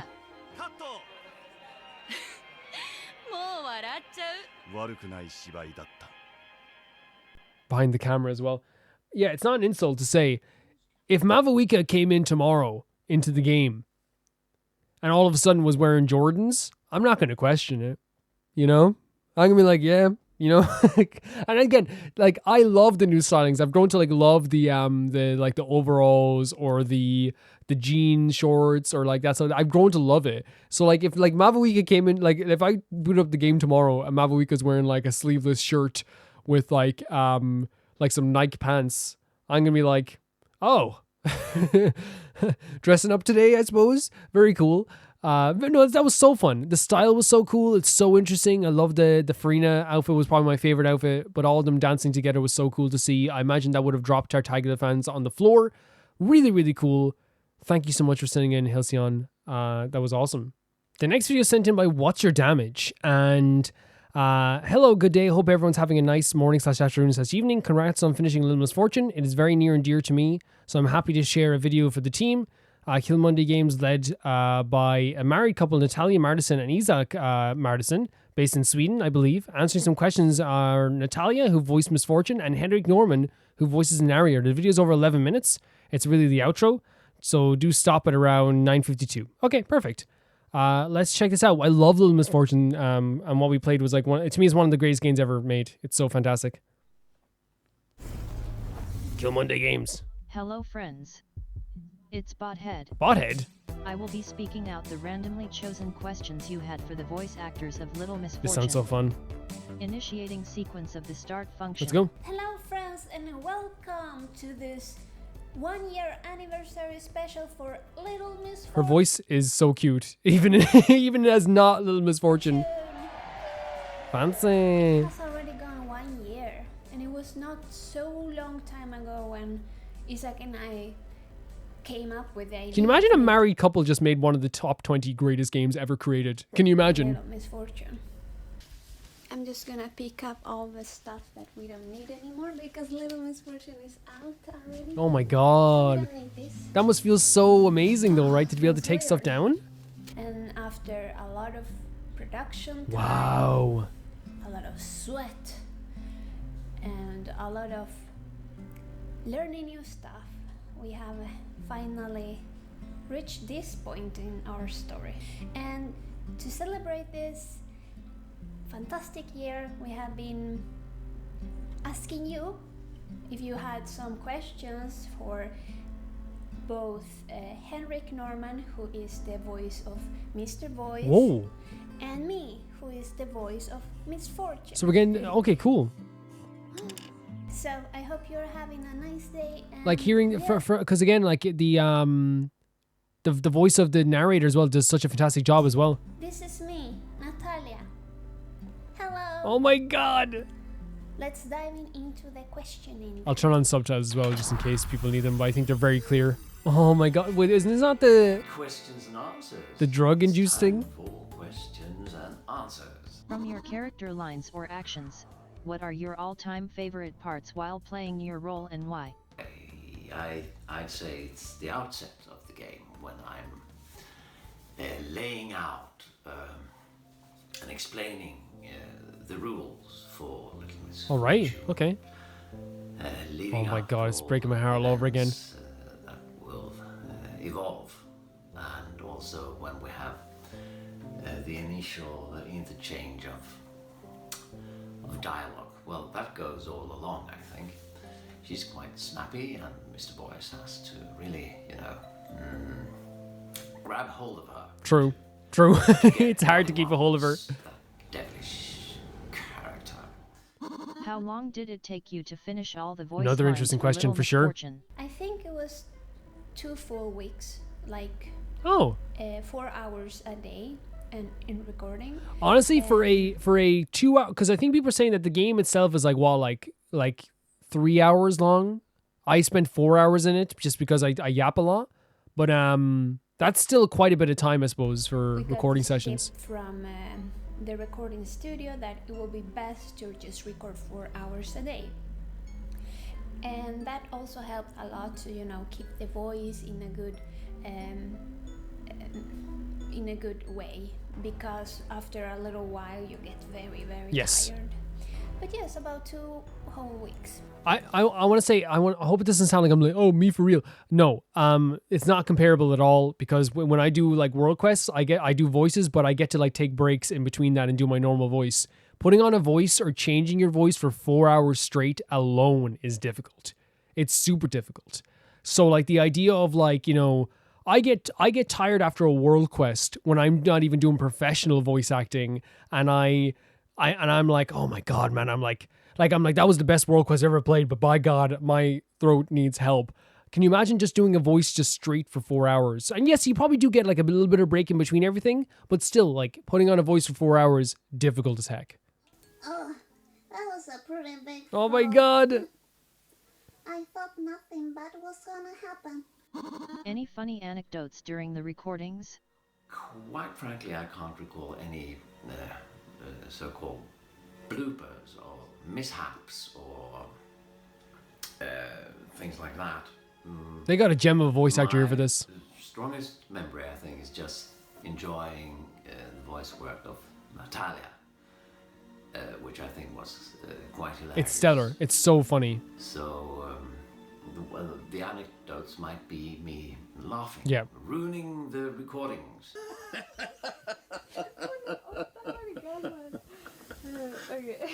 It's how could you not laugh listening to Little Misfortune all the time? Inspired by your childhood? Little Misfortune is inspired by a lot of things. I mean, things that happen almost in our everyday lives, also stories that we have been through since our childhood, both Isaac and mine, and even people that we know, our families or very close friends.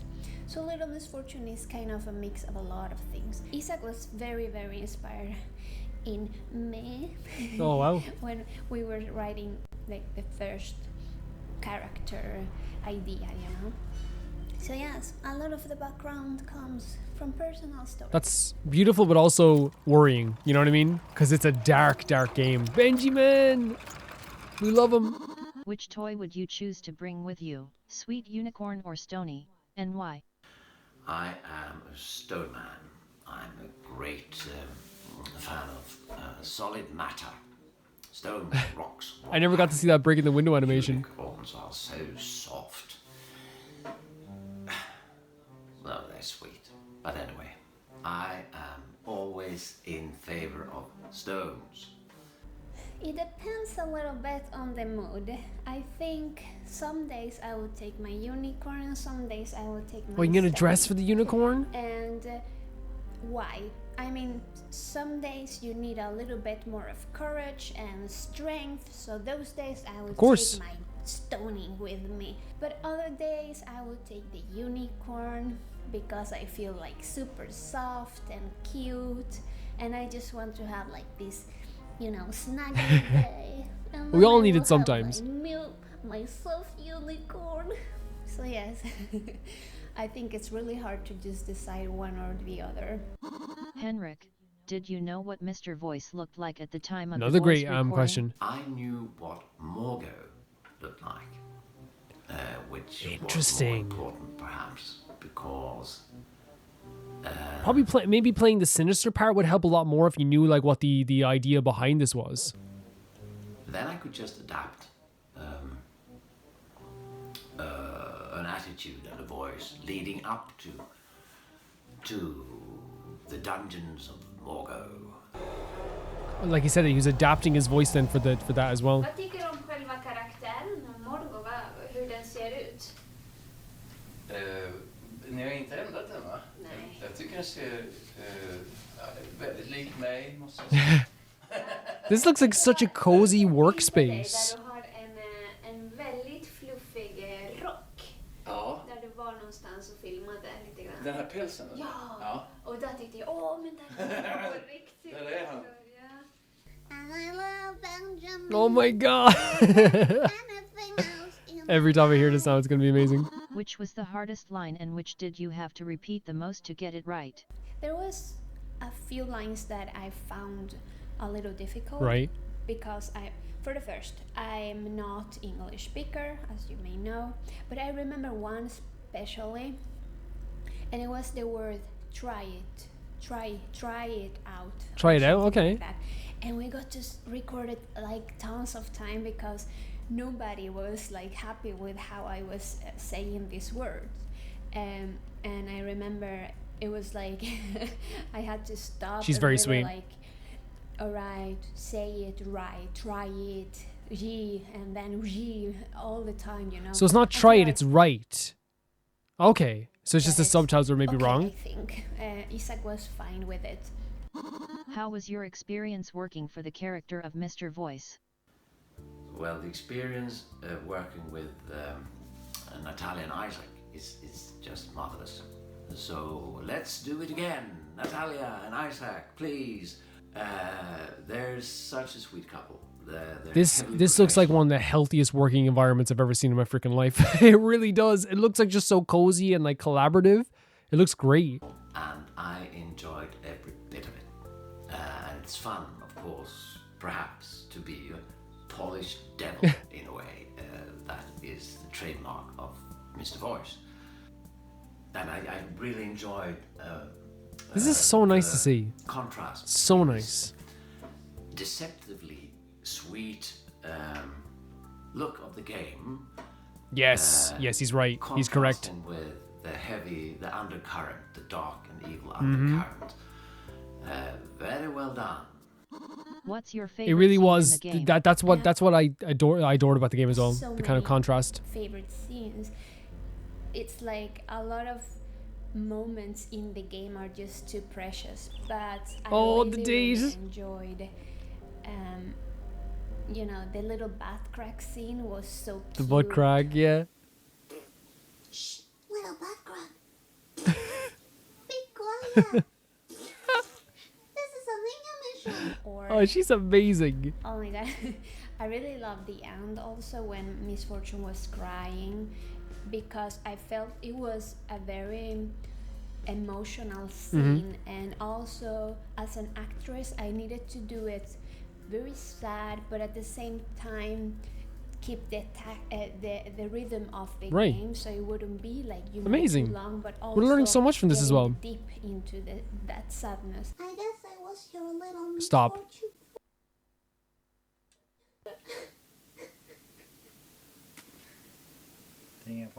She's really crying. What the hell?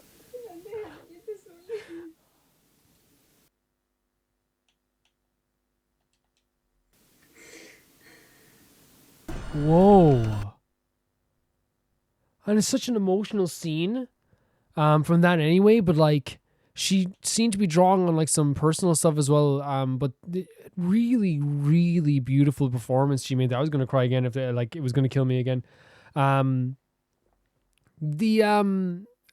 What I really like adore about seeing this video is that we got to not only have a peek behind the curtain, but like it makes me like love these guys even more. I got to see that these are not only just like have a great workspace, but a great relationship with the people they work with. They work hard. It looks very collaborative. Some really interesting things to hear about the process as well when it comes to the voice acting and the production of this game. Especially when they have, you know, they're only working with, like I think 2 voice actors in the entire game, right? It's just 2? Am I wrong in that? Is there more voices? No, oh no, there's Hiro does a voice, but that could be someone just doing extra stuff as well. Really, really, really, really cool stuff because I love seeing this type of behind the scenes stuff of voice acting as well. And in this sense, it's just a from the ground up game that was made by this couple. I wonder if they had any idea how big this game is going to be. And not only that, but like not that they would care, but like I legitimately think it's a perfect game. I think it is in my top 20 favorite games of all time because of that. But this is really awesome to see What's Your Damage. And especially since like it's a game that's just so fresh in my mind. I was like, I'm not going to cry during this. And I saw that like the moment there at the end as well. She's adorable. It's very clear that they've made such an amazing thing. And it's from this amazing work environment that they have here. Great direction. If the other voice actor is desperately wanting to come back as well, that means he loves it as well. And it's awesome to see also. Thank you, What's Your Damage, for sending in this video.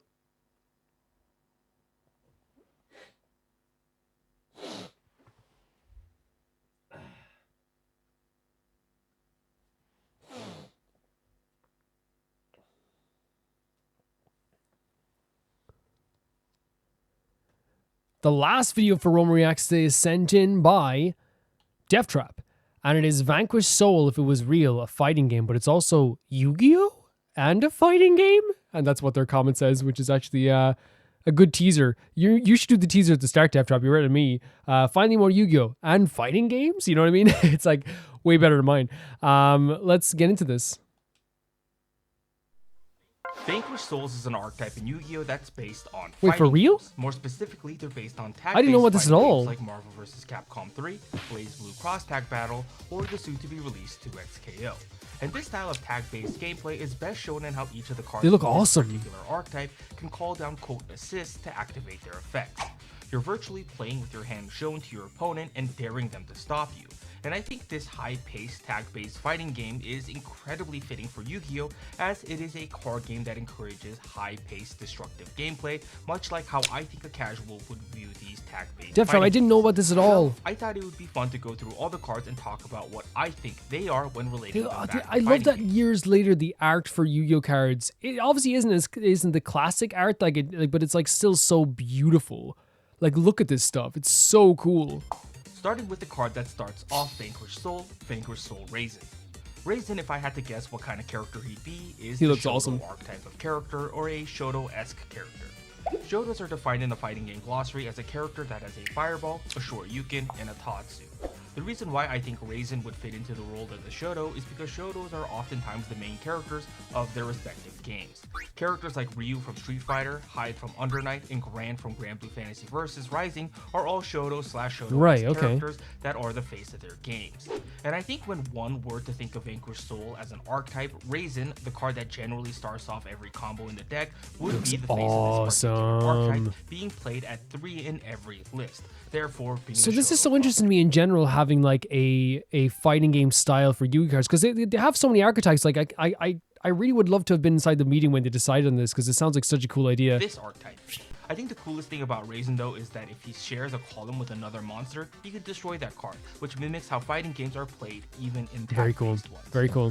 The next card, Vanquished Soul Look at that. Orger, is most definitely the ground. I need to get. I haven't watched anything Yu-Gi-Oh! Related in so long. It's been so long. He has giant hands that are meant to grab you, and the cyborg aesthetic is reminiscent of characters like Potemkin from Guilty Gear and Tager from BlazBlue.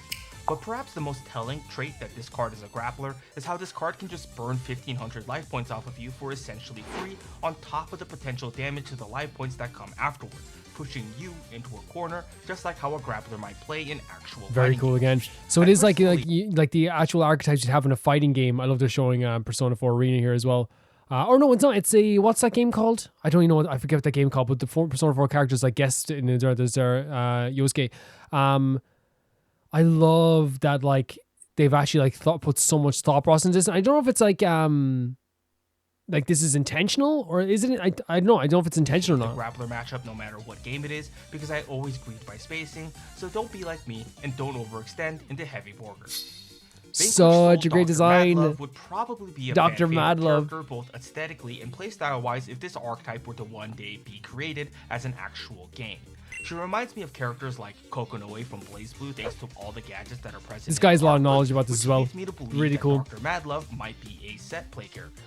Set play characters are the type of characters that fish for hard knockdowns to fish for plays that let them set up for cool combos, and this is evident in both her effects. The first is how the opposing monster loses attack and defense, like they have to block on Wake Up.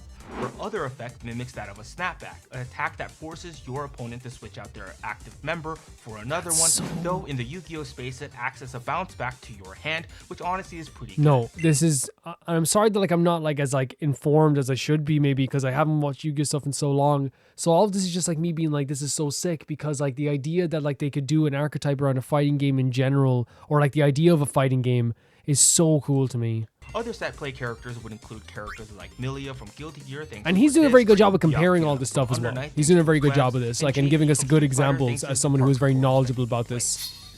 Another great design. Oh, it's like oh my god, Pantera! That you would see in fighting games. The mid-air kick, the slender build, is reminiscent of characters like Cammy and Juri from Street Fighter. This is further supported by the fact that her ability to pop back row cards, like how rushdown characters, can break through even the strongest of defenses with their fast and strong buttons. Now, the only thing that is a little bit contradictory to the rushdown statement is her stat line as a card. Pantera rocks 1700 attack and 1900 defense, which isn't out of place for a Yu-Gi-Oh card stat line, but for rushdown characters, they usually have great offense and poor defense. So perhaps the alternative angle that one might be able to come to the conclusion of for Pantera is that she might actually be more Chun-Li than Juri. Very cool. That's such a sick design as well. I love like animalistic cards as well, but like I didn't know she had like an animal print like from a distance, but when you look up like she is like a leopard or something, right? Or panther. Jesus Christ, I'm stupid. I think this guy is not only well spoken, but like I wonder if his audience is like more fighting game based or if it's Yu-Gi-Oh based.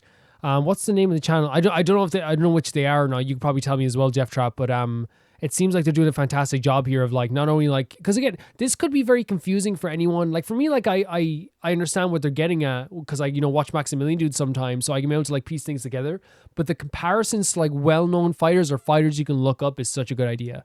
Meant more for her such a good idea. Charge character, as her stat line doesn't necessarily indicate a rushdown type character, but the stat line could just purely be for balancing the archetype. Vanquished on HG is an interesting character and one that's hard to pinpoint down into a specific archetype. It's a sentient slime who reminds me of Arakune from BlazBlue, and sure, Pluton HG might be inspired by someone like Arakune, but I think it might be something else. These slime blob characters tend to be in line with mimic/copy characters like 12 from Street Fighter, Double from Skullgirls, and Rogue from all the X-Men games that she's a part of whenever she steals. No, I don't know any of those fighting game characters at all. I'll just be honest with you. I believe that Pluton HG is a mimic character thanks to its effect, allowing for it to change its attack. But this is also great for someone like me, right? To help me understand instantly. I understand what these side cards do when they show like, Skilled White Magician, or they show like Reinforcements of the Army, or they show this card here. I know what these cards do. So sick. Such a good idea from this creator. Depending on what types of cards you have in your hand, allowing it for it to copy the offense or defense of your assists. Vanquished Soul Xiao Long is the other consistency card of the archetype, and a card that perfectly complements Raisin thanks to their typing both being fire. Which is why I think Xiao Long falls into the category of cool rival character that isn't necessarily a cool rival character to Raisin. Someone like Seth from Under Night, Kai Kiss from Guilty Gear, or there we go. We know Ken. We know Ken for sure. A friend and rival. Because of this, Xiao Long looks so sick. Character, it's such a sick design. Is a stance change character. Oh, and there's like a trap card that goes along with it as well. So I'm reading it now, guys. Sorry. Reveal one up to each. Okay, maybe I shouldn't be reading it right now. But these art designs are so freaking cool. Like, this makes me want to like get back into Yu-Gi-Oh just now to use these cards. This is shown in his specific trap card, Vanquish Soul Snow Devil, where he trades the flames in the original monster artwork for that of Cold Snowing Mist, like Yuzuriha from Under Night, or since we're on the topic of Mist, Johnny from Guilty Gear Xrd. Great stuff. Xiao Long reminds me of a character that... Are these official art, or is this art that's been done by someone else? Because these are gorgeous as well. They're so cool. That's really cool, has really powerful and broken tools, but has an incredibly high skill ceiling, aka the characters I want to play but give up after 3 sessions because my fingers can't keep up. Vanquish Soul Jesus, the size of is him. the boss monster of the archetype and also represents the boss character in this Azazel, fighting game. Tekken Some 6. of my favorite boss monsters in fighting games are characters like Kuwan from Under Night, the many awesome King of Fighter bosses, with my personal favorite being Psyche, and the inspiration for Caesar Valius The middle one himself, here, I've never heard of them as well, but the design is so cool with the white outfit here. Susano. Its high stat line in 3000 attack also helps indicate that Caesar Valius is the boss monster, but its effect that lets it ignore enemy effects and then destroying a card on the field is quite literally what I think a fan-made Blaze Blue archetype Susanoo effect would be if he was magically teleported Right, okay. into a Yu-Gi-Oh card game. Caesar Valius, It's unlike crazy Caesar, design. has to A be crazy symbolic design to here. pop a card anywhere on the field, making Caesar a suitable boss monster and a suitable boss character in the Vanquish Soul archetype. Raka the Vanquisher, the only extra deck monster of the archetype, is actually a defeated hero. Maybe it's because like I'm an old head Yu-Gi-Oh player. Whenever I see the blue cards, like are they Link or are they Link cards? I feel like is it Link? I feel like such like I feel like a grandpa. Whenever I see them, I'm just like I've never used one of those cards in my life. You know what I mean? I've never used one in my life. I'm nothing against them. Because I don't like being on either side. I think like people who like defend Xyz and Link cards and Pendulum cards to the death are the ones that like can be very rude as well, where they complain about people that just like playing old Yu-Gi-Oh. Whereas like I think there's also people like in my generation who are also like, new Yu-Gi-Oh isn't Yu-Gi-Oh. It's like, no, it's still a Yu-Gi-Oh. Games evolve, right? But it's just when I see it, it just makes me feel like an old man. That lost to Caesar Valius in a duel before. Because of this, Raka the Vanquisher is the reason why the archetype is called Vanquish Soul, and he's a soul that's been vanquished by Caesar Valius, and why Caesar Valius is the big bad boss of the fighting game story, like how Ukuma kills Gouken in Street Fighter, though let's not talk about Street Fighter 4. This is evident in the fact that he has the Great visual presentation of this as well. Another card that I'll be talking about in a little bit, sticking through its chest, and why it has 0 attack.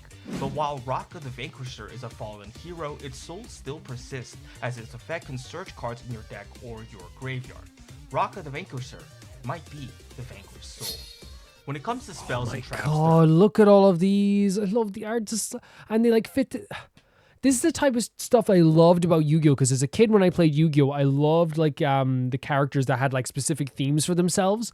Like I loved like the way Cyrus had like, like the machine cards, like the Roid cards. I loved the Cyber Dragon deck that Zane had. You know what I mean? And again, like that was more like a GX thing when everything started being like particular archetypes all the time. But then My Valentine had Harpies for a while as well. Poor Maya was getting beaten though. 2 categories that even though she's fantastic. The first is a super move card that's tied specifically to a character. Cards like Vanquish Soul, Calamity Caesar, Vanquish Soul, Dust Devil, Vanquish Soul, Snow Devil, and So Vanquish cute. Soul, So Trinity cute. Burst are all super moves or burst moves that you would see in fighting games. Caesar Calamity is Caesar Valius' super move and one that we saw in the Raka the Vanquisher. That's cool, the super Dust move idea. Devil and Snow Devil sharing the devil name also enforces the idea that Raisin and Jiaolong are rivals. These 3 cards are just your standard cinematic supers that you would spend your meter for. And then the card Trinity Burst being like that of you calling down the rest of your squad to deal all your super moves at once, like in Marvel vs. Capcom, to finish off your opponent. The next category are for the remaining 2 cards, Stake Your Soul and Continue, which are references to fighting games as a whole. Yeah, no, Stake Your Soul is that's so something on the that an nose, isn't it? announcer would It's say so on the before nose. saying the round 1 line. For example, in Blaze Blue, the announcer will say, "The wheels of fate are turning, Rebel 1," before you and your opponent start pressing buttons against each other. So, for the Vanquish Soul game, it would be something like Stake Your Soul, round 1. And then continue is a reference to you needing to put in more quarters into the arcade cabinet once you lose. And that's where it originally came from for me. I just think of like Tekken 4 or Tekken 6 or Tekken 5. All the Tekkens I played religiously as a kid, and I hear like, continue 8 7 6 5 4 3 2 1. Across from you, or when you run out of I was lives Tekken in the kid. arcade. I still am a big fan of Tekken. I play In case you Tekken whenever I didn't can. notice, Vanquish Soul is VS for short, further enforcing the fighting game influence that this archetype has. Overall, Vanquish Soul is one of my favorite archetypes in fighting games, even if I'm awful at piloting this deck. From a I love gameplay it. perspective, I love it. I like that my hand is essentially open to the opponent, like how you can see your opponent's team in a fighting game. And while this is probably the most bricky deck I've played as a fighting game fan, it's a lot of fun seeing all the references and nods that this archetype has to one of my favorite genres of video games. I really hope Konami hasn't abandoned this archetype and we get more support. That's always what you would want, isn't it? This has been JAIK. Thanks for watching, and I hope to see you guys. When they talk about like the idea of like supporting a deck as well, it's such an important thing when it comes to card games. And I remember like legitimately like two things. I remember like Blue Eyes White Dragon getting supported after like years and years was crazy.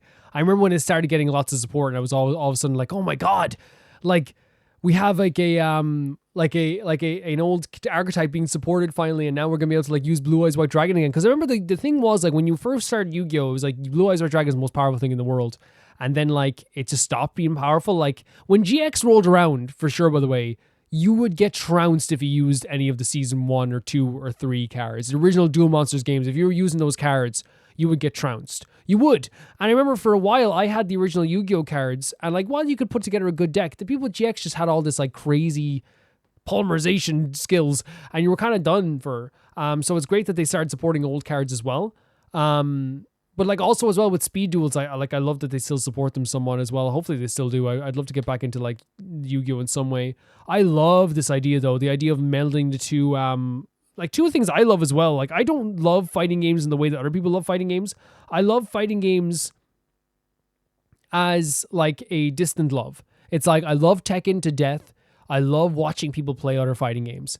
I do not give a damn about other fighting games personally, but I love to death watching people's passion for those games, if you know what I mean, and watching people play those games. I could watch Maximilian Doom play anything at this stage, and that's the way I feel about it. But I love the melding of the two things. Not only that, but the card designs just looked amazing. I loved how they had their own power-ups. There was like a story to them. They had like references as well, which is also really cool. And overall as well with this video, I think that it was just presented incredibly well. Like I think they did such a good job with the presentation of it also, that I'm just so impressed by this creator. They did a more than a wonderful job in expressing everything and explaining everything, helping me understand things almost instantly as somebody who played Yu-Gi-Oh from the past. Not only that, but helping people who might play fighting games understand it as well. This is what it's like. This is what that's like. And that helped me too. And I imagine if you haven't done either, it might be a little bit confusing. But I think they also did a good job of being very descriptive with the words as well. So thank you, DefTrap, for sending it in. That was so awesome to see. That's going to do for Rome Reacts this week, everybody. Thank you so much for watching this. As always, I appreciate this show more than life itself. Well, let's not be too hasty now, because life now includes a lot of beautiful music that we got for this. Okay, I'm gonna shut up. It's been awesome. It's awesome always to see you guys sending videos and watch videos with you guys as well. It definitely is the biggest video we do every single week, but I'm glad that people enjoy it and people still enjoy it. People said they hated the timestamp, so I might take it. I'm joking.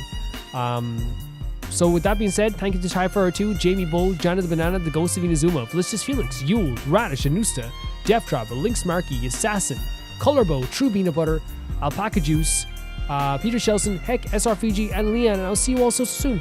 Bye-bye.